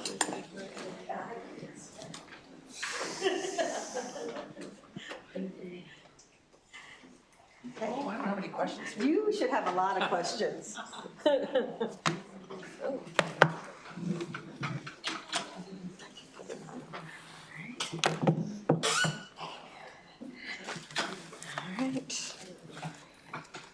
All right, good afternoon again, Madam Chair, Madam Vice Chair, and friends on the Ways and Means Committee. I am here to ask for your favor report on House Bill. Oh, wait, hold on. No, I'm not. Give me a second. Give me the other one. Sorry. I was going to present again. Got to mix up my colors. Okay. All right. Okay, on House Bill 732. The Blueprint for Maryland's Future is a complex and comprehensive education reform initiative, emphasizing enhanced teacher collaboration time to improve instructional quality and student outcomes. The original plan aimed to increase teachers' non-classroom time from 20% to 40% of their workday, facilitating professional development, collaborative planning, and working with students that need additional help. However, implementing this change requires potentially hiring an estimated 12,000 to 15,000 additional teachers to maintain classroom coverage. And due to a significant teacher shortage, evidenced by over 1,600 vacancies and the more than 6,000 conditionally certified teachers statewide, the AIB recommended delaying the collaborative time mandate. This postponement aims to provide districts with more time to recruit and retrain qualified educators before increasing collaborative planning periods. Governor Moore has proposed adjustments to the blueprint as well, including deferring the collaborative time requirement. This proposal acknowledges the current staffing challenges and focuses on bolstering the teacher workforce to ensure successful future implementation of the blueprint's objectives. And when we were working on this bill over the summer, we did not know about either of those two initiatives, so this was our attempt. We knew there were issues with collaborative time, and this was our attempt at presenting something to you all to see what we could do. So House Bill 732 was designed to pause the collaborative time at the existing 20% and allow for more local control in the implementation. We are seeing that the state-mandated design of instruction time down to the minute is not feasible. While I understand and agree with the intent, let's talk about practicalities, because the impact on the classroom is what is most important. Even with efforts to address staffing needs, a sustainable environment for effective collaborative practices is best done at the local level. A one-size-fits-all percentage approach does not work for the unique schedules of an elementary, middle, and a high school. It is why even planning time is contractually different at each level. We need to look at collaborative time as a piece of the entirety of the blueprint's impact on classrooms and schools, especially the minimum school funding structure, funding formulas. The foundation, compensatory ed, English language learner weighted formulas need to be reevaluated to include critical information now available on the true cost of implementation. Our smaller schools especially will not even be able to afford the needed increase in teachers to cover the collaborative time mandate. Extensive research underscores the critical role of teacher quality in enhancing student achievement. Studies have consistently demonstrated that an effective and engaging teachers are the most give the most significant boost to student learning outcomes. So if the most important factor in student achievement is the teacher in the classroom, why are we taking teachers away from instruction for almost half of student learning time? And for lead teachers and distinguished teachers, they are only providing instruction for an average of 50% and then 40% of their days respectively. If we don't delay and reevaluate this mandate, what will school systems do to comply if they are not able to hire enough quality teachers? Extended reliance on substitute teachers can significantly impact student achievement and classroom dynamics. Research indicates that teacher absences, especially when frequent or prolonged, are associated with declines in student performance. For instance, a study found that an additional 10 teacher absences correlated with a decrease of 1.2% in math and 0.6% in English language arts test scores. So what is the impact of reducing the classroom time of the engaging and effective teacher that knows their students and replacing them with perhaps a substitute teacher or another teacher that may change from day to day? The effectiveness of substitute teachers plays a crucial role in mitigating these negative effects. And while exceptional substitutes can maintain continuity and support student learning, many lack training and experience necessary to fully compensate for the absence of regular teachers. And this disparity can lead to disruptions in lesson plans and classroom management, further hindering student progress. Other options may include using out-of-content area teachers, inexperienced teachers, and teachers with only provisional or emergency licenses. This situation underscores the need for a comprehensive reevaluation of the collaborative design to ensure consistent and effective instruction for all students. Teacher planning time is often one of the most controversial issues in contract negotiations. I want to give you an example, and this is going to be my Ebersol math lesson for the day, that you would try to go through to how to figure out how a 60-40 collaborative time schedule would work. Let's use high school as an example. A Frederick County teacher is contracted to a 7.5-hour day. Students are in school for only about 6 hours and 45 minutes. Both have 30-minute lunches as part of the day. Now, do we count that as working time or not? I would say no, because that's what's in the bill, 60% of the working day. I would say no. So now we are down to 420 minutes for teachers and 375 minutes for students. There's also 20 minutes built into a day, a schedule for transition time between classes. So do we count that? I'm not sure, but let's just say yes, that it's included as part of the working day. So if we take 60% of the 420 minutes, that's 252 minutes of instruction and 168 minutes that would be for collaborative time. Please check me, it's fine, I got you. Because I got to get through this or I'll start getting looks. 168 minutes for collaborative time.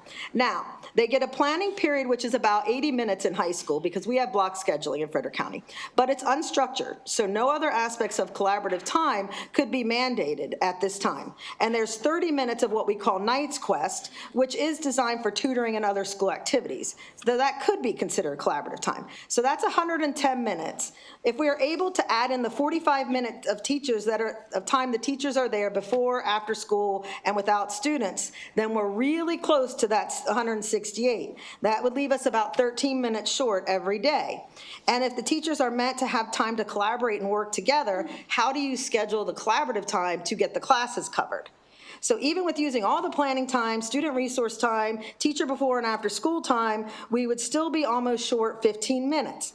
And that is even more complicated with the reduced minutes of planning time in the middle, which I believe for Frederick County is about 300 for middle school and about 310 for elementary schools. And they don't have long class periods, and they have less available staff to cover, and they have less built-in independent student learning time. So there's your lesson that school systems are trying to go through to figure out what collaborative time and how it should be implemented and instituted at the school level. So it really should be a local level decision as far as how this is implemented. And this bill is designed to allow us to not only look at the collaborative time, but I really tried to have it be so that we could possibly think about and reevaluate. And if I had to do an amendment, that would be, of course, fine, on the impact of our local school systems funding. So as to what Delegate Metzger said in our joint hearing, he said we need to look at refinancing the terms of the foundational formula and the minimum school funding, and that we need to right-size our formulas for our schools to function. You want to go next? You got it? Yeah, grab it. Thank you, Madam Chair, Madam Vice Chair, and committee members. For the record, my name is Corinne Frank, and I am a resident of Anne Arundel County. I'm here to speak today in support of House Bill 732. For the last 4 years, I served on the Board of Education of Anne Arundel County, and my term recently ended in December.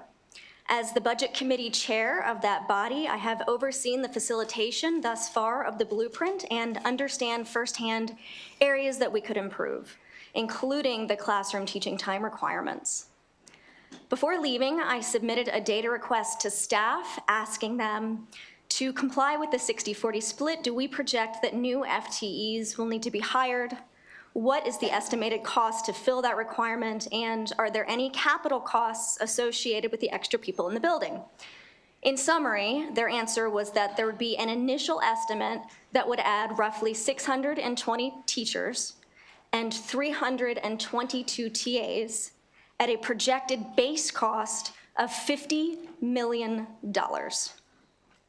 For context, $50 million is what AACPS would receive additionally in its operating budget in a fiscally robust year. This is just one piece of the blueprint in one LEA. That estimate does not include capital costs because they couldn't discern those. It does not include potential pensions. Moreover, salary increases and rising healthcare costs cannot be fully estimated in advance at this time. This legislation would enshrine that 20% of a teacher's time be dedicated to planning, and it is in alignment with PSAM and AIB recommendations. Reducing requirements would give our school systems the grace they need to develop smart growth plans based on student population and economic ability locally. I humbly request that you take a second look at this policy and the strain that it is putting on many of our local school systems. Thank you so much for your time, and I know it's late in the day, so I appreciate you guys being here. Thank you. Hi, Madam Chair, Madam Vice Chair. I'm and honorable members of the Maryland Legislature. I'm Steve Whistler, an elected Board of Education member in Carroll County and former educator in Baltimore County Public Schools. I urge you to ensure Blueprint incorporates an 80-20 split for teacher instruction and collaboration time. The current 60-40 mandate is financially and logistically unfeasible. Shifting to 60% instructional time and 40% planning would require Maryland to hire over 15,000 additional educators, which local school boards cannot afford. Carroll County alone would need 350 more educators, requiring another $33 million annually. That would be a 10% budget increase for us, while also raising significantly pension costs. Schools would face higher class sizes, fewer specialists, and cuts to vital programs because the funding formula places less money in foundation, which we use to hire many of these incredible support professionals. The current 60-40 split will worsen the teacher shortage. Maryland has seen a 185% increase in conditionally certified teachers since 2020, from 2,312 to currently 6,598. In Carroll County alone, uncertified teacher numbers have doubled in 2 years. More uncertified educators will likely harm academic achievement for our students. Maryland's teacher pipeline cannot meet the demand. Last year, Maryland colleges graduated just 1,336 new educators, far below the 15,000 we need. Without a stronger pipeline, schools will rely more on underqualified teachers, risking the quality of our education. I strongly recommend Blueprint incorporate an 80-20 model. This will ensure adequate planning time without unsustainable hiring demands, classroom stability with fully certified teachers, better student outcomes through qualified instruction. This approach also balances the fiscal responsibility and student success. I urge you to incorporate this mandate into Blueprint. Thank you so much, Madam Chair. Thank you. Okay, Delegate Ebersol. Thank you, Madam Chair. I want to make it clear that this is not a new idea. The 60-40 split has been around. It's not like everybody's all of a sudden surprised that we're asking counties to do this. I'm getting the impression from your testimony, it's like, oh, well, we didn't know we were going to have to do this.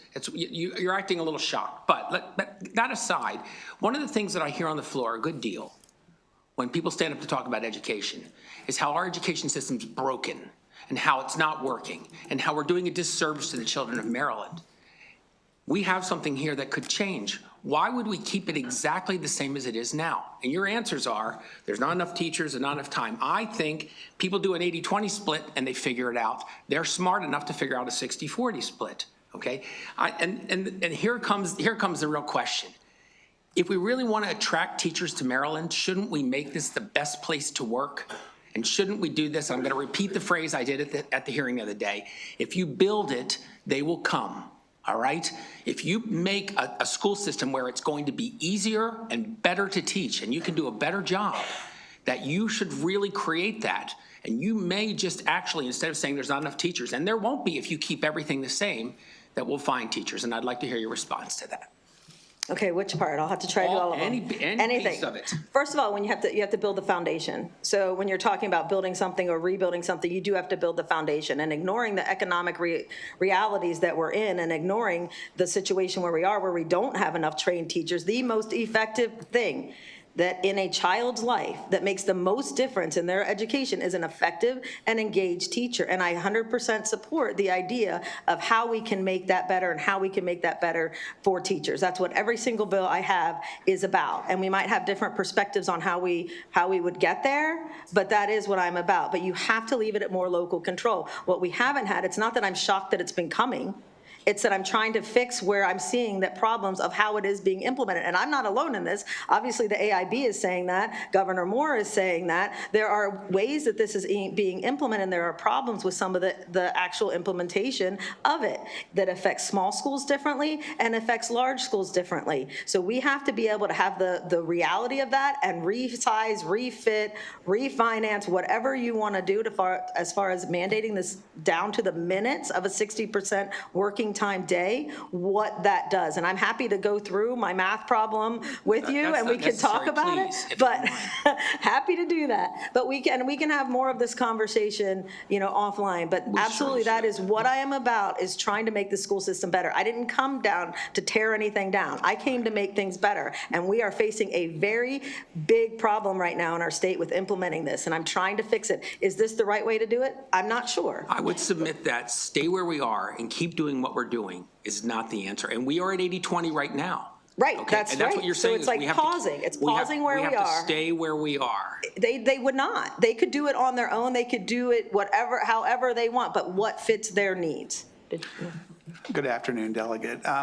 Again, I challenge, and again, with Carroll County, our model has been a fairness model with regards to staffing.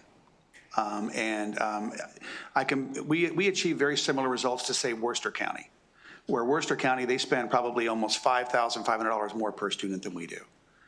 And we achieve very, very similar academic results. The blueprint funding mandates and the funding model that we're placed with here currently, it is forcing us to shift 90 teachers alone this year so that we can meet the blueprint spending mandates. And it's requiring us to increase significantly our class sizes from about 25 students per school to probably 40 per school because you've outlined of this logistical model. problems. I understand them. And because of that, we have to hire more educators at an even higher cost, and this is really exacerbating our system. If we continue to implement this and go down the 60-40 split, we're going to have to hire 350 more teachers. Yes. And it's not going to improve academic output, in my opinion, because we're always top 3 math, science, ELA statewide every year. And so we're going to stay where we are right now if this bill passes. If this bill passes, we're putting a pause on it. We need to reevaluate. What's the plan to reevaluate this? You can use a different word for it, but we're basically keeping the status quo. We are reevaluating. We are taking time to reevaluate and seeing how we can move forward where we have the foundation that is built that will sustain it. Thank you. Mm-hmm. Delegate Young.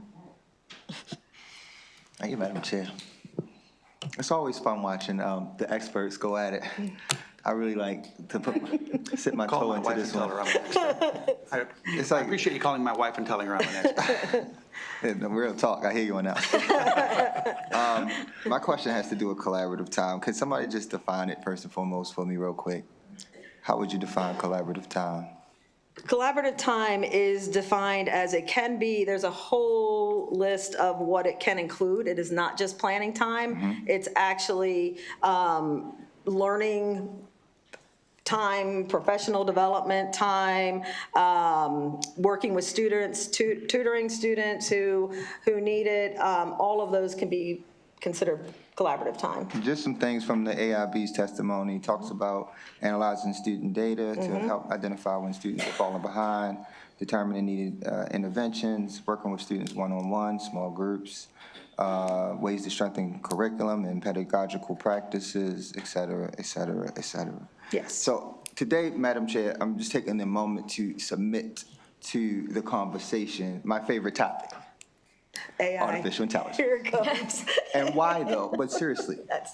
Seriously. Yep. Because we have this back and forth about 60-40 split.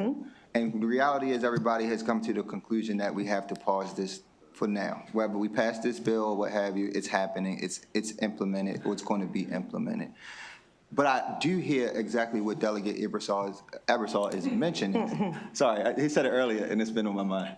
But I understand where he's coming from. Like, we are in a position as a state of needing growth, which means that we do need to break down barriers and find ways to incentivize people to move to the state, and that includes teachers. So that's important. And how do we make our state the best place for teachers to come in any other profession? Part of it, I think, is if we're going to be saving hundreds of millions from a standpoint of not implementing collaborative time, how do we then upskill our teachers? How do we upskill our paraprofessionals and every other person in the schoolhouse and building so that way it is the attractable place? And I think that that's the solution. And I think it's a solution that's going to solve us a lot of issues when it comes to our fiscal challenges. It's going to continue to improve our educational outcomes. And frankly, when we're talking about education and preparing our students for the future and our workforce for the future, I think we all understand that that is the future, and therefore we need to be taken very seriously how we train our folks to use it. And if we train our teachers to use it first, what they're going to do with it? They're going to teach. They're going to learn it, and then they're going to teach it.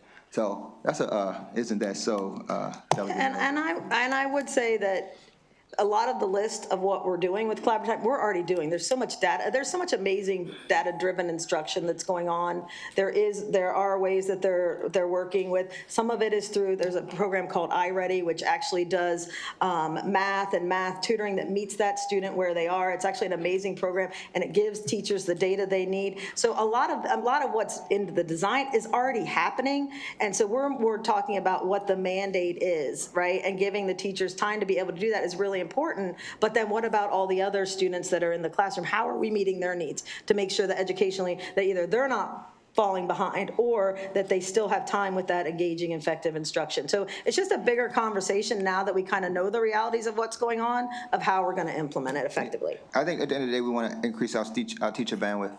Yeah, to help with absolutely. They're getting burnt out, 100%. Precisely, and as a consequence, like this is I agree. the pathway. And so, to conclude, this is me urging all of us who are listening, especially those who are challenging the blueprint, that these are some of the solutions that I'm hoping that we could all push together towards, because we want the same goal, which is the best schools for our students. Thank you to the delegate and to you, Madam Chair.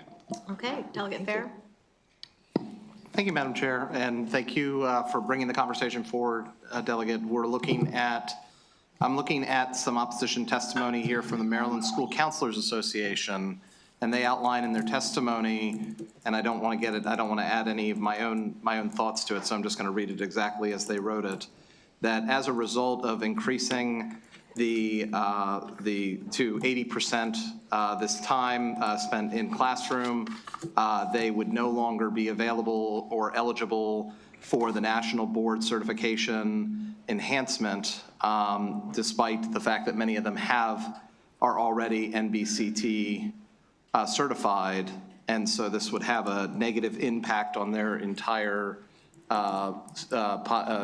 employment. Do you have any response to that? Because one of the major components of the blueprint, as you know, is this nationally board certified teacher enhancement that we added in to the blueprint to encourage that effort. Well, interestingly enough, I do have another bill on that, so I was kind of confused on which one they were talking about. Sure. So happy to talk with that one. But if it impacts what they need for their certification or anything, that was an unintended consequence on the counselors. I was gearing this more toward the minutes of a classroom day that have to be negotiated contractually and that are limited out by the numbers a day. Did you guys have any? Counselors wasn't. No, I didn't have. No, it's funny, we talk about this, and Delegate Young, his comment about collaboration time. Things are still a little bit fuzzy as far as direct guidance from AIB on what exactly is collaboration time. What is the definition there? Where's the line of what they require versus the line of collective bargaining? And so we've even talked about, from a collective bargaining perspective, if there are people, and not everybody is eligible for MBC, and we realize that, are those things that counties and local LEAs can work out on a collective bargaining perspective, to incentivize those employees to perfect their craft, increase their craft. So I definitely understand the concern, Delegate Fair. And it's concerning if there is uncertainty in the guidelines and making sure that our school boards have the most clear guidelines for this, because they are actually in negotiation and they're up against the deadline when it does need to be implemented. And the big thing is, at least from my perspective, it would just be very nice if we had local control, because believe me, everyone in this room, we love our teachers, we love our educators, we love our support professionals. And as you know, it's tough to keep them. So we need to do a good job at the local level to make sure we offer fair salary, fair benefits packages, fair compensation to keep those professionals in the room, because the best thing that they can do is make our kids even better. So my second and really final question has to do with that time and that incredible math exercise you walked us through. And you came down to that even under the existing block scheduling of Frederick County Public Schools, if you add in everything, we come up just 15 minutes shy of the 40% needed, 40% for the 60-40 collaborative time. If we were to add up everything that already pre-exists, we're 15 minutes shy. The caveat is that those are very much negotiated agreement time, so it would depend on what they are saying would meet the definition of collaborative time, because teachers really guard that time where before school when they come in, after school when they go out. If you start mandating after school tutoring, or if you start mandating any kind of professional development or a team meeting or something like that, that when those little nuances make a big difference, it's not just here's my block of time that you can prescribe. Planning time in the current contract says unassigned time. Sure. So separating out that component of the conversation. Yes. Is when we're talking about collaborative time, because as you mentioned, because of local control, because school systems set up their scheduling for their students in different ways from school system to school system. When we're looking at flexibility, it sounds like we can get to 40% actually pretty easily or pretty close. And so I guess one of the interesting conversations I was having back here was, what happens if we're within 5 minutes? What happens if we're within 10 minutes? And then I went back and I said, well, what happens right now? And the answer is it's taken on a case-by-case basis. So if we're within 15 minutes and we're able to show that we've made a good faith effort to try to get the collaborative time to 40%, do you feel that the AIB and or MSDE are somehow going to come down with this heavy hand that says, how dare you miss it by 10 minutes? Well, they have authority to withhold up to 20% for not following the guidelines, but really, that exercise was also at high school, which is more conducive to that because of our block scheduling, where they have the planning time, and you ask any elementary or middle school teachers, they get very jealous of the amount of planning time that high school teachers have. And then there's also that 30-minute block of independent instructional time where kids can go to tutoring. So teachers could be doing tutoring. They could be working with different groups of students. They could be collaborating with other teachers. So elementary schools and middle schools do not have that. And so it is a much more difficult situation when you're talking about that same 60-40 split when you have these different levels. So that's, more to the point of looking at it from a local control. And you also have that minimum school funding piece, which is why you can't look at things in a vacuum, where 75% of this funding, and it's a weighted formula, it's not just 75% of $20,000. It's not just 75% of $15,000 or $30,000. It is 75% that is based on the metrics of that school. And so when that money follows the student, it looks the funding level out at one of our rural schools in Frederick County looks very different than the urban schools in Frederick County. So they literally may not have the money to hire the extra staff they need to implement the collaboration time. And again, I'm happy to go over that because I really want to see a map on what the foundation formula and the comp ed and the ELL, what it looks like. I've been asking for that map for 6 months. Yeah. And I really want to see those numbers on the local And it's effect. important to note that the blueprint was specifically designed to address historically underserved populations 100%. throughout our state of Maryland who never were given the same adequate access to education that many of us in this room got to enjoy. Right, but we can't do it at the expense of not being able to actually staff a school or having class sizes of 40. And- So that's where we need to relook at what's actually going on when we do start implementing these formulas. That's all I'm asking, is to right size. And like I said, and as I said before, and I'll leave it at this, Madam Chair, I'm happy to look at that question of flexibility inside of the 60/40. If you're within 15 minutes, I feel like that's a reasonable conversation to be having with folks. But I'm curious where we could take that conversation from there. So Madam Chair, please, thank you. Thank you. Always appreciate the conversation. Any other questions? Okay, thank you very much. Thank you so much. That concludes the hearing on House Bill 732. Delegate Harrison, House Bill 771.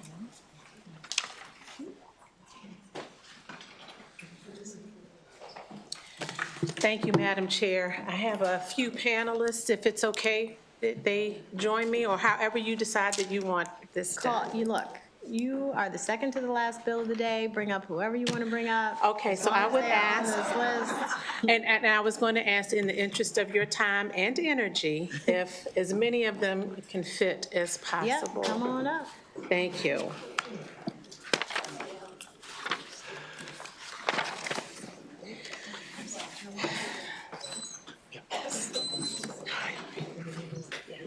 And then when you all speak, make sure that you share the mic and speak clearly into the mic so that they can all hear you. Thank you so much. Good afternoon, good evening, Madam Chair and all the members of the Ways and Means Committee. I'm Delegate Andrea Harrison, and I'm here to present House Bill 771, Student Health Program for Student Dental Health. I will not read all of my testimony because you do have it, but I do want to highlight a few things. And so I want to tell you that this bill is to establish a program for student dental health under the Maryland Department of Health. The Maryland Department of Health would create a certificate of dental health that would be used by public schools, create a standard to be used by healthcare practitioners, parents, and schools, and to provide information for parents and students, or parents and guardians, on how to find providers and insurance to cover dental care. The American Academy of Pediatric Dentistry on Clinical Affairs adopted a policy on mandatory school entrance on oral health examinations in 2003. In 2017, the council revised its policy to state that an oral health examination prior to matriculation into school may improve school readiness by providing a timely opportunity for prevention, diagnosis, and treatment of oral conditions. Even the final report of the Task Force on Oral Health in Maryland, dated December 2022, recommends implementing,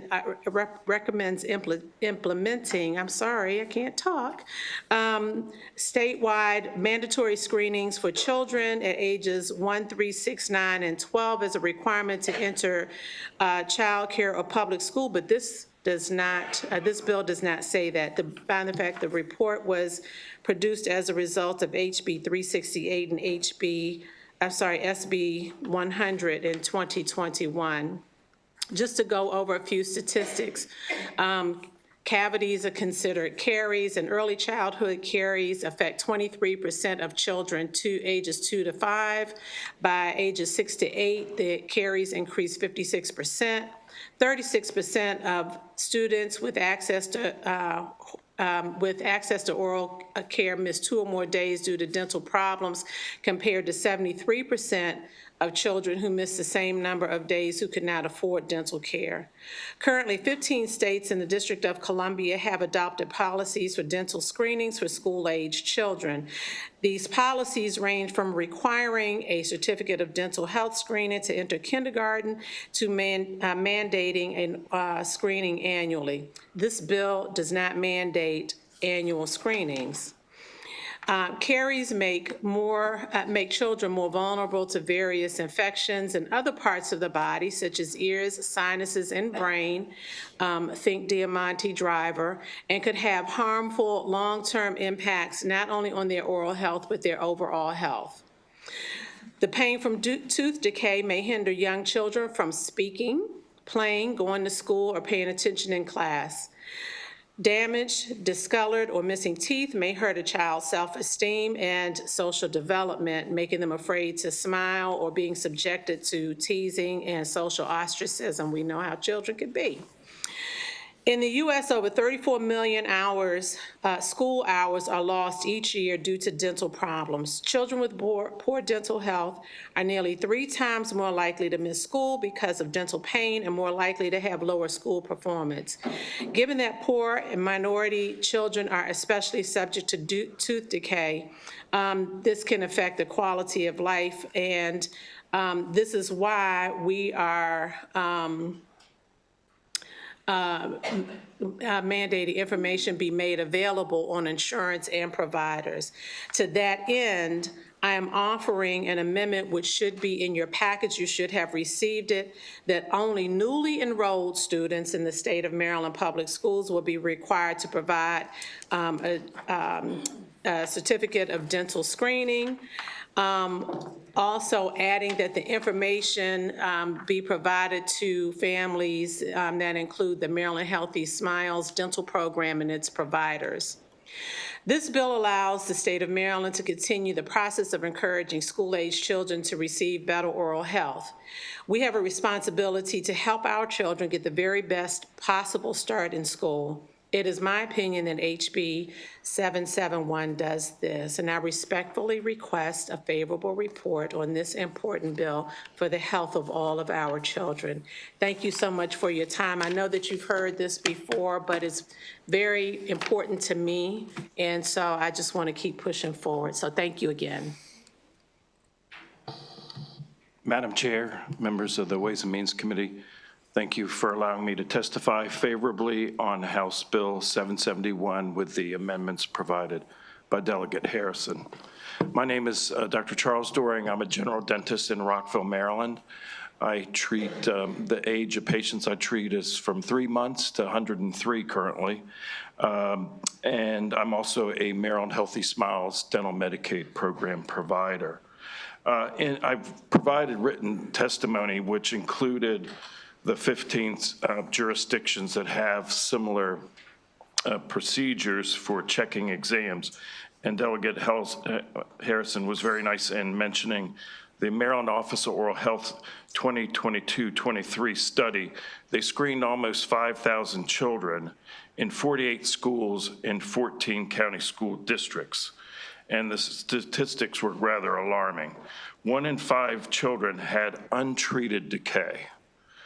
1 in 3 children, or 33%, were from this lowest economic group, had untreated decay.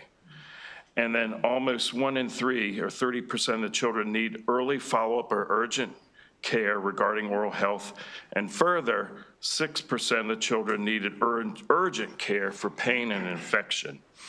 The American Academy of Pediatric Dentistry, if a child is going to take more than 3 visits and maybe have behavior issues in providing care, they recommend going to the operating room. I noticed the fiscal note of $36,000 in 2026. I would say that would cover the cost of 2 of these operating room cases. It's very, very expensive. So I ask for a favorable report on House Bill 771. Thank you. Thank you very much, Dr. Doring.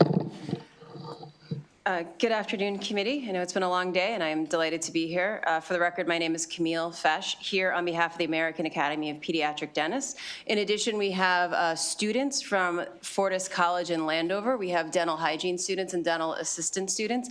They are going to speak in a little bit about their experiences with children and the experience that they see and the importance of this bill. So turning back to pediatric dentists are solely concerned with safeguarding the health and safety of Maryland's children. That's why they're in full support of this. You'll see in your packet that there are a number of letters from pediatric dentists that were unable to be here because they couldn't do the schedule changes last minute. And the American Academy of Pediatric Dentistry has also submitted a letter of support for this. The AAPD recommends that all children see a dentist beginning on or around age 1, and children should see a dentist every 6 months for an exam and preventative care such as cleaning and fluoride. As has been mentioned, a number of children suffer from tooth decay, and that impacts their physical health, their mental health, their education, and behavioral health. The most common chronic disease of childhood is cavities or caries, and that's caused by oral bacteria combining with sugars, which result in the destruction of the tooth structure. Cavities are more common in children than asthma, hay fever, obesity, and diabetes. This is an epidemic that we can begin to address this epidemic by giving parents the tools to be able to take their children to a dentist and giving them the information from Healthy Smiles. Approximately 50% of Maryland's children, I think it's about 800,000, correct me if I'm wrong on this, are on Medicaid. And a significant portion of the children that will receive dental care as a result of this bill will be those on Medicaid. Fortunately, over 75% of pediatric dentists and a significant number of general dentists accept children's Medicaid, more so than any other specialty. In addition, the Maryland Healthy Smiles program provides the resources to connect the patients to dentists that accept Medicaid. So for these and the reasons you have from the dentist in your packet, I strongly urge the committee to vote favorably on House Bill 771. Thank you very much. Good evening, Chairwoman Atterbury and members of the Ways and Means Committee. For the record, my name is Valerie Skaversky, here on behalf of the Maryland Dental Hygienists Association in support of House Bill 771. This bill aligns with our goals by establishing a student dental health program in Maryland public schools, including the implementation of a dental certificate for students to elevate the significance of oral health. We already have and require physical health certifications for students, so this bill ensures that dental health services receive the same level of attention. As you've heard, oral health is a critical component of overall well-being, and unfortunately, dental issues remain one of the leading causes of missed school days for children. So we believe that this bill takes an important step in addressing those preventable issues by making dental health a priority in our schools and expressing that finding a dental home is just as important as regular pediatric care. And beyond promoting early intervention, this initiative will also connect families with important information about available preventative and restorative dental care resources, including state-supported services offered in many school systems across Maryland. So MDHA thanks Delegate Harrison for her leadership on this issue, and we respectfully urge a favorable report. Thank you for your time. Good afternoon, Madam Chair, Vice Chair, and Committee. My name is Dawn Savoy. I'm a dental assistant student at Fortis College, here asking for your favor in support of House Bill 771. Enforcing the importance of dental hygiene on our children is critical because of its major involvement in consumption of nutrients and verbal communication. With assisting in preventing dental disease like tooth decay, gum disease, oral cancer, along with symptomatic health issues, which can hinder our children's academic performance of lack of concentration and absenteeism, leading to children falling behind in academic studies. If we establish an early practice in oral hygiene, it will set a foundation in dental health through consistent brushing, flossing, and routine dental visits, while also building confidence, a healthy smile, and demonstrating that we care for our children. Approving this proposed bill will create a positive impact on improving dental hygiene. Okay, thank you. There are two other students signed up, if they want to come forward. And then if anyone has any questions, we'll ask questions.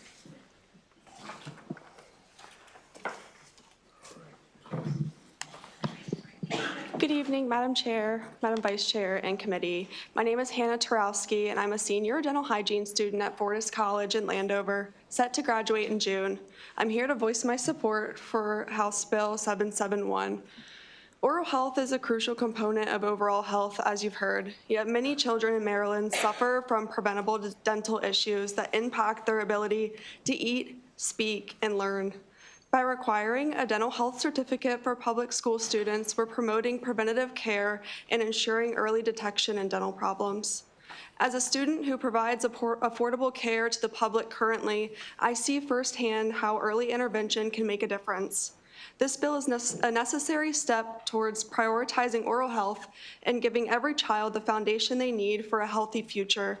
I urge you to support this legislation. Thank you. Hello, Madam Chair and the committee. My name is Jesse Prudencio, and I am a student at Fortis College Dental Hygiene Program. I'm set to graduate in December. So I am also in favor of House Bill 771. I think that this will be a great initiative to improve the overall health of children and adolescents alike, and improving their health is also going to improve the health of future generations as well. Too many cases I've seen in my experience in dental offices that people just take a reactive approach to dental health versus a proactive approach. Too many people wait until they see some sort of symptom like pain, swelling, but unfortunately is that once you feel the symptoms, you already have whatever pathology is giving you the symptoms. So it's good to catch these things on early, create this healthy habit for young people at a young age so that they can continue doing that for the rest of their lives. Me as a hygienist, as a future hygienist, some of my duties include preventing disease and preventing pain. And I believe that this House bill will result in a future where we have less pain and less disease. Thank you. Okay, questions? First, I just want to thank the students for coming in. I was just sharing, it's the hygienists that really take care of you. You go in and the dentist looks at you for like 2 seconds. No offense to the dentist. But I guess they'd probably be there longer if you have problems, but it's really the hygienists that take care of us. So Delegate Wins. Thank you, Madam Chair. And Delegate, thank you so much for bringing this bill. Before I ask my question, I want to say that about 10 years ago, I read in the news, and I think it's from Prince George's County, in the D.C. area, there was this young student that died because he didn't have dental care. And because of that, I started looking at the problem. And since then, I've seen that as you bring it forth here, a lot of our kids and a lot of our families can't afford the dental. So the first thing, I have two questions. The first one is, I see on the fiscal note, it looks like it's not a lot to me to save lives, like 36,000 in 06. Then it goes down to zero, it looks like in 28, 29. I just wanted to check to make sure those numbers are what you're thinking as far as the fiscal note. Yes. Okay, which is very good. And then my last question, Madam Chair, is to the students. Because you see the, I guess your patients, I would call them, to come in. Could you tell us a little bit about what you see, how dangerous it is for those kids? If they didn't come to see you, what would happen to their health? Could you just sort of summarize? Absolutely. So I see students, or I'm a student, so I see people for a very affordable cost, sometimes free. And we see children as young as 3 that come in, and the first visits are happy visits. We look at their teeth. As long as there's nothing that stands out, we want to make sure that their visit, they feel safe, they're happy, nothing happens at that visit that they don't want to happen. Even if you're just using a toothbrush and showing them that this is how you brush your teeth, you're also educating the parents on that. A lot of parents don't know the proper dental hygiene. They weren't taught that. So we want to make sure that we're teaching the children that moving forward. I saw a 17-year-old recently who had extensive dental decay, and his mother was not aware that he needed to be treated as frequently as he should be. So it's things like that that just need to, this bill putting in place would allow them to be seen starting at a younger age and establish a home that they can go to regularly and not just to treat the problem. Thank you. That's what I wanted the committee to hear. Delegate, thank you for bringing the bill. And thank you, Madam Chair. Okay, Delegate Ebersol. Thank you, Madam Chair. So, and I came in a minute late, so if you address this, I apologize. But if a student doesn't have the certificate, what happens? This bill is silent on that. The purpose of this bill is for the health department to create a regulation, and it would be the health department that would send that to the school system, and the school systems then would decide. So we're not specifying what would happen. The whole idea is to get a baseline for those students so that we'll know. It does not require that they have ongoing exams. It's just to show that they have one coming in. So the health department would create that regulation and pass that on to the school systems. Could they, from the health department perspective, could they establish a regulation that would prevent students from attending school if they didn't have this? Would that be within their purview is my question. Not that I think they will. And by the way, I should have started saying thank you for your concern about students and all that stuff. I didn't do that, so I'm sorry about that. Good bill. Yes, we did have that. I did have that conversation with the Department of Health, and they asked about that specifically. And what I said to them was that I'm not asking that any student be kept out of school. We want to really encourage them to have the exam. So it's not to be punitive, but really is to be preventative. Thank you. I think, I love the Department of Health, and I want to trust them, but you never know who the next Department of Health secretary might be.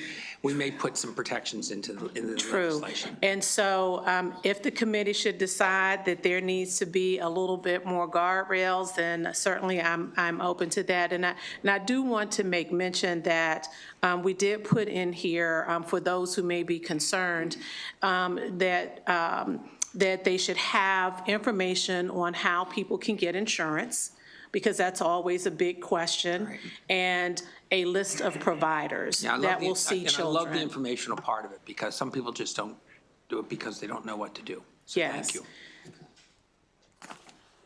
Okay, no more questions? Okay, thank you very much.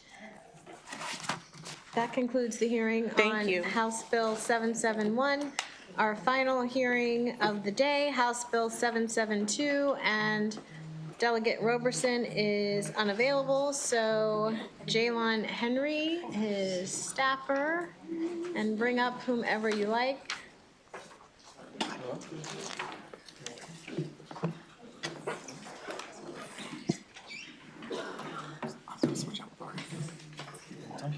Switch out party after me.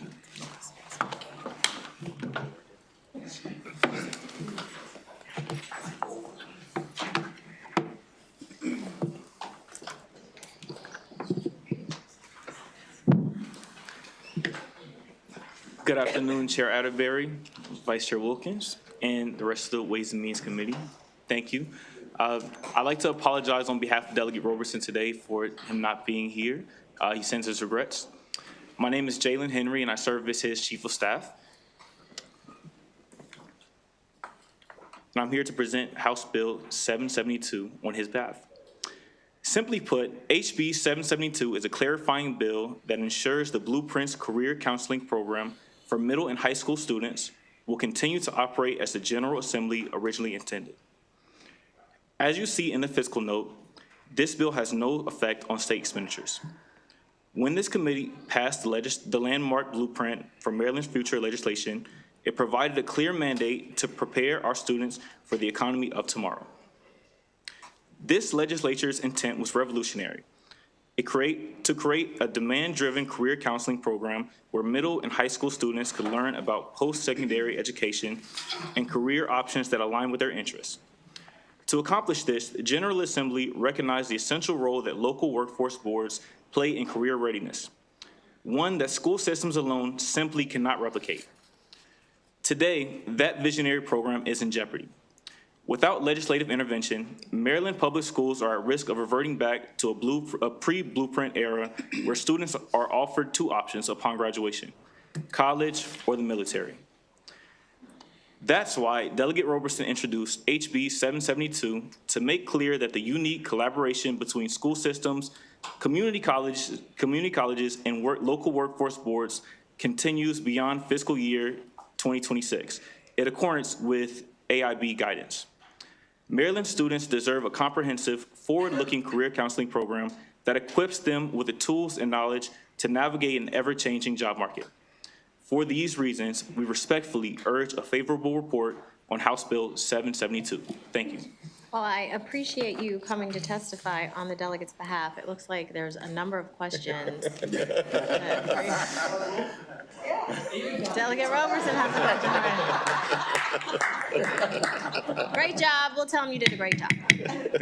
Okay, who would like to go next? I'll go, Madam Chair, members of the committee, Brandon Butler, Pinnacle Strategies, on behalf of the Maryland Workforce Association, here in support of House Bill 772. I wanted to kind of continue, as Delegate Young had said, how do we grow? How do we make this the best place? And you do it through preparing the future workforce.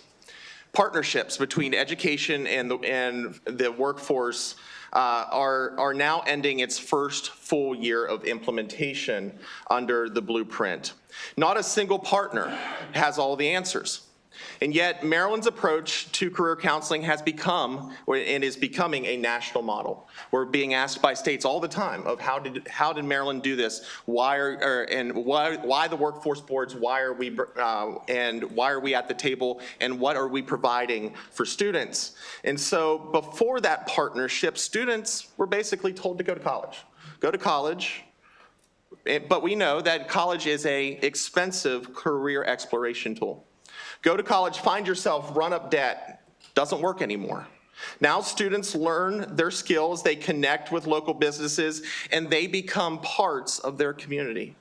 And that is why businesses throughout the state, represented in testimony here today through SMEDCO, through the Jarrett Seville Federal, through the Baltimore Washington Medical Center, all who are workforce board chairs, are testifying in support of this bill. So on behalf of the workforce professionals around the state that are here today and who are watching via YouTube, because I've been getting the text messages, and on behalf of the 200+ workforce professionals and also those who are hired by the state who may risk losing their job if this partnership doesn't continue. And on behalf of the generations of public school kids like my own who have yet to find their place in this world, I ask for your favorable consideration. Good afternoon, Madam Chair and members of the committee. My name is Kirkland Murray. I'm the president of the Maryland Workforce Association and the local workforce development director in Anne Arundel County, Maryland. As Mr. Butler said, this has been the first year that we have fully implemented this program. And fully implementing and working on this program, it is two things. We're looking at doing a starting up a brand new initiative. At the same time, we're merging cultures of school systems, local workforce boards, and community colleges. But even with that done in the first year, all the local workforce boards and LEAs have brought on career coaches. They're now in the school system, working with students, helping them to identify their strengths, aptitudes, and abilities, and then aligning that with careers. This is one of the reasons why the workforce boards were brought into this, is that we are the boots on the ground. We are the experts that know what the demands are of our businesses and be able to pay, we prepared adults for this, so it makes most sense for us to prepare our future workforce for this. We are doing career exploration. We're introducing them to different careers, bringing businesses into the school system to talk about this, coordinating field trips and other activities. My colleague in Southern Maryland had a group of students that said they want to be football players. We all know that's a great dream, but we know that many of them are not going to make a career out of this. So what they did was coordinate down in Charles County. I'm talking about Charles County Public Schools. What they did was coordinate an opportunity for them to come up to meet with the Ravens and learn about other career opportunities that align with sports that they may be interested in looking at. So this is what we're doing. We're opening that door of career exploration to students. If you believe that is the most important thing for Maryland, to increase our labor force participation and to make sure we have a growing economy. If you believe in this, then this is not a nice to have. This is a necessity to have.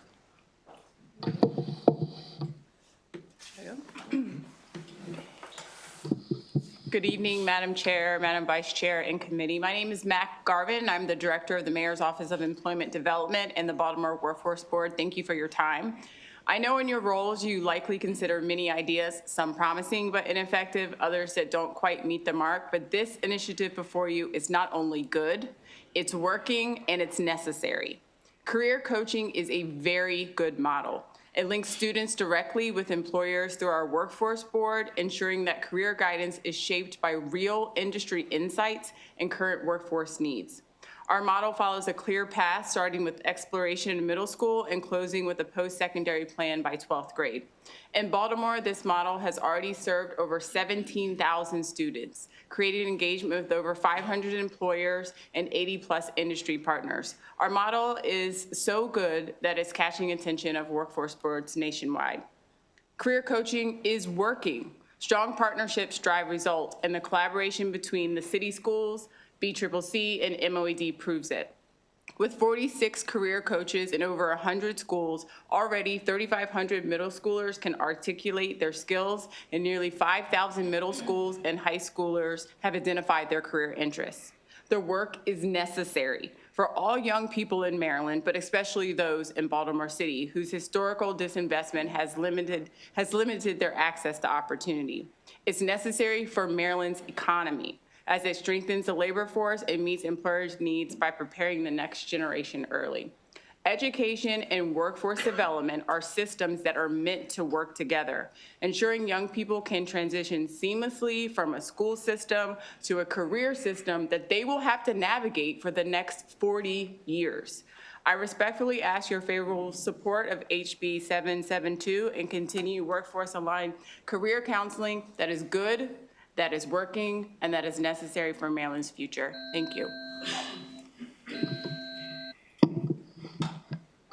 Good afternoon to the committee.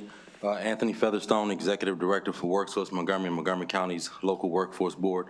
I am here in support of House Bill 772, but I'm mostly here to uplift the outstanding partnership that we have in Montgomery County and the impacts that we're making on our students in Montgomery County through partnership with Montgomery County Public Schools and Montgomery College. First, I want to start with the data. In Montgomery County, the job is to provide career counseling to 87,000 young folks, 87,000 students. And so we can't do it alone. We have to do it together in partnership. I want to start with a little bit of data to put out there. To date, through one full year operation, we have worked with and continue to work with over 48,000 students within MCPS. Of those 48,000 students, 86% have responded saying that our sessions have helped them understand their career pathways. 80% have responded to say that they truly believe that they will work in the careers that they have identified through these sessions. And we also gauge career themes. Are you realistic? Are you investigative? Are you artistic? Are you social? Are you enterprising? Or are you conventional? And just like our state, just like our county, the representation across these career themes are super diverse, and we'll talk more about that in a few moments. So how are we getting this done in the county? Overall, our goal is to create a more career-curious environment within each one of our schools, and so we do it a variety of ways. Number one, our dialogic model is based on helping students identify their strengths, interests, work values, and connect with one of those themes that I mentioned. We can't do career counseling effectively without industry engagement, and so we have Meet a Pro series where students can connect with real professionals live, virtually, synchronously, or asynchronously. We have a WOW event, World of Work, where we have over 170 employers registered for an in-person experiential event next month, where each booth will have something that students can touch, feel, and experience from a hands-on perspective. And we're doing it together. We have over 60 career coaches. MCPS has over 20 coordinators to make sure we can make this happen. Over 500 teacher champions championing this work in the classroom. And lastly, I'll say, we know that our students are our future workforce pipeline, and we need to address our talent shortage. And so we need to ensure, like me, a Maryland public school graduate who had not one career conversation while I was in high school, that we make sure that there's intentionality in making sure that each student has a career pathway when they graduate school. So thank you for your time, and I hope you look upon this favorably. Okay, we have a couple questions, and committee, there are more folks signed up to testify. The Vice Chair. Thank you, Madam Chair, and thank you. You did an excellent job presenting for the delegate. I messaged him and let him know. I just would be remiss if I didn't welcome and thank Anthony Featherstone from WorkSource Montgomery for being here all day. We appreciate your leadership in the county and you being here. The hour is late, so this is a 60-second, 30-second response, but you were finishing up on improving in terms of our talent. If you can just expand on how this bill would help us make sure that we would see just better improvements in our jurisdictions around the talent pool that we have. Yeah, sure. And so each one of those career themes that I mentioned aligns with Montgomery County's target industries, whether it's life science, IT, healthcare, hospitality, construction, or transportation. And so as young learners or students identify those career themes and connect with real professionals, we're being intentional about not losing them out of Montgomery County, out of the region, out of the state, so that they know the opportunities that are here and know real professionals that can help them connect to those opportunities. And so as we try to increase our workforce, we're increasing the pipeline starting at 6th grade moving forward. And we're doing it with science behind it, not based on how career coaches feel that morning, but what are your career themes and how do they connect to actual industries and actual occupations moving forward to build that pipeline. So I hope that answered your question. Delegate Roberts. Thank you, Madam Chair. Sounds like Montgomery County has it going on. So I am very curious. My question, though, is for Brandon Butler. Yes, ma'am. I noticed that there's one unfavorable testimony in here from the superintendent. So I'm curious as to where Prince George's County falls and what the relationship is like there. Yeah, so thank you very much, Delegate. And actually, we'll have a representative from Employ Prince George's coming up shortly. But, you know, I think the point is that we have been asked, just like the school systems over the years, to fly a plane while you're building it. And so that's one of the things that we continue to do. And bottom line is the workforce development boards throughout the state of Maryland are dedicated to the partnership. We're dedicated to doing this for students because, as was said today, as was said with many others, we need to grow. We need to grow our labor participation rate is low in the state of Maryland. It has not recovered from the pandemic. What better way than the workforce boards, those who are already touching and impacting the parents of those students, to also have those students have those conversations with students now rather than years down the road. So we're looking forward to continuing that partnership in the future. Okay, thank you and great job. Thank you. Okay, any more questions for this panel? Okay, thank you very much. Next, Sarah Van Dewert, Artie Kamali, Kate Wolfson, and then Jack Wilson is favorable with amendment, but you can come on up if you are still here. What'd you say? Oh, he had to leave, okay. And then we'll do the unfavorable after this.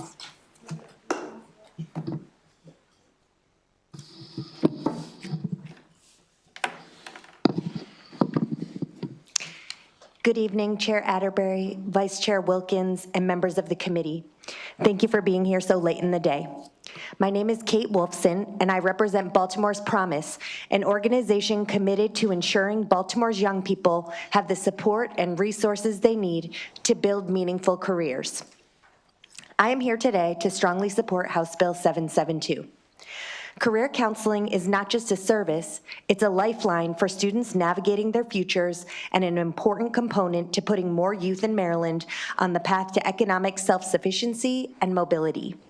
In the past 6 months of the current school year, Baltimore Career Coaching Initiative has connected with over 17,000 Baltimore City youth, providing individualized career coaching to youth in grades 6 through 12 in 115 Baltimore City public schools, helping students to better identify, explore, and plan for their post-secondary career aspirations. At Baltimore's Promise, we have seen students successfully transition from school to employment thanks to career coaching and employer partnerships.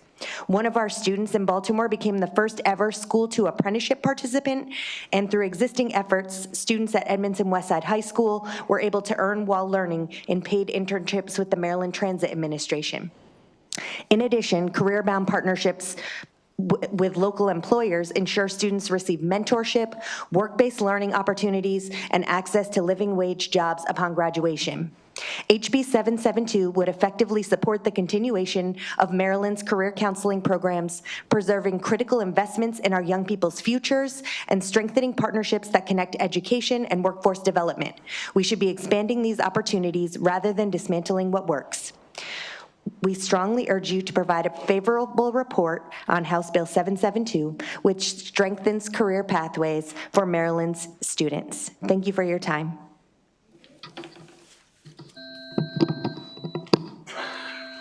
Good evening, Madam Chair, members of the committee.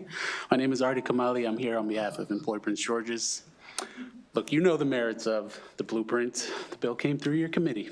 You recognized the importance of the partnership with the workforce boards. We keep comprehensive labor market information. We regularly host job fairs, hiring events, and we have enduring relationships with our local businesses. In other words, we offer the long-term, demand-driven career pathway support that the schools alone simply cannot offer. I've been at EPG since July 2023, just in time for the implementation of the career counseling program. From the beginning, the superintendents have deliberately misinterpreted and mislabeled the collaboration as a pilot program, a claim that has no basis in law and no basis in AIB guidance. This signaled to administrators that you only had to deal with the workforce boards for a limited amount of time, and they can go back to business as usual.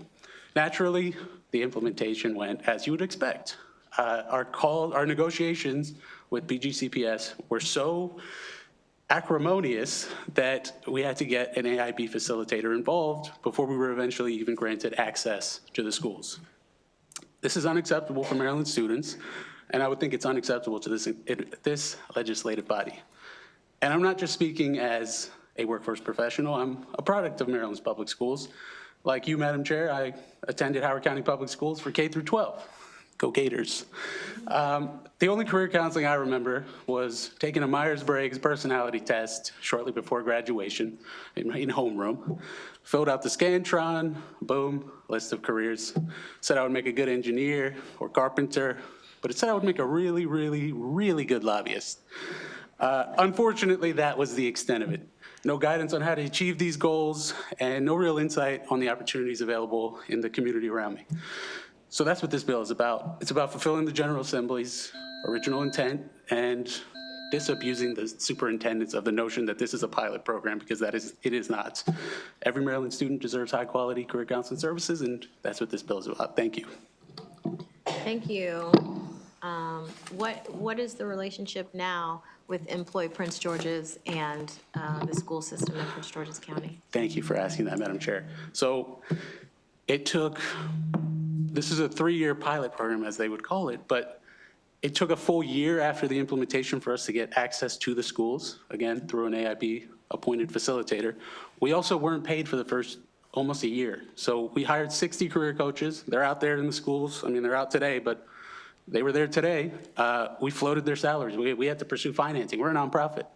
And the reason being, they just didn't want to work with us. They thought they could do it better themselves. I don't know. Again, when the superintendents on their website, in their email soliciting testimony this week, they call it a train wreck, and they numerous times all throughout, it's a pilot this, pilot that. It's not a pilot. Nowhere does it say pilot. So thankfully, we have, in recent months, we finally got paid. We paid the interest, but you know, what can you do? And now we are in schools. We are in all middle and high schools in Prince George's County. But again, our MOUs get renegotiated every year, and I don't see a reason why it wouldn't be equally as acrimonious this year. That answer your question, Delegate Roberts? Okay. Yeah, thank you. Are there any other questions? Delegate Young? Thank you. I just wanted to ask Artie if you could respond to some of the superintendent's concerns as well. So I don't know exactly, their concerns are just basically we can do it better ourselves. And like I said, I came through like Maryland schools. I don't know how we have resources that they just do not have. We have access to the businesses. We have the expertise basically, and the school systems, even if they did it in-house, that ends when they graduate. They're not going back to their high school as a 19-year-old and asking, well, what do I do if I want to change my career path? We connect with them. If we get them early enough, we can provide, if they make multiple career changes, the workforce boards will always be there. And on their 2025 legislative and policy recommendations, they say where this career counseling program is working well, it's largely implemented by staff hired and trained by the districts and should be implemented within LEAs. Well, my question is, what does well mean in this context? Does well mean it's easiest for the administrators, or does well mean that it truly benefits our students and their future career path? So I don't know what the objection is. It's something new, and I know big institutions resist change, but this is the legislature's mandate, and we're just trying to stay faithful to it. Thank you, Delegate. Okay, any other questions? Okay, thank you both very much. We have Mary Pat Fannin here, opposed, so come on. Oh, no, wait. Do we have someone here virtually for the bill? Are they still with us? Okay, no. So they bailed. Good afternoon, evening. For the record, my name is Mary Pat Fannin. I'm the Executive Director of the Public School Superintendents Association of Maryland, the skunk at the garden party, apparently. But let me explain our opposition. The information that you just heard is incorrect. The statute actually has this as a pilot, and that was the intention when the blueprint was passed. And it was written specifically that there are MOUs and per pupil funding that go to the workforce investment boards for ending in fiscal 26. This is, it may be their first year finishing for many of these, but we have been engaged in this work much longer and trying to get these pilots off the ground, and it has been extremely difficult. If you look in my written testimony, I have put some information, and I will say I do work for the superintendents, obviously, but my organization supports and manages, I guess is an easier way to say, the blueprint coordinators. And we see them and we meet with them twice a month for about 4 hours. Over the last 2 years, I would say this is the #1 frustration.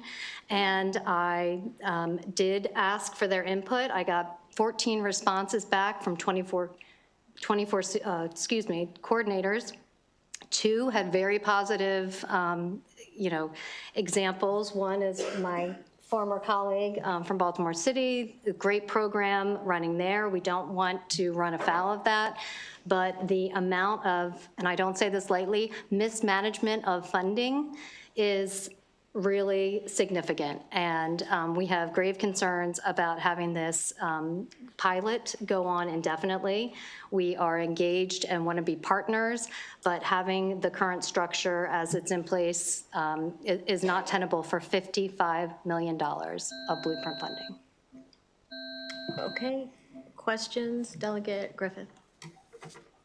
Thank you, Madam Chair. And just a real quick question. So many counties have already implemented a workforce board-driven career readiness programs in partnership with their community colleges and local employers. How would shifting these funds disrupt programs that are already working?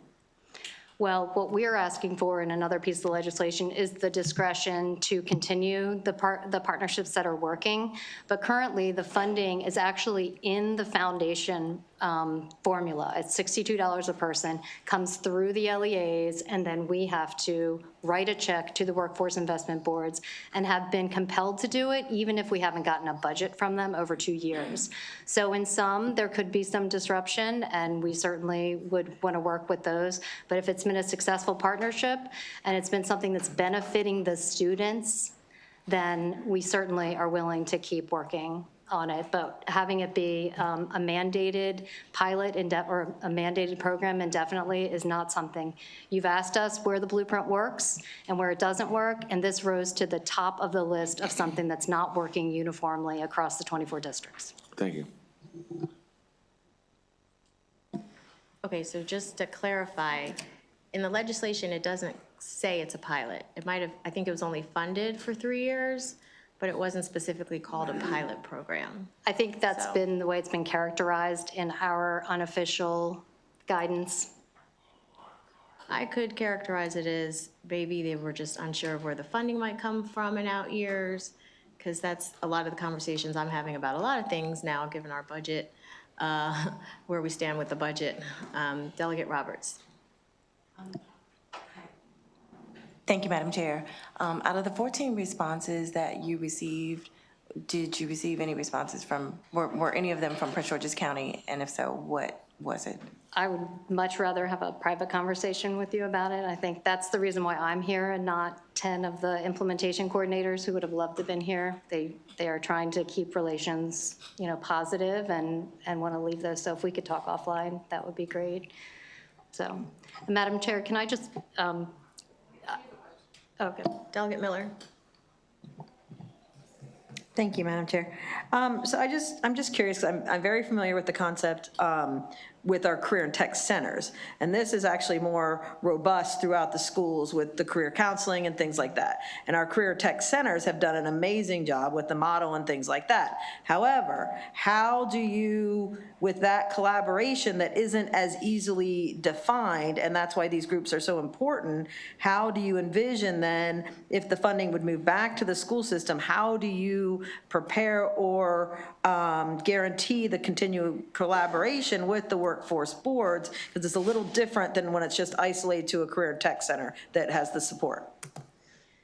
So again, I would say that since the money is flowing through the LEAs and we are compelled to sign an MOU every year with the workforce investment boards and with the community colleges, that it would be, those issues are worked out locally. And there certainly are certain CTE programs that already are well established and have been able to use some of the partnerships of the workforce investment boards. But again, it is uneven at best. There are some LEAs whose workforce boards said, we serve adults, we don't serve kids, and we'd rather you just do it and we'll be on your advisory committee. So I mean, it's very different. It's very different everywhere.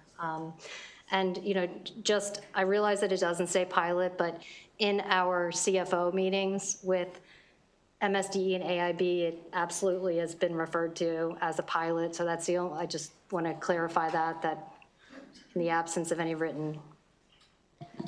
Okay, are there any other questions? Okay, thank you very much. Thank you. That concludes the hearing on House Bill 772. And that concludes our bill hearings for today. Unless you are a subcommittee chair, we have back room meeting.